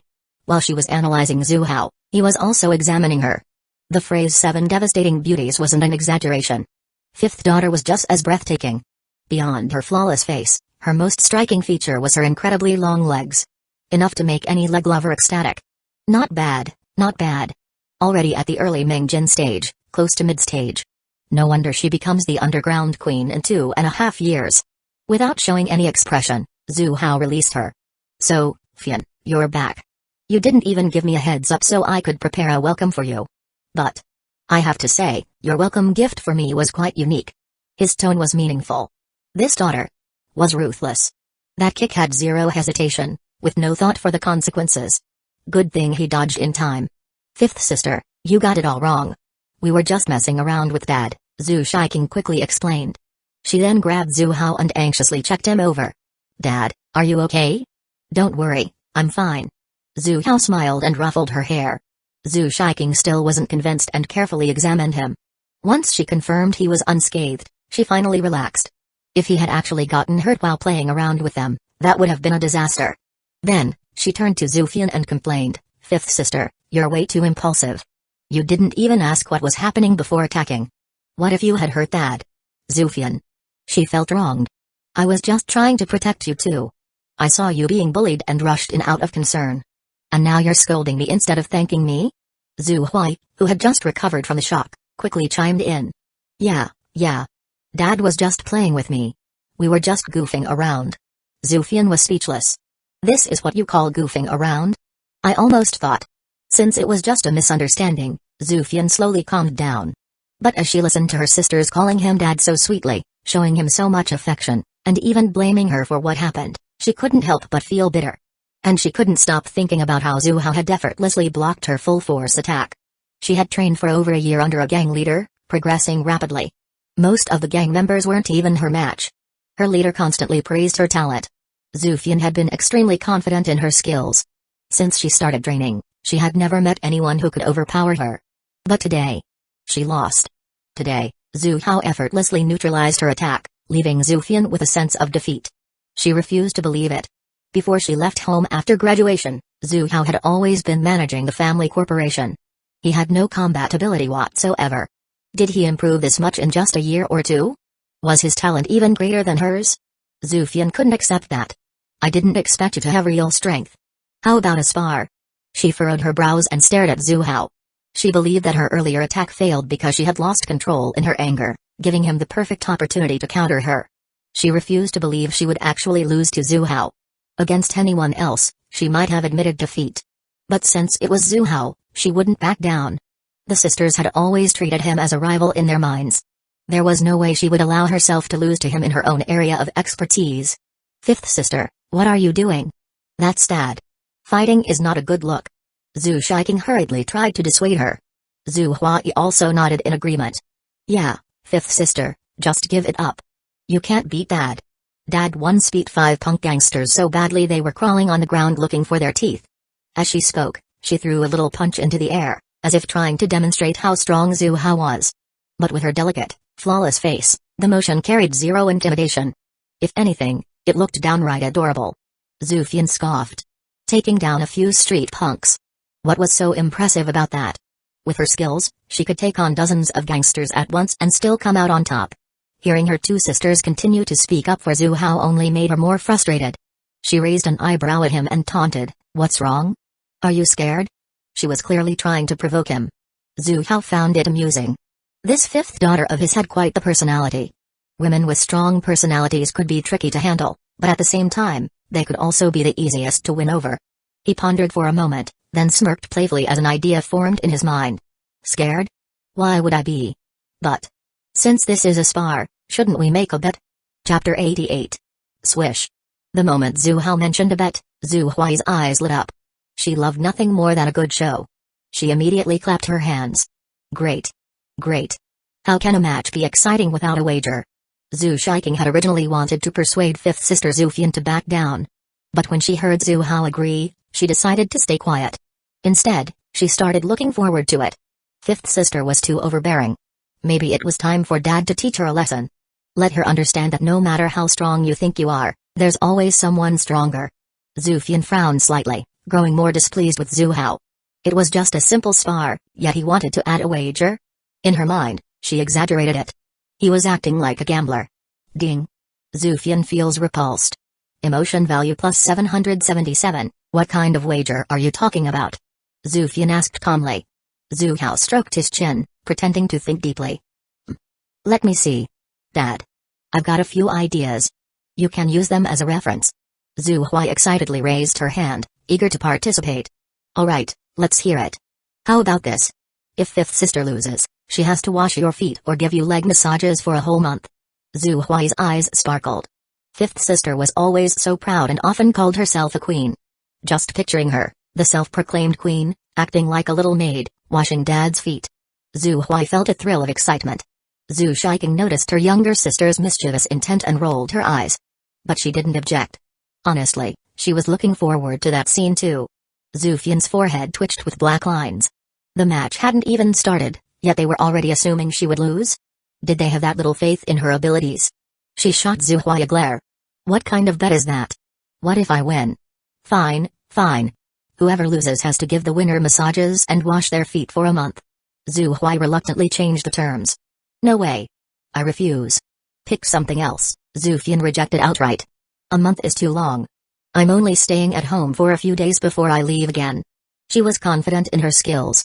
But there was always a slim chance of losing. Just the thought of washing Zhu Hao's feet and giving him massages for an entire month sent a chill down her spine. How about this? Zhu Hao stepped in. If one of us loses, we have to serve the winner tea and water for a whole day. How about that? Zhufian thought it over. Serving tea and water wasn't a big deal, and one day was manageable. She nodded. Fine. She moved to an open area, her gaze sharpening as she subtly released an aura of pressure. Just as she was about to attack, Zhu Hao suddenly called out. Wait a second. Zhufian almost lost her breath mid-motion, her expression darkening. The bet is set. What, are you scared now? Zhu Hao waved his hand dismissively. Not at all. I just wanted to clarify. How do we determine the winner? We're family, after all. It wouldn't be good if someone got seriously hurt. Family? Who's family with you? Zhufian scoffed in her mind. But then she glanced at her two younger sisters. If she injured Zhu Hao, they'd definitely make a fuss about it. He had a point. Zhu Shiking suddenly spoke up. How about I mark a boundary for you two? Whoever steps out first loses. Zhu Huai nodded. That's a good idea. After Zhu Hao and Zhufian agreed, the two sisters quickly drew a boundary around them. With the rules set, Zhufian didn't immediately attack. She coldly asked, any more problems? Let's begin, Zhu Hao said casually. Zhufian tensed her body, slightly bent her long legs, and got into an attacking stance. This father-daughter showdown was about to explode. She took it very seriously. Meanwhile, Zhu Hao stood there lazily. And even let out a yawn. Zhufian frowned deeply. Seriously? He doesn't look like a master at all. She tried to analyze his stance for weaknesses. Only to find that his entire posture was a weakness. Forget it. Let's end this quickly. Zhufian's eyes flashed. Her foot slammed against the ground, and cracks spread across the solid marble floor. She shot forward like an arrow loosed from a bow. Zhu Hao flinched back as if startled, retreating rapidly. As he neared the boundary, his body suddenly halted. Zhufian's eyes lit up. She sped up even more. Closing in, she swung her long leg out, aiming to kick Zhu Hao straight out of the boundary. This kick. Fast, precise, and ruthless. It wasn't as deceptive as her previous sneak attack, but it was extremely tricky. She might see Zhu Hao as an opponent, but she wasn't actually trying to harm him. Kicking him out of bounds and winning the match was enough. As her kick was about to land, a victorious smile appeared on Zhufian's face. She had won. The thought of Zhu Hao serving her tea and water all day tomorrow was a delightful one. But just as the decisive moment arrived, Zhu Hao suddenly reached out and caught her leg. Zhufian's eyes widened in shock. Before she could react, she felt the world spin. Zhu Hao had grabbed her leg and thrown her out of the boundary. Whether by coincidence or skill, Zhufian didn't fall to the ground. She landed on both feet, taking a few steps back to absorb the force. She stood there, stunned. Looking down at herself, then at Zhu Hao, who was still within the boundary, she realized she had lost. Just like that? Zhufian couldn't accept it. They hadn't even really fought yet. She hadn't even tested Zhu Hao's strength. But he had caught her off guard and won. What she didn't know was that this was all part of Zhu Hao's plan. His act of weakness was intentional. To make her underestimate him. With her competitive nature, the fact that she hadn't truly tested his abilities would eat away at her. She would definitely challenge him again.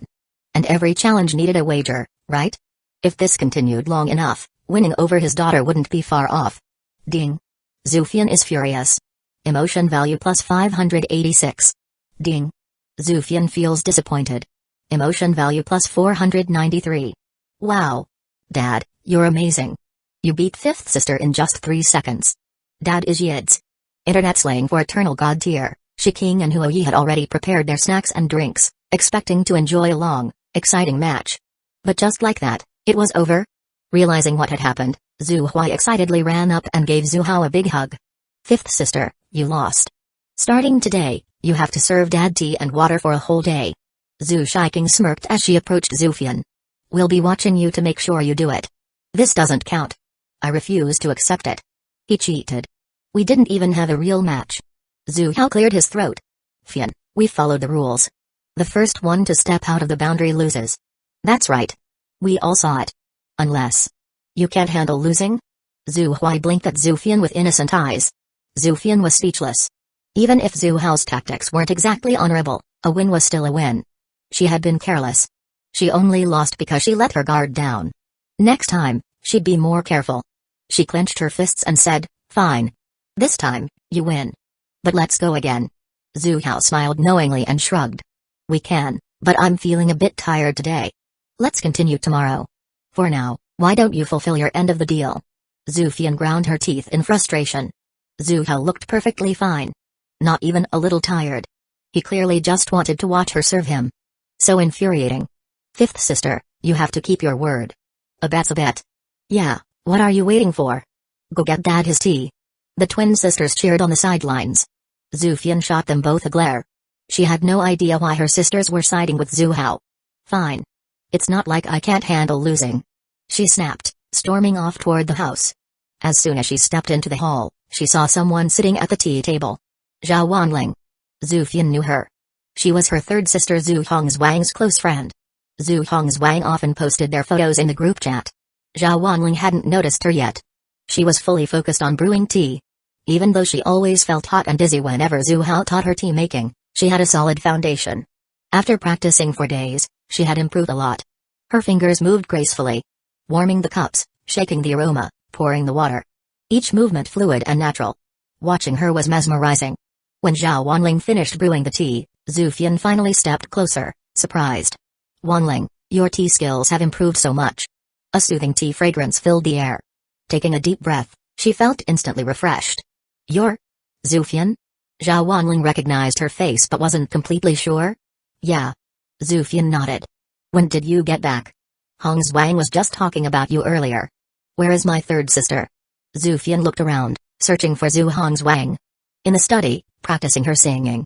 Zhufian resisted the urge to go find her sister and turned her attention back to Zhao Wanling. Wanling, your tea-making skills are insane. Even those so-called tea masters are nothing compared to you. She had seen her eldest sister make tea often, so she knew a little about it. But her eldest sister's skills were nothing special. Compared to Zhao Wanling, who exuded elegance and expertise, those tea masters seemed mediocre. If her eldest sister were here, she would definitely keep Zhao Wanling around to make tea for her every day. I'm not that good, Zhao Wanling said modestly with a smile. You haven't seen your dad's tea-making skills yet. That's real mastery. I've only learned a tiny bit from Uncle Zhu. What? Zhufian was stunned. Just a tiny bit? And she was already this good? That was insane. She had heard her third sister mention before that Zhu Hao was a tea master. But she never took it seriously. It was just tea making. How good could someone really be? Now, she realized she had underestimated him. After chatting with Zhao Wanling for a while, Zhufian finally went upstairs to the study. Seeing her third sister again, Zhufian immediately pulled her into a hug. They had grown up, and the impact almost made them bounce off each other. Although the sisters often jokingly called each other traitors and kicked one another out of group chats, their bond had always remained strong. Fifth sister, when did you get back? Just now. Dad should still be home. Have you seen him? Zhu Hongzwang figured her sister should at least let their father know she was back. Hearing her third sister naturally call him Dad, Zhufian's expression turned complicated. Since returning, she hadn't experienced any of the kindness her younger sisters and third sister had talked about in the group chat. Instead, she had witnessed Zhu Hao's cunning. He had tricked her and cheated to win their match. How could someone who made bets with his daughter and schemed against her be a good father? Her sisters must have been fooled. She had to pull them out of Zhu Hao's web of deception. Determination filled her eyes. Her sense of mission grew even stronger. Shaking off those thoughts for now, she put on a bright smile. Third sister, you've become a big star now. From now on, whenever I want to hear music, I'll just ask you to sing Live for Me. Zhu Hongzhuang rolled her eyes playfully. As the two sisters chatted, a loud voice called from outside. Fifth sister. Where did you run off to? Don't tell me you're trying to get out of this. Shiking and Huoyi were still in the middle of their lesson with Zhu Hao.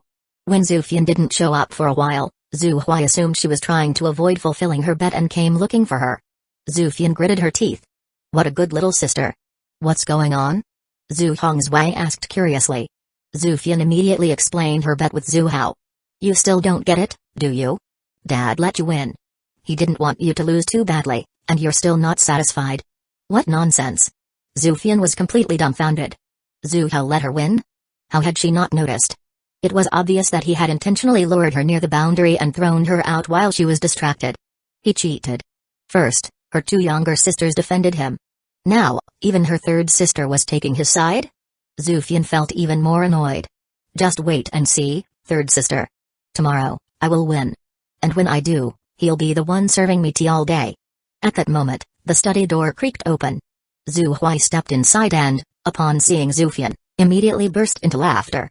Fifth sister, you're so shameless.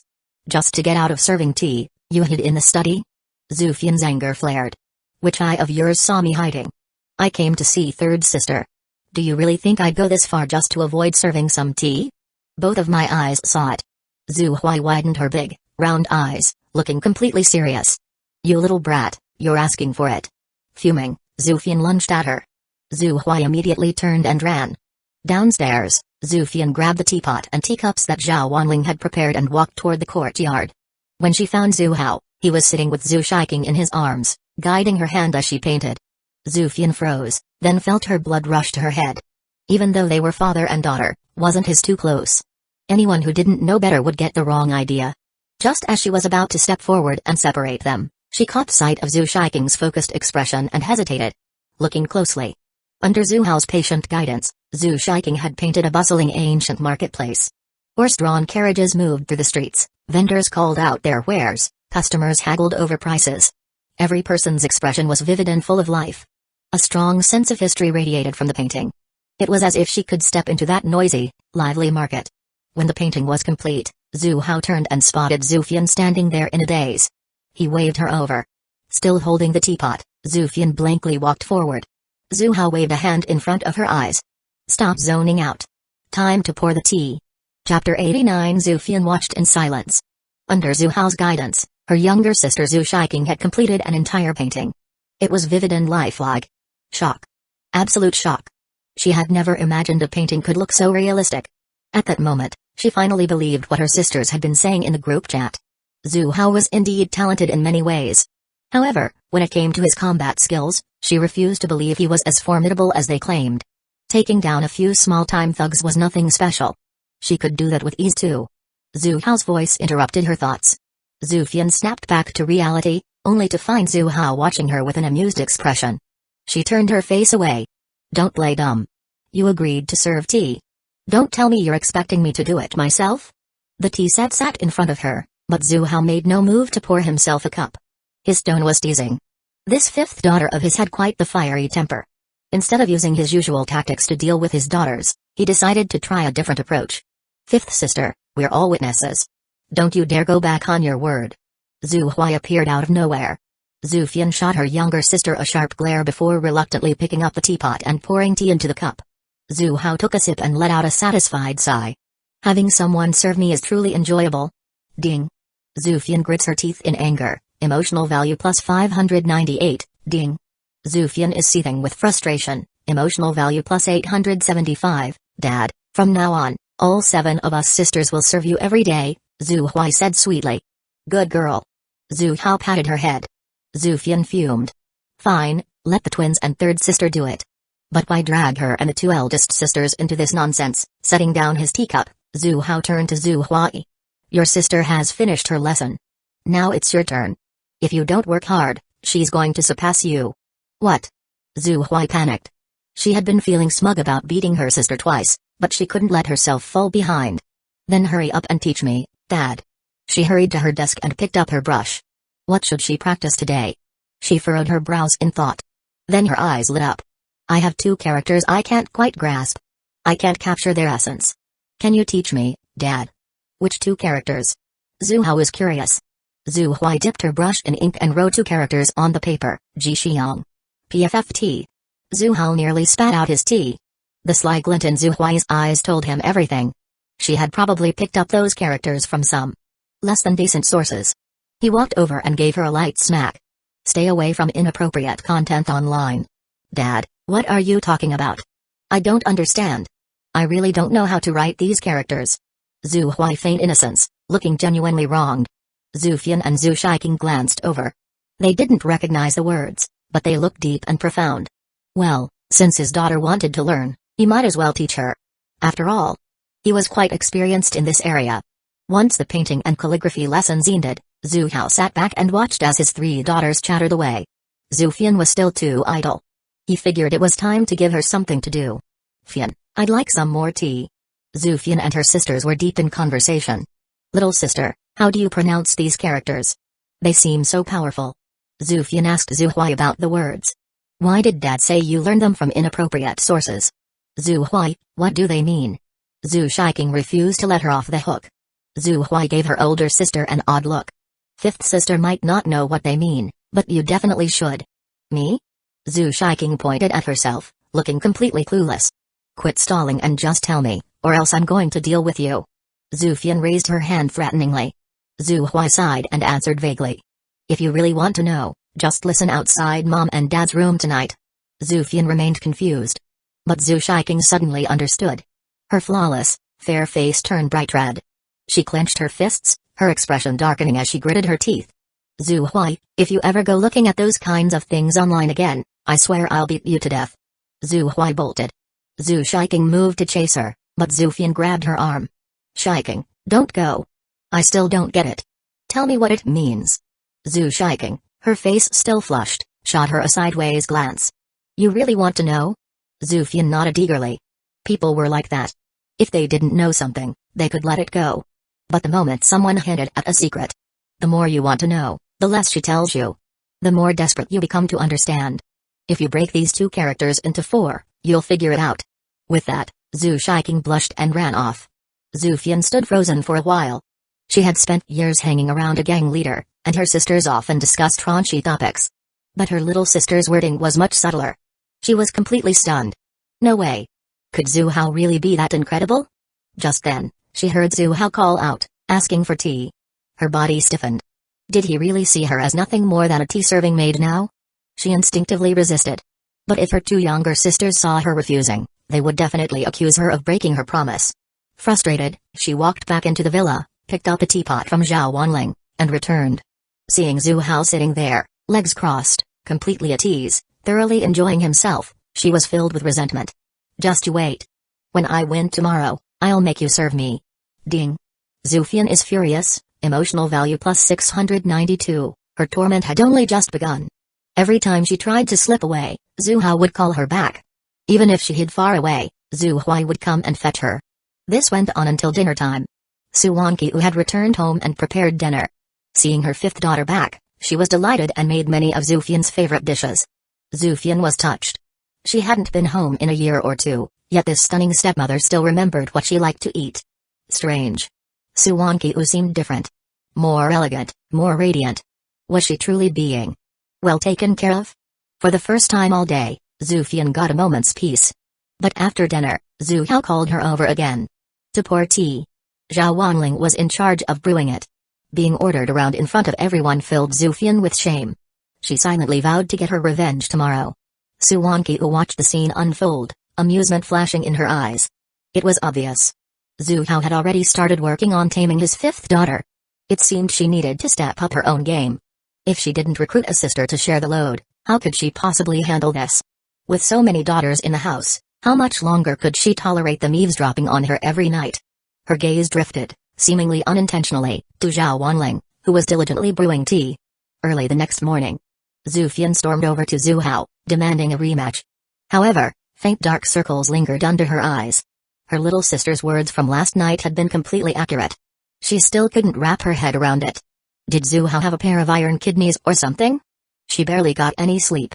Meanwhile, Zhu Hao, after a full night of activity, looked completely refreshed and full of energy. Zhu Fian was puzzled. Once again, Zhu Shiking and Zhu Hui acted as referees. Zhu Fian proposed the same bet as yesterday. Whoever loses serves tea for a day. Serve tea? Zhu Hao waved dismissively. I already enjoyed that yesterday.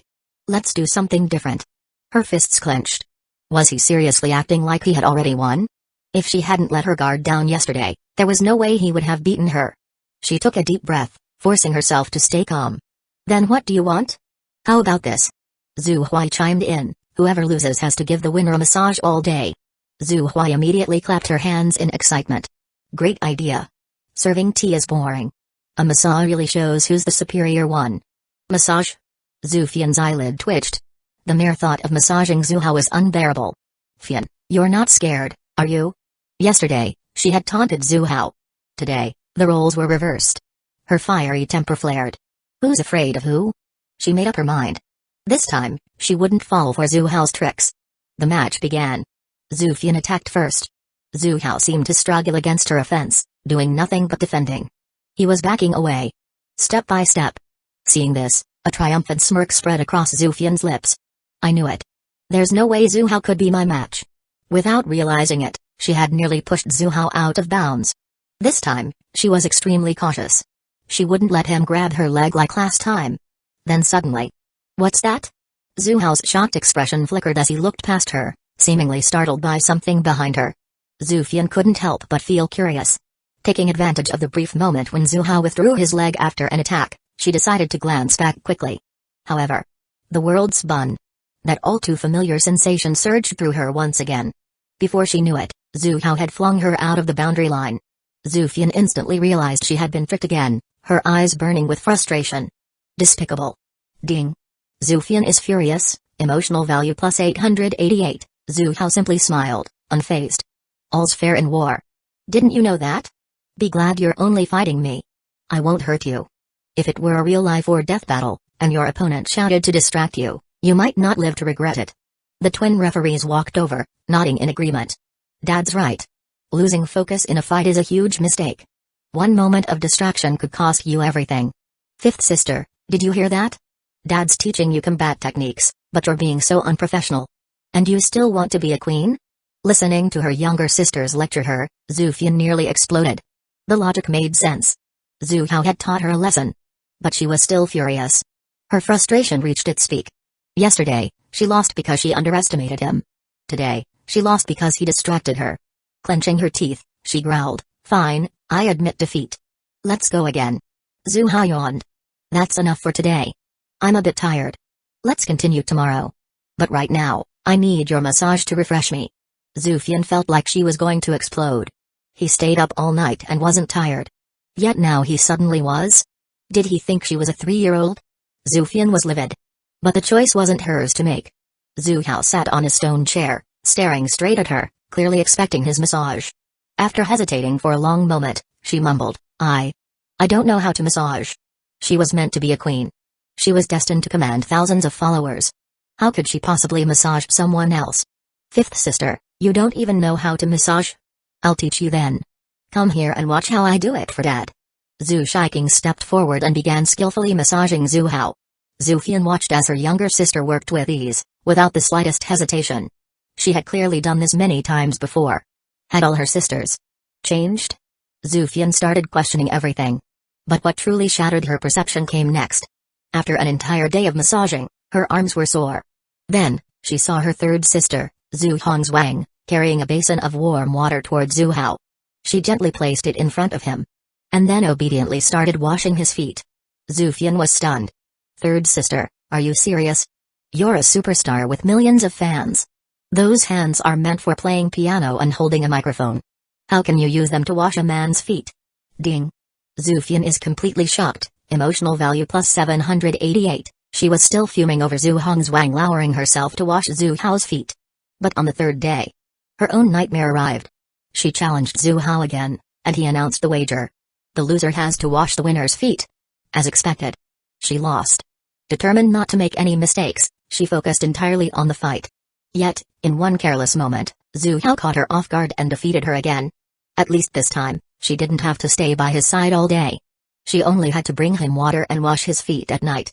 Just seeing Zhu Hao annoyed her, so she decided to avoid him altogether and go shopping with her sisters. The Zhu sisters invited Zhao Wanling to join them, but she refused. "I find shopping boring. I'd rather stay home and practice my tea-making skills." Once the sisters left, Zhao Wanling eagerly sought out Zhu Hao, looking at him with grievance. "Uncle Zhu, you haven't taught me tea-making in so long. I'll teach you today." Zhao Wanling's eyes lit up as she happily brought over the tea set. Under the warm afternoon sun, in the peaceful courtyard, he guided her hand over hand, their bodies pressed together as he taught her each motion. Inside a taxi, the driver glanced at the young man in the front seat and asked, "Kid, what's your business at the Zhu family? Do you actually know the legendary President Zhu? If you do, you must be someone important. President Zhu is a famous philanthropist in Shanghai. My kid can afford school thanks to his donations. Hope someone as kind as President Zhu stays around forever." Zheng Fan sat in the passenger seat. His expression flickered as he listened to the driver's heartfelt words. He had just returned from the capital. In only 3 days, he had gathered evidence of the Zhao Media Group's illegal activities. He turned it over to the police, eliminating Zhao Media as a threat. During this time, he also investigated his father's death. The results were clear. Zhao Media's CEO wasn't responsible. Then, when he discussed the case with a contact from the underground world, that friend gave him a chilling wake-up call. The most dangerous villains never write "I am a villain" on their faces. They control everything from behind the scenes. Zheng Fan felt as if he had been struck by lightning. He thought back to every interaction he had with Zhu Hao. Everything seemed normal. Yet something about it felt off. He wasn't entirely sure Zhu Hao was responsible for his father's death. But he couldn't shake his suspicion. That was why he rushed back from the capital. His first destination. The Zhu family. He was determined to investigate Zhu Hao. Chapter 90. This is as far as I can take you.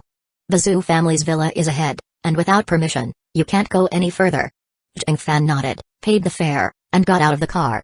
Approaching the Zhu family estate, he avoided the main entrance and headed toward the surrounding wall. With a light leap, he vaulted over it. He was eager to investigate Zhu Hao. If Zhu Hao really was the mastermind behind his father's murder. Thinking about how he'd been deceived, led around like a fool, even calling Zhu Hao uncle with such respect. He felt like a complete clown. It was strange. Just a simple warning from a friend had immediately made him suspect Zhu Hao. And now, he couldn't wait to uncover the truth. If Zhu Hao knew what was going through his mind, he'd probably sigh in exasperation. The protagonist's halo really defies logic. After sneaking into the villa, Zheng Fan moved silently, using the stealth techniques he'd mastered in the dark world. His steps made no sound. He expertly avoided surveillance cameras, slipped past pavilions and corridors, and headed straight inside the villa. But just as he was about to cross the courtyard, his body tensed, and he stopped abruptly. In his line of sight, Zhu Hao stood there, holding a woman tightly in his arms. The woman in his embrace was none other than the one he'd instantly decided was his future wife, the beautiful landlady, Zhao Wanling. He vividly remembered how he'd once struck up a conversation with her, asking why she frequently visited the Zhu family. She had cheerfully replied that Zhu Hao was teaching her tea ceremony. Zheng Fan focused his gaze. Sure enough, Zhu Hao was teaching her how to brew tea, guiding her hand step by step. But was this how he was teaching? Watching the two of them wrapped so intimately together, if he hadn't looked closely, he would have thought they were seeking some illicit thrill in broad daylight. Zhao Wanling came here to learn tea ceremony every day. Did that mean they embraced like this every day? Zheng Fan's mind went blank. He felt like his vision was turning green. They were just landlord and tenant. But in his heart, Zhao Wanling was already his woman. And now, she was nestled in another man's arms. Wasn't that the ultimate betrayal? This proved it. Zhu Hao was suspicious. To the outside world, he had a pristine reputation. Devoted to his wife, with no scandals. But that was just because no one had caught him yet. A man in his 40s, still holding young women like this. Did he not even understand basic propriety between men and women? This alone showed that Zhu Hao was no good. He was hiding too well. Zheng Fan's suspicions deepened. His father's death had to be connected to Zhu Hao. Ding. Zheng Fan is burning with rage. Emotion value plus 789. Zhu Hao, still instructing Zhao Wanling on tea making, noticed the system notification in his mind and raised an eyebrow. He quickly detected Zheng Fan lurking in the shadows. Since he was already exposed, there was no need to hide anymore. His personal bodyguard, Bei Ling, stood nearby, far stronger than the protagonist. Even if Zhang Fan's protagonist's aura made him hard to kill, he wouldn't be able to harm Zhu Hao either. Why not use this opportunity to farm some more emotion points?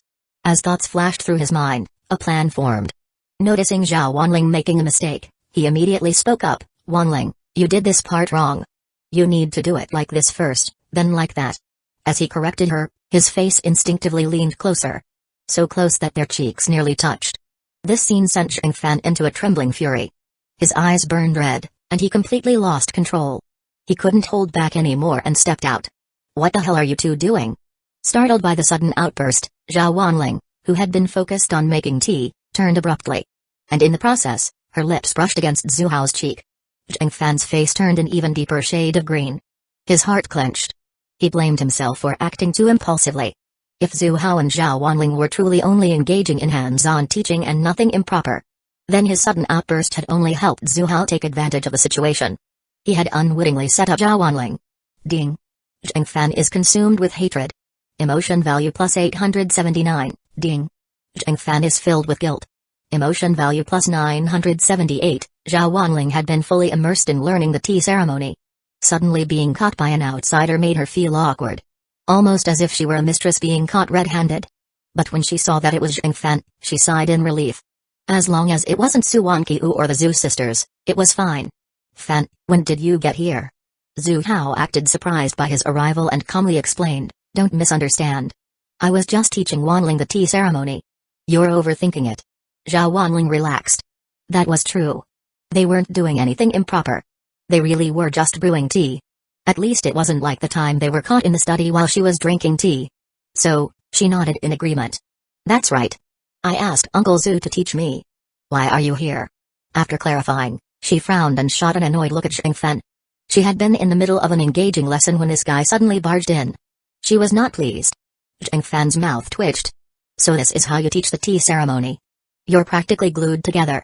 If you weren't still wearing clothes, anyone would think you were up to something indecent. Seeing Zhu Hao's calm and composed expression made Zhang Fan even angrier. He was clearly deceiving an innocent girl, yet he wore that innocent facade. It reminded Zhang Fan of how he himself had been manipulated and led in circles before. He let out a cold laugh. Since when does teaching tea require hugging? Who teaches like this? Zhu Hao, your tricks are truly impressive. Zhu Hao smiled wryly. Fan, you're misunderstanding.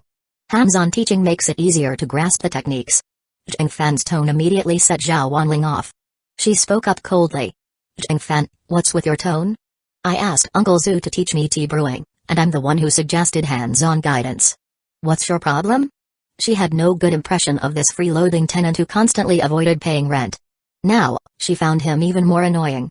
He was talking as if Uncle Zhu were some kind of villain. If Zhu Hao had truly tricked her, as Zhang Fan claimed, she might have reconsidered. But the truth was, she had asked Uncle Zhu to teach her. Even the hands-on guidance was her idea. So how was this Zhu Hao's fault?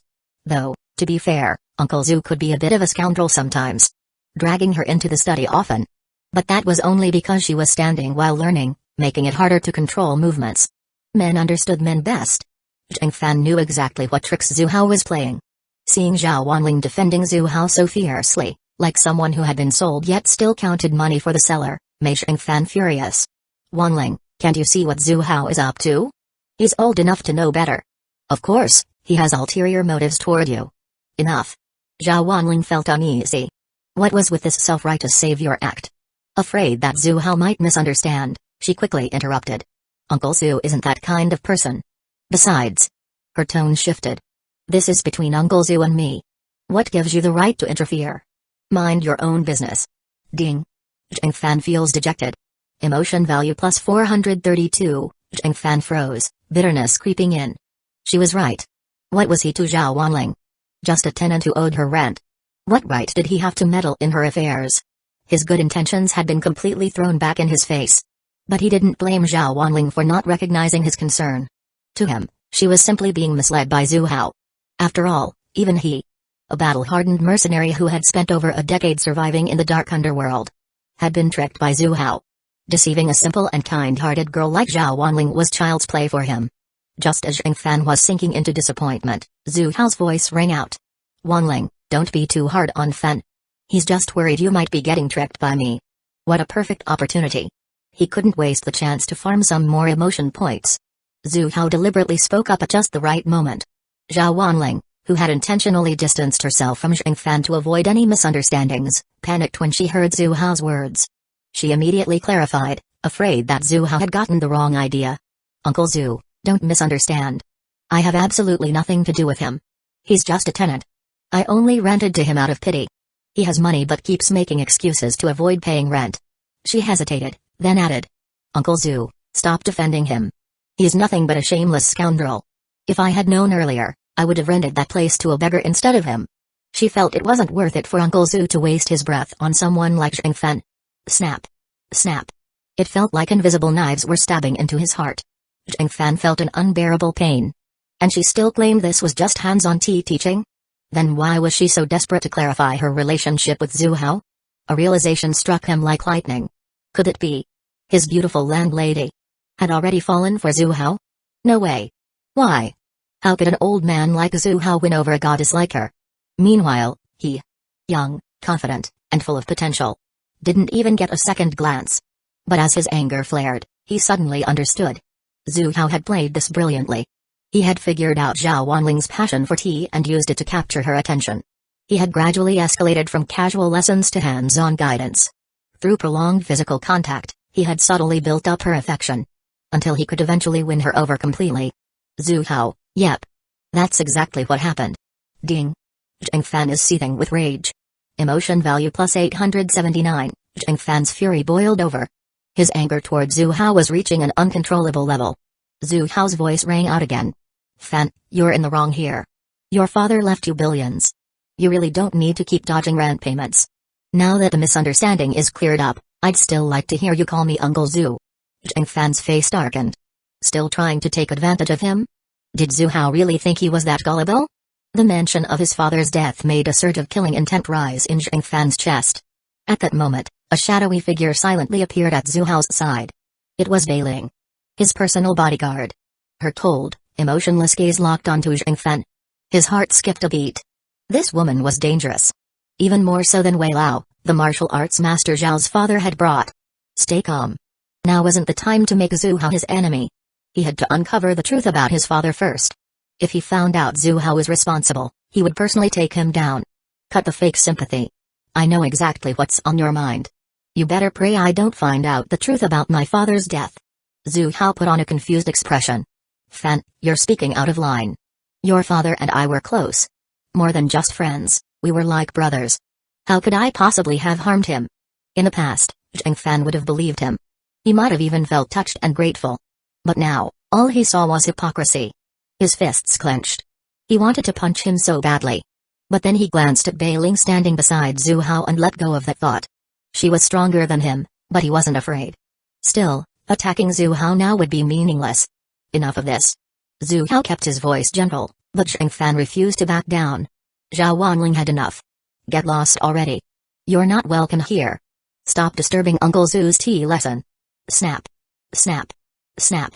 Once again, invisible knives stabbed into Zheng Fan's heart, leaving it in tatters. He gritted his teeth, shot Zhu Hao a deep glare, then turned and walked out of the villa. As he left, he overheard Zhao Wanling's dismissive tone. Uncle Zhu, how do you even know someone like that? He looks like nothing but trouble. Uncle Zhu, don't associate with him anymore. Uncle Zhu, our tea lesson isn't finished yet. Let's continue. Oh, come on, hold me tighter. Just from her voice, Zheng Fan could already imagine the scene. His face twisted in pain. Ding. Zheng Fan is devastated. Emotion value plus 987, Zheng Fan stepped out of Zhu Hao's villa, his eyes burning with determination. He had a strong feeling. His father's death was definitely connected to Zhu Hao. He had to uncover the truth. And expose Zhu Hao's true nature to everyone. In the courtyard, Zhu Hao calmly finished teaching the tea lesson. Uncle Zhu, let's keep going. I can feel my skills improving. You practice on your own for a bit. I need a break. Zhu Hao waved her off, thinking about his next move against the protagonist. Zhao Wanling assumed he was troubled by what had happened earlier. She clung to his arm and gently shook it, trying to cheer him up. Uncle Zhu, don't think about that guy anymore. This is all his fault. After venting about Zheng Fan, she suddenly had an idea to make Zhu Hao feel better. Uncle Zhu, I know you're stressed. How about I help you relax? Zhu Hao looked at her in surprise. She had done it before, But this was the first time she had offered on her own. It seemed the final step wasn't far off. Noticing his gaze, Zhao Wanling's face flushed. She lowered her head in embarrassment. But she was determined to show her gratitude to Uncle Zhu. She took a deep breath, then suddenly grabbed his hand and led him toward the study. In the study, as Zhu Hao enjoyed himself, he operated his phone with one hand. Just moments ago, his assassin in the capital had sent a report. Zhao's father, the head of Zhao Media, was dead. Even though Zhao's father had already been arrested and was facing a decades-long prison sentence, Zhu Hao preferred to eliminate all threats. Just in case he ever discovered the truth about his son's death. Better safe than sorry. After putting away his phone, he looked down and saw Zhao Wanling gazing up at him. He reached out and gently patted her head. Good girl. Late afternoon. Zhu Hao's 4 sisters returned from shopping, carrying bags upon bags of items. Chapter 91. The 4 sisters had spent the entire afternoon shopping. It wasn't often they all got together, so they went all out, buying all sorts of things. Of course, they also picked out gifts for Zhu Hao and Zhao Wanling. Each of them bought 2 presents. Except for Zufian, who deliberately skipped buying anything for Zhu Hao. She watched as her 3 sisters tried to impress Zhu Hao and scoffed. She had no idea what tricks he used to turn them into such naive, love-struck fools. She recalled how, during their shopping trip, her sisters had bombarded her with praise about Zhu Hao when she refused to buy him a gift. Zufian had made it clear. Even if she were beaten to death, stranded in the wild, or forced to jump off a mountain, she would never buy anything for Zhu Hao. Zhu Hao glanced at his 5th daughter. He wasn't in a rush. It didn't matter if she wasn't close to him now. Sooner or later, she'd come crawling back. Her 3rd sister was a prime example. As the sisters started preparing dinner, Su Wanqiu arrived just in time to join them. When it was time for Zhao Wanling to head home, Zhu Hao raised an eyebrow and gave her a meaningful look. The fruit was ripe. It was time to harvest. Zhao Wanling had been unusually proactive today, and Zhu Hao had used the opportunity to test her further. She couldn't resist his push, and in the end, she shyly admitted. She felt nervous at home but was willing to have a romantic night tomorrow. Zhu Hao had simply reminded her not to forget their arrangement. Blushing furiously, Zhao Wanling turned her head away and ran out of the Zhu household in embarrassment. Even after driving home, her heart pounded wildly, refusing to settle. Just thinking about tomorrow night with Zhu Hao made her cheeks burn. Before bed, under the watchful eyes of Zhu Shiking and Zhu Hui, Zufian had no choice but to bring a basin of warm water to Zhu Hao. She placed it in front of him, who was seated comfortably on the sofa. And then, she just stood there. She was destined to be a queen. Washing someone's feet? How humiliating. And the person she had to wash feet for was the very man who constantly frustrated her. Zhu Hao. She had never imagined something like this. Truly, karma had its ways. Just yesterday, she had mocked her 3rd sister, Zhu Hongzwang, for lowering herself to wash Zhu Hao's feet. And now, it was her turn. All because she had recklessly made a bet. Her 2 younger sisters kept their eyes on her, ready to brand her a sore loser if she backed out. Zufian had no choice. She stood frozen, unwilling to take the next step. Zhu Hui sighed impatiently. What are you standing there for? Squat down. Who washes feet while standing? Zufian shot her a glare. Her sister was talking as if she was an expert in foot washing. From childhood until now, she had never been forced into such a demeaning situation. But the circumstances weren't in her favor. Resigned, she reluctantly squatted down and stared at the basin of warm water. She expected Zhu Hao to place his feet into the basin right away. She was wrong. Zhu Hao didn't move. Ding. Zufian feels deep resentment. Emotion value plus 852. Zhu Hao smirked at his reluctant 5th daughter. His strategy for breaking her was clear. Crush her arrogance completely. Seeing her struggle against her pride yet still have to serve him. Interesting. And this was just the beginning. There were plenty more steps waiting for her. You're taking too long. Still waiting for him to move, Zufian's patience snapped. 5th sister, you're doing this all wrong. Foot washing is a full-service experience, Zhu Shiking teased. Dad's had a long day. He's too tired to move his feet. You should help him, don't you think? Zhu Hui joined in. Exactly. Whenever we wash Dad's feet, we always do everything ourselves. 5th sister, don't tell me you're backing out now. Ha. Zufian's mouth twitched. She had fallen for their trick. In the end, she had no choice. She reached out, removed Zhu Hao's feet from his slippers, and placed them into the warm water. Then, reluctantly, she began washing his feet, mimicking the motions she had seen before. Her 2 younger sisters didn't stop their commentary. 5th sister, don't just space out. Foot washing is a skill. Take it seriously. 5th sister. Your technique is terrible. You need more practice if you want to make Dad comfortable. Their chattering made Zufian's expression darken. She would definitely teach these two little traitors a lesson later. They needed to learn. Big sisters are not to be messed with. Finally, under her sister's scrutiny, she finished washing Zhu Hao's feet. Though it had only taken 10 minutes, to Zufian, it felt like 10 years. Seeing the satisfied look on Zhu Hao's face made her grit her teeth in anger. Damn it. Did he really see her as a servant now? One day, when she defeated him, she would make him wash her feet, just imagining the high and mighty billionaire CEO kneeling in front of her, washing her feet.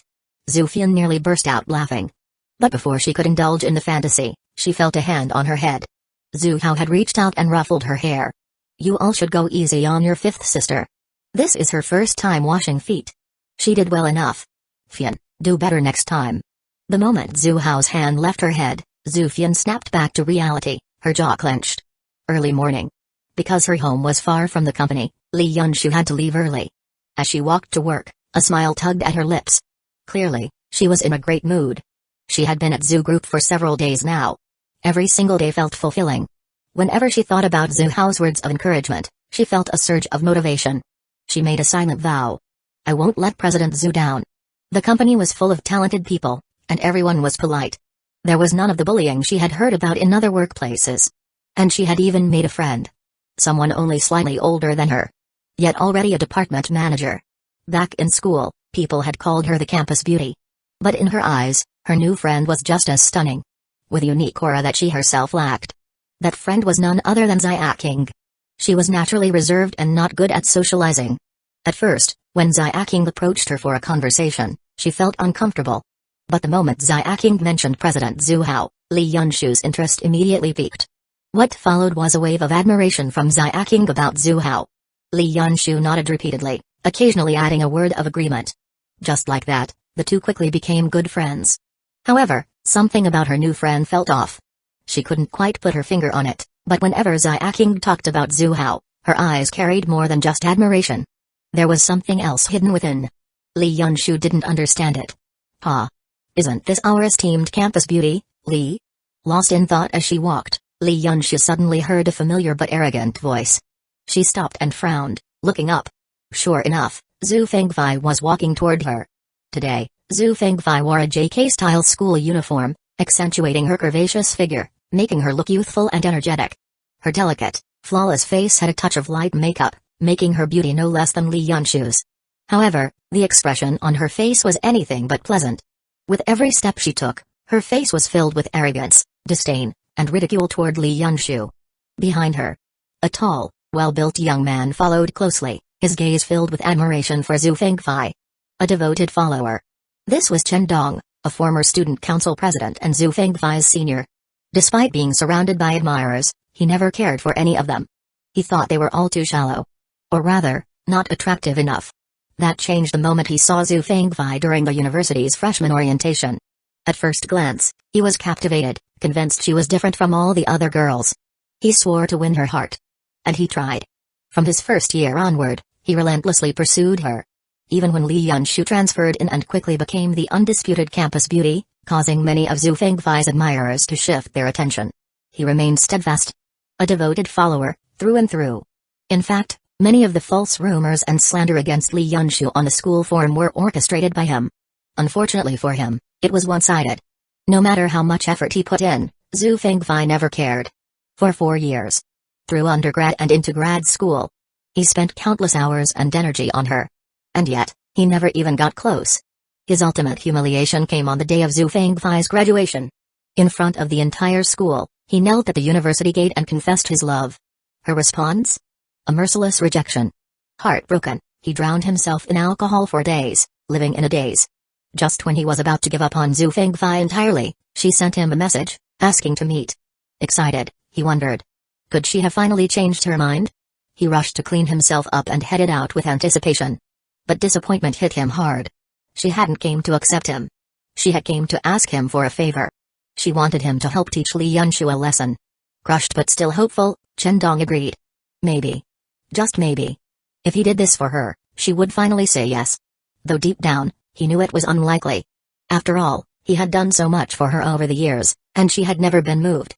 Li Yunshu quickly composed herself, sensing hostility from Zhu Fengfei. She frowned and asked, "What do you want? You actually have the nerve to ask me that?"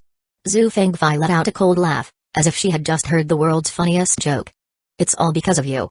If you hadn't interfered, I would have gotten into the Zhu Corporation. We went to the interview together. It was fair. Just because you didn't get in, you're blaming me?" Li Yunshu wasn't good at socializing, but she wasn't weak. Since childhood, she never cared about others' opinions and always relied on her own effort. From university to entering the corporate world, she had proven her resilience. "Humphrey." Zhu Fengfei scoffed, eyes full of mockery. "If you hadn't put on that pitiful act, Zhu Hao wouldn't have kicked me out. I know exactly what kind of person you are. Besides pretending to be aloof and acting like a helpless victim, what else can you do?" Li Yunshu's face turned red. "I wasn't pretending." Zhu Fengfei was completely unreasonable. She had colluded with the interviewer from the start to secure a guaranteed spot. The process was already unfair. Li Yunshu had merely spoken up against it. And now Zhu Fengfei twisted the truth, making it seem like Li Yunshu was the manipulator. It was infuriating. "Pa. Look at you. Blushing, huh? Feeling guilty? Explaining means you're trying to hide something. And if you're hiding something, then it must be true." Zhu Fengfei smirked mockingly. Li Yunshu gradually regained her composure. Zhu Fengfei was delusional.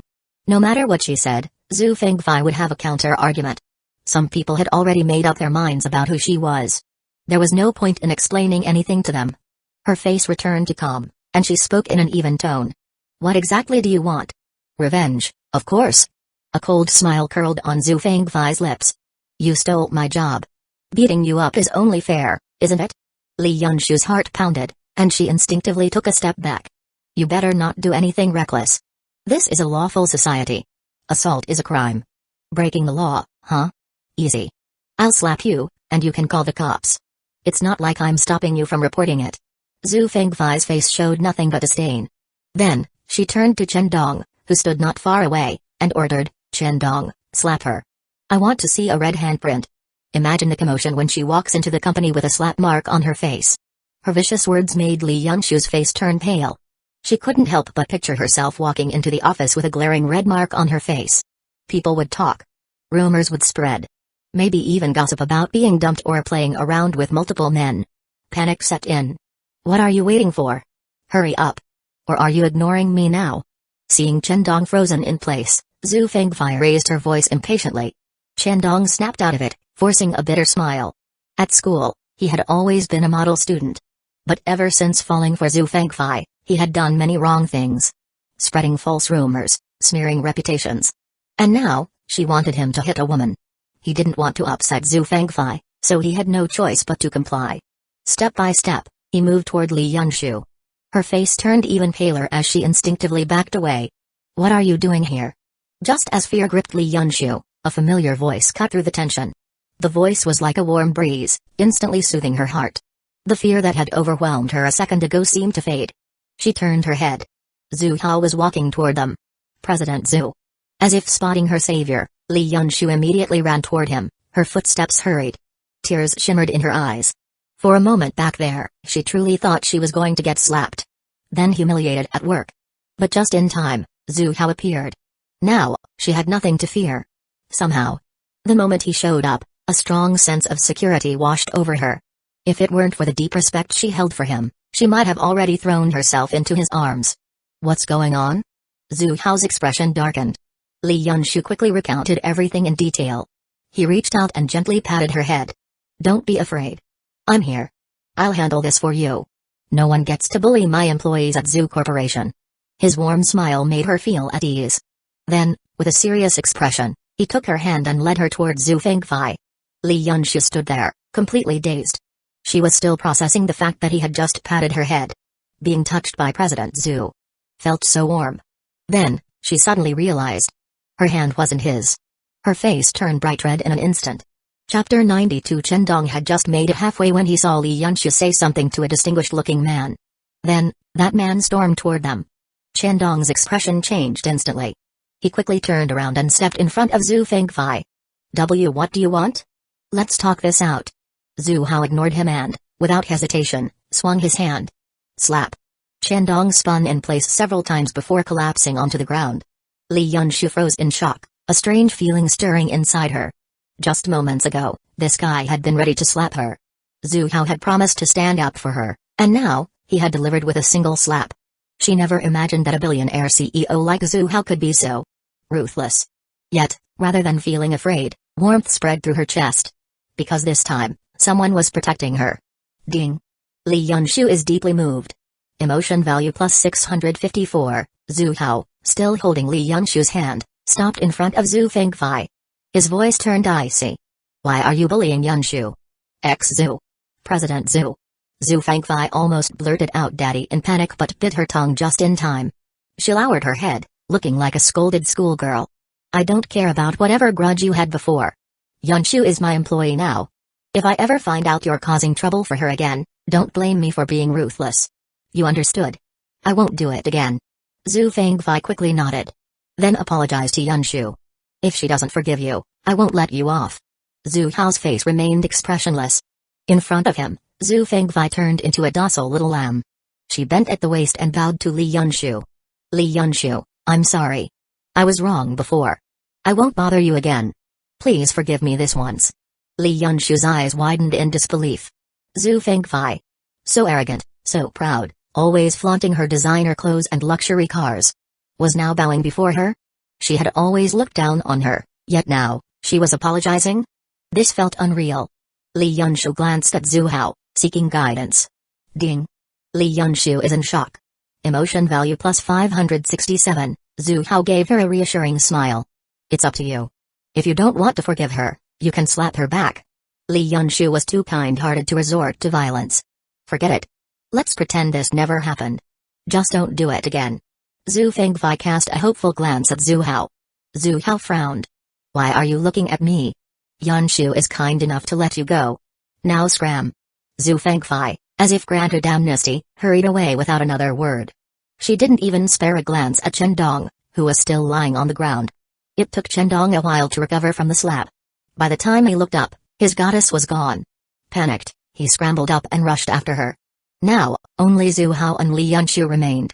Still dazed, Li Yunshu looked up at him, her heart filled with gratitude. President Zhu, thank you. If it weren't for you, I would have been in serious trouble today. No need to thank me. You're my employee. It's my job as your boss to protect you. The warmth in his voice made Li Yunshu's heart skip a beat. By the way, Yunshu, let's exchange contact info. Zhu Hao took out his phone, his expression calm. If you ever run into trouble again, just call me directly. Oh, okay. Li Yunshu scrambled to take out her phone. After adding him, she couldn't contain her excitement. She now had the personal contact of the legendary CEO of Zhu Group. But more importantly, Zhu Hao gave her his number because he wanted to protect her. What kind of angelic boss was this? President Zhu, thank you. You're really kind. Her eyes welled up with emotion. Aside from her parents, he was the first person to be so good to her. Zhu Hao chuckled and ruffled her hair. Don't keep calling me President Zhu. My daughter is about your age. Just call me uncle. Huh? But that's not appropriate. Li Yunshu was stunned, shaking her head frantically. This was the CEO of a billion-dollar corporation. How could she call him uncle? Zhu Hao's face darkened slightly, pretending to be displeased. Why not? In public, call me President Zhu. In private, just call me uncle. Even King calls me that. King? Li Yunshu blinked. She's in the company too. Currently the finance manager. Her full name is King. King calls him uncle too? Li Yunshu's eyes lit up. At work, King was the person she was closest to. Knowing that even she addressed Zhu Hao this way made it feel a little less strange. She hesitated, then softly said. Uncle Zhu. Zhu Hao raised an eyebrow. You know King? Li Yunshu nodded enthusiastically, her eyes filled with gratitude. I was so clueless when I first joined the company. King taught me everything. That's great. You two are close in age and have common interests. Get along well. Deep down, Zhu Hao added another thought. It would be best if they became best friends. That way, things would get even more interesting. Lunchtime at a busy intersection, Zhu Fengfei stood waiting, anxiously glancing around. Beside her, a young man with a swollen, red handprint on his face hovered nervously. Fengfei, what do you want to eat? How about McDonald's? My treat. Zhu Fengfei sighed in annoyance. I'm meeting with my dad later. Oh? With your uncle? I can come too, right? I won't be a bother. Chen Dong looked hopeful. Zhu Fengfei's expression darkened. Are you stupid? I already said this has nothing to do with you. Get lost. Why are you still following me? Chendong stiffened, his face turning red with embarrassment. Fang Fei, you know how I feel about you. I like. How many times do I have to say it? It's impossible between us. Give it up already. Fang Fei, just one chance. I swear I'll treat you well. Not happening. Zhu Fangfei rejected Chendong without hesitation, making his heart clench in pain, almost suffocating him. He opened his mouth, wanting to say something, but then he saw Zhu Fangfei's expression change. She had spotted someone and quickly ran across the street toward a luxury car. Chendong instinctively wanted to follow, but after taking just a few steps, he froze in place, his face blank with shock. He watched as Zhu Fangfei got into the car in a hurry. Through the slightly blurred car window, he could vaguely see the two people inside. Kissing. Crack. Chendong felt his heart shatter. So when Zhu Fangfei said daddy, she wasn't talking about her actual father. It was a term of endearment. Just how sweet and intimate did they have to be for her to call him that? The goddess he had placed on a pedestal was nothing more than someone else's plaything. The harsh reality hit him like a sledgehammer, making his vision go dark. Why? Why did she reach out to him just as he was finally ready to move on and start a new life? Why did she give him hope, only to crush him completely? All that remained was an overwhelming sense of despair. Inside the car, Zhu Fangfei only let go of Zhu Hao when she was nearly out of breath. Daddy. How was my performance this morning? So it turned out. Her confrontation with Li Yunshu earlier that day had all been an act. It was just a setup to help Zhu Hao win over Li Yunshu. Zhu Hao stroked her ponytail and chuckled. Not bad. What do you want to eat? I'll take you wherever you want as a reward. Zhu Fangfei's eyes flickered, and after a moment's hesitation, she shyly glanced at him. Let's have KFC. KFC? That's not exactly filling, Zhu Hao said, puzzled. If it's not enough, we can eat multiple times. Zhu Hao sighed in amusement. Good grief, she really was a textbook villainess. She knew how to play the game. Maybe keeping her around wouldn't be such a bad idea. Not only was she a great accomplice, but she was fun. Always coming up with new tricks. Her ability to learn quickly was also impressive. She had definitely been practicing. By evening, the golden glow of the setting sun bathed the city, painting the sky in hues of crimson. The bustling streets were filled with people. It was peak dinner time, and every restaurant was packed. Li Zhao walked along the street, glancing around in search of a good place to eat. As the sidekick of the antagonist, Ocean, he was usually stuck following him around. But today, Ocean had gone to his father's company for business training. Li Zhao took the opportunity to sneak away. Following that idiot around all day was making him lose brain cells. As he was scanning the restaurants, he suddenly heard a commotion up ahead. Curious, he walked toward the source of the noise. In front of a Western restaurant stood a stunningly beautiful, elegantly dressed woman with a regal aura. Just by standing there, she commanded a 100% return rate of glances. The crowd murmured in awe. She's gorgeous. So classy. I thought a celebrity had came to town. Are you kidding? Show me a single actress in the industry who looks as good as her. She's so beautiful. I wonder if she has a boyfriend. I'm so jealous. If I had a girlfriend like her, I wouldn't leave the house. I'd be willing to shave 20 years off my life just to have her. Ha. Look at yourself in the mirror first. You really think someone like her would date you? Go home and dream. Ignoring the chatter, Li Zhao's pupils contracted slightly when he got a good look at the woman. He recognized her. Zhao Wanling. The stunning landlady of the protagonist, Zheng Fen. After transmigrating into this world, he had done his research on the female leads. He had even visited the protagonist's apartment complex once and had seen Zhao Wanling demanding rent from Zheng Fen. Of course, the protagonist had refused to pay. Li Zhao knew the guy well. He acted like a righteous hero, but deep down, he was scheming. He was obviously using unpaid rent as an excuse to interact more with the female lead. Honestly, what was wrong with these women? If he didn't pay rent, they should just kick him out. Why did they always end up tangled in drama with him instead? Of course, that was just his personal complaint. He wasn't stupid enough to pick a fight with the protagonist. Not yet, at least. Right now, he didn't have the power. For now, he would just continue playing his role as the villain's sidekick. Once he became strong enough, he would kill the protagonist and take his place. There was no rush. After all, the protagonist never actually ended up with any of the female leads. He had plenty of time. That day, after just one glance, he had left. But he never expected to run into the gorgeous landlady again here. This woman was a little rich lady in the novel. Not only did she inherit tens of millions from her parents, but she also owned 10 properties, worth another several tens of millions. If he could win her over and live off her wealth. With the information he had, he could easily multiply her millions by hundreds or even thousands of times. Li Zhao's heartbeat quickened. He glanced around. Good. No sign of the protagonist, Zhang Fen. This was his chance to make a move. Maybe he could steal the heroine while the protagonist was away? He flipped his hair, flashed his most charming smile, and strode toward Zhao Wanling. Excuse me, are you Landlady Zhao? Standing in front of her, Li Zhao asked politely. He wasn't one of those brainless protagonists. The kind who thought that having a bit of strength made them invincible, looking down on everyone, acting like they owned the world, assuming every beautiful woman would fall for them. That was just plain stupidity. You are. Zhao Wanling looked up at the unfamiliar man standing before her, puzzled. I saw your listing on the rental site. Li Zhao smiled politely. I'm looking to move and thought your properties seemed nice. When would be a good time to take a look? Now this was how you properly strike up a conversation. Unlike those guys who ran up to a woman just because she was pretty and asked for her number outright. Would she actually give it to them? Especially a female lead? Not a chance. That was where his insider knowledge gave him an advantage. Zhao Wanling's expression cleared. So he was looking for a rental. After thinking for a moment, she apologized. Sorry, I don't plan to rent out any properties right now. You should check out other listings. Renting out homes was just a hobby for her. Something to keep her life interesting. But now that she spent every day with Zhu Hao, her life couldn't be more fulfilling. There was no need for distractions. She'd rather use that time to learn more about tea ceremonies from Zhu Hao. Li Zhao's smile stiffened.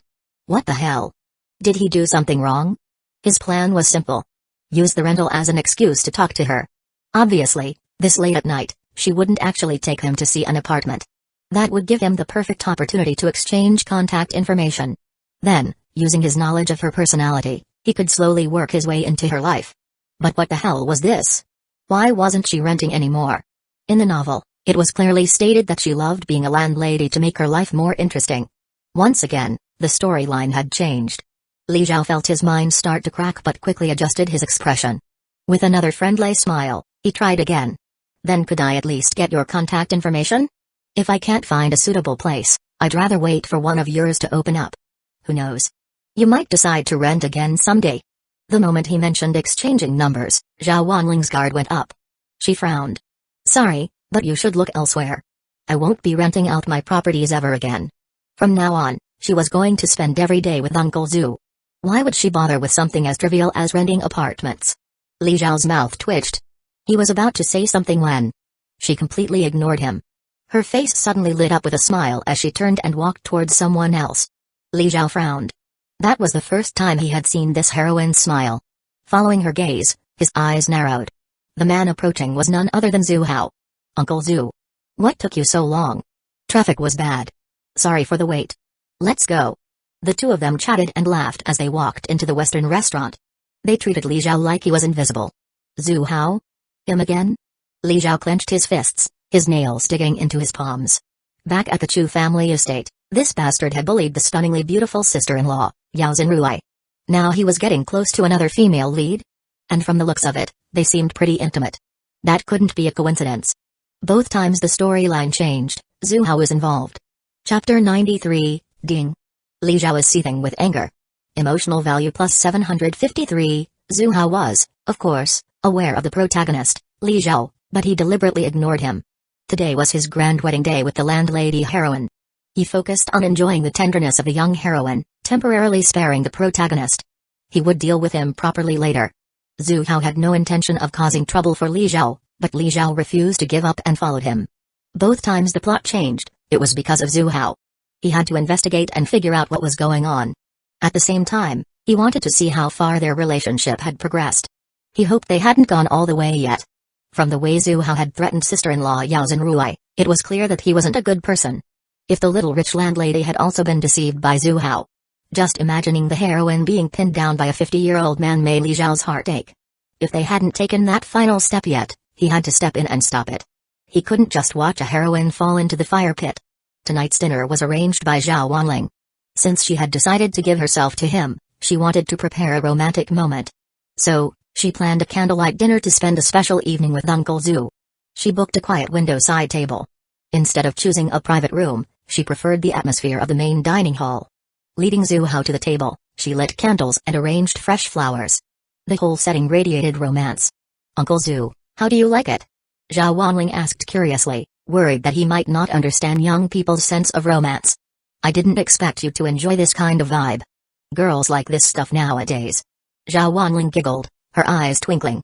"Then tell me, Uncle Zhu, what do you think girls like?" Zhu Hao pretended to think. "They like it in the study." "Ah. Stop it." Zhao Wanling quickly covered his mouth, preventing him from continuing. She glanced around, making sure no one had heard before letting go. It was too embarrassing. If someone overheard that, she wouldn't be able to show her face again. Even though she was, in fact, quite focused and serious back then. And she did enjoy it. But that kind of like wasn't the same as what he meant now. Noticing the amused glint in Zhu Hao's eyes, Zhao Wanling immediately realized. He never intended to say it out loud. He was just teasing her. She rolled her eyes playfully. "Uncle, you're so bad. I can be even worse." Zhu Hao suddenly leaned in, their faces almost touching.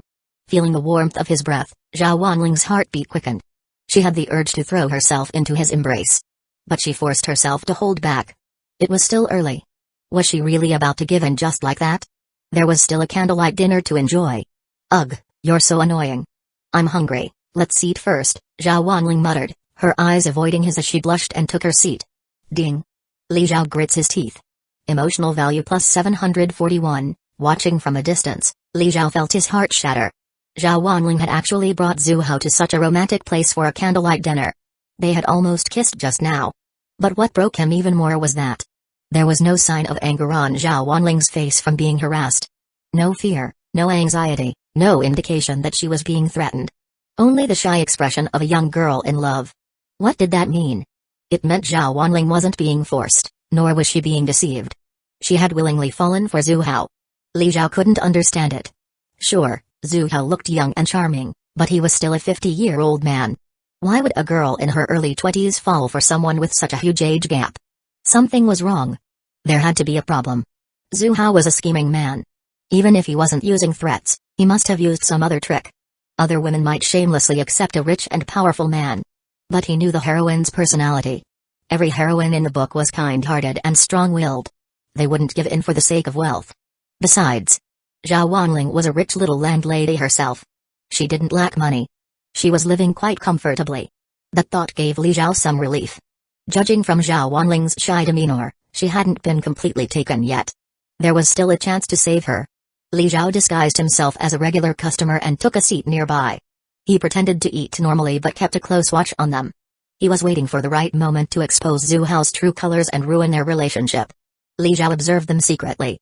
Watching Zhu Hao and Zhao Wanling being so lovey-dovey made him feel worse than being single. And things only got worse.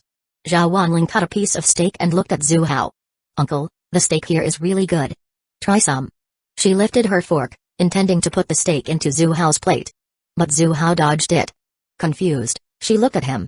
Zhu Hao simply opened his mouth slightly, the meaning clear. Zhao Wanling got it immediately. Uncle Zhu wanted her to feed him. Her heart filled with delight. She had assumed he was too old to understand romance, but he always managed to make her heart race. Glancing around, she noticed that the third floor was nearly empty. No one was paying attention to them. So, Zhao Wanling brought the steak to Zhu Hao's mouth. Zhu Hao took a bite, chewed, and gave her a look of approval. Not bad. Encouraged, Zhao Wanling continued to feed him different dishes. To make it more convenient, the two of them, originally sitting across from each other, moved even closer. Gradually, Zhao Wanling moved closer to Zhu Hao, almost pressing against him. Li Zhao, who was secretly watching, widened his pupils, his eyes dull with shock and confusion. Was this really the mature, gentle, and elegant landlady heroine he knew? She was actually feeding an old man by hand. So submissively. Her entire persona had collapsed. Ding. Li Zhao is consumed by rage. Villain points plus 952, ding. Li Zhao's mindset crumbles. Villain points plus 963, Zhao Wanling pulled out a bottle of red wine. Uncle Zhu, do you drink red wine? Wanling, do you think I'm that outdated? What kind of alcohol haven't I tried? As Zhu Hao spoke, his hand brushed against a silky smooth surface. Zhao Wanling froze for a brief moment but pretended nothing happened, her face still glowing with a bright smile. Then let's have some red wine. It pairs best with a candlelight dinner. A little is fine, but you shouldn't drink too much. Why? I don't want you getting drunk. That would take away a lot of the fun. Zhao Wanling blinked in confusion. Thinking about what was going to happen later that night, her face turned scarlet. She hadn't even drunk any wine yet, but she was already as red as an apple. The two continued their candlelight dinner, sipping wine as the air between them grew thick with intimacy. For them, the atmosphere was romantic. For Li Zhao, it was worse than swallowing poison. From his angle, he could clearly see Zhu Hao's hand resting on Zhao Wanling's thigh. What a shameless old pervert. How could a man his age still be so into seducing young girls? Even compared to Chu Zhuang, who wasn't exactly a saint himself, Zhu Hao was downright repulsive. Li Zhao couldn't understand why they were even friends. The only explanation? Zhu Hao probably befriended Chu Zhuang because of his beautiful and charming wife. Ding. Li Zhao is seething with hatred. Villain points plus 987. Li Zhao finished his meal, but Zhu Hao and Zhao Wanling were still lingering at their table, lost in each other. Zhu Hao's hand remained where it was, savoring the softness beneath his palm. Li Zhao sat there, chewing his food slowly to avoid being kicked out of the restaurant. He clenched his teeth, rage burning inside him. But little did he know. This was all intentional on Zhu Hao's part. Watching his system notifications flood in, Zhu Hao smirked. In just one dinner, this so-called protagonist had already contributed tens of thousands of emotional points to him. Once the notifications finally stopped appearing, Zhu Hao decided it was time to wrap up the meal. After leaving the restaurant, he and Zhao Wanling strolled down the street, chatting leisurely. Li Zhao trailed behind them, perplexed. Aren't these two ever going to separate? Couldn't they at least take a bathroom break? As long as they stayed together, he had no chance to get close to Zhao Wanling. While Zhu Hao and the heroine enjoyed their romantic walk,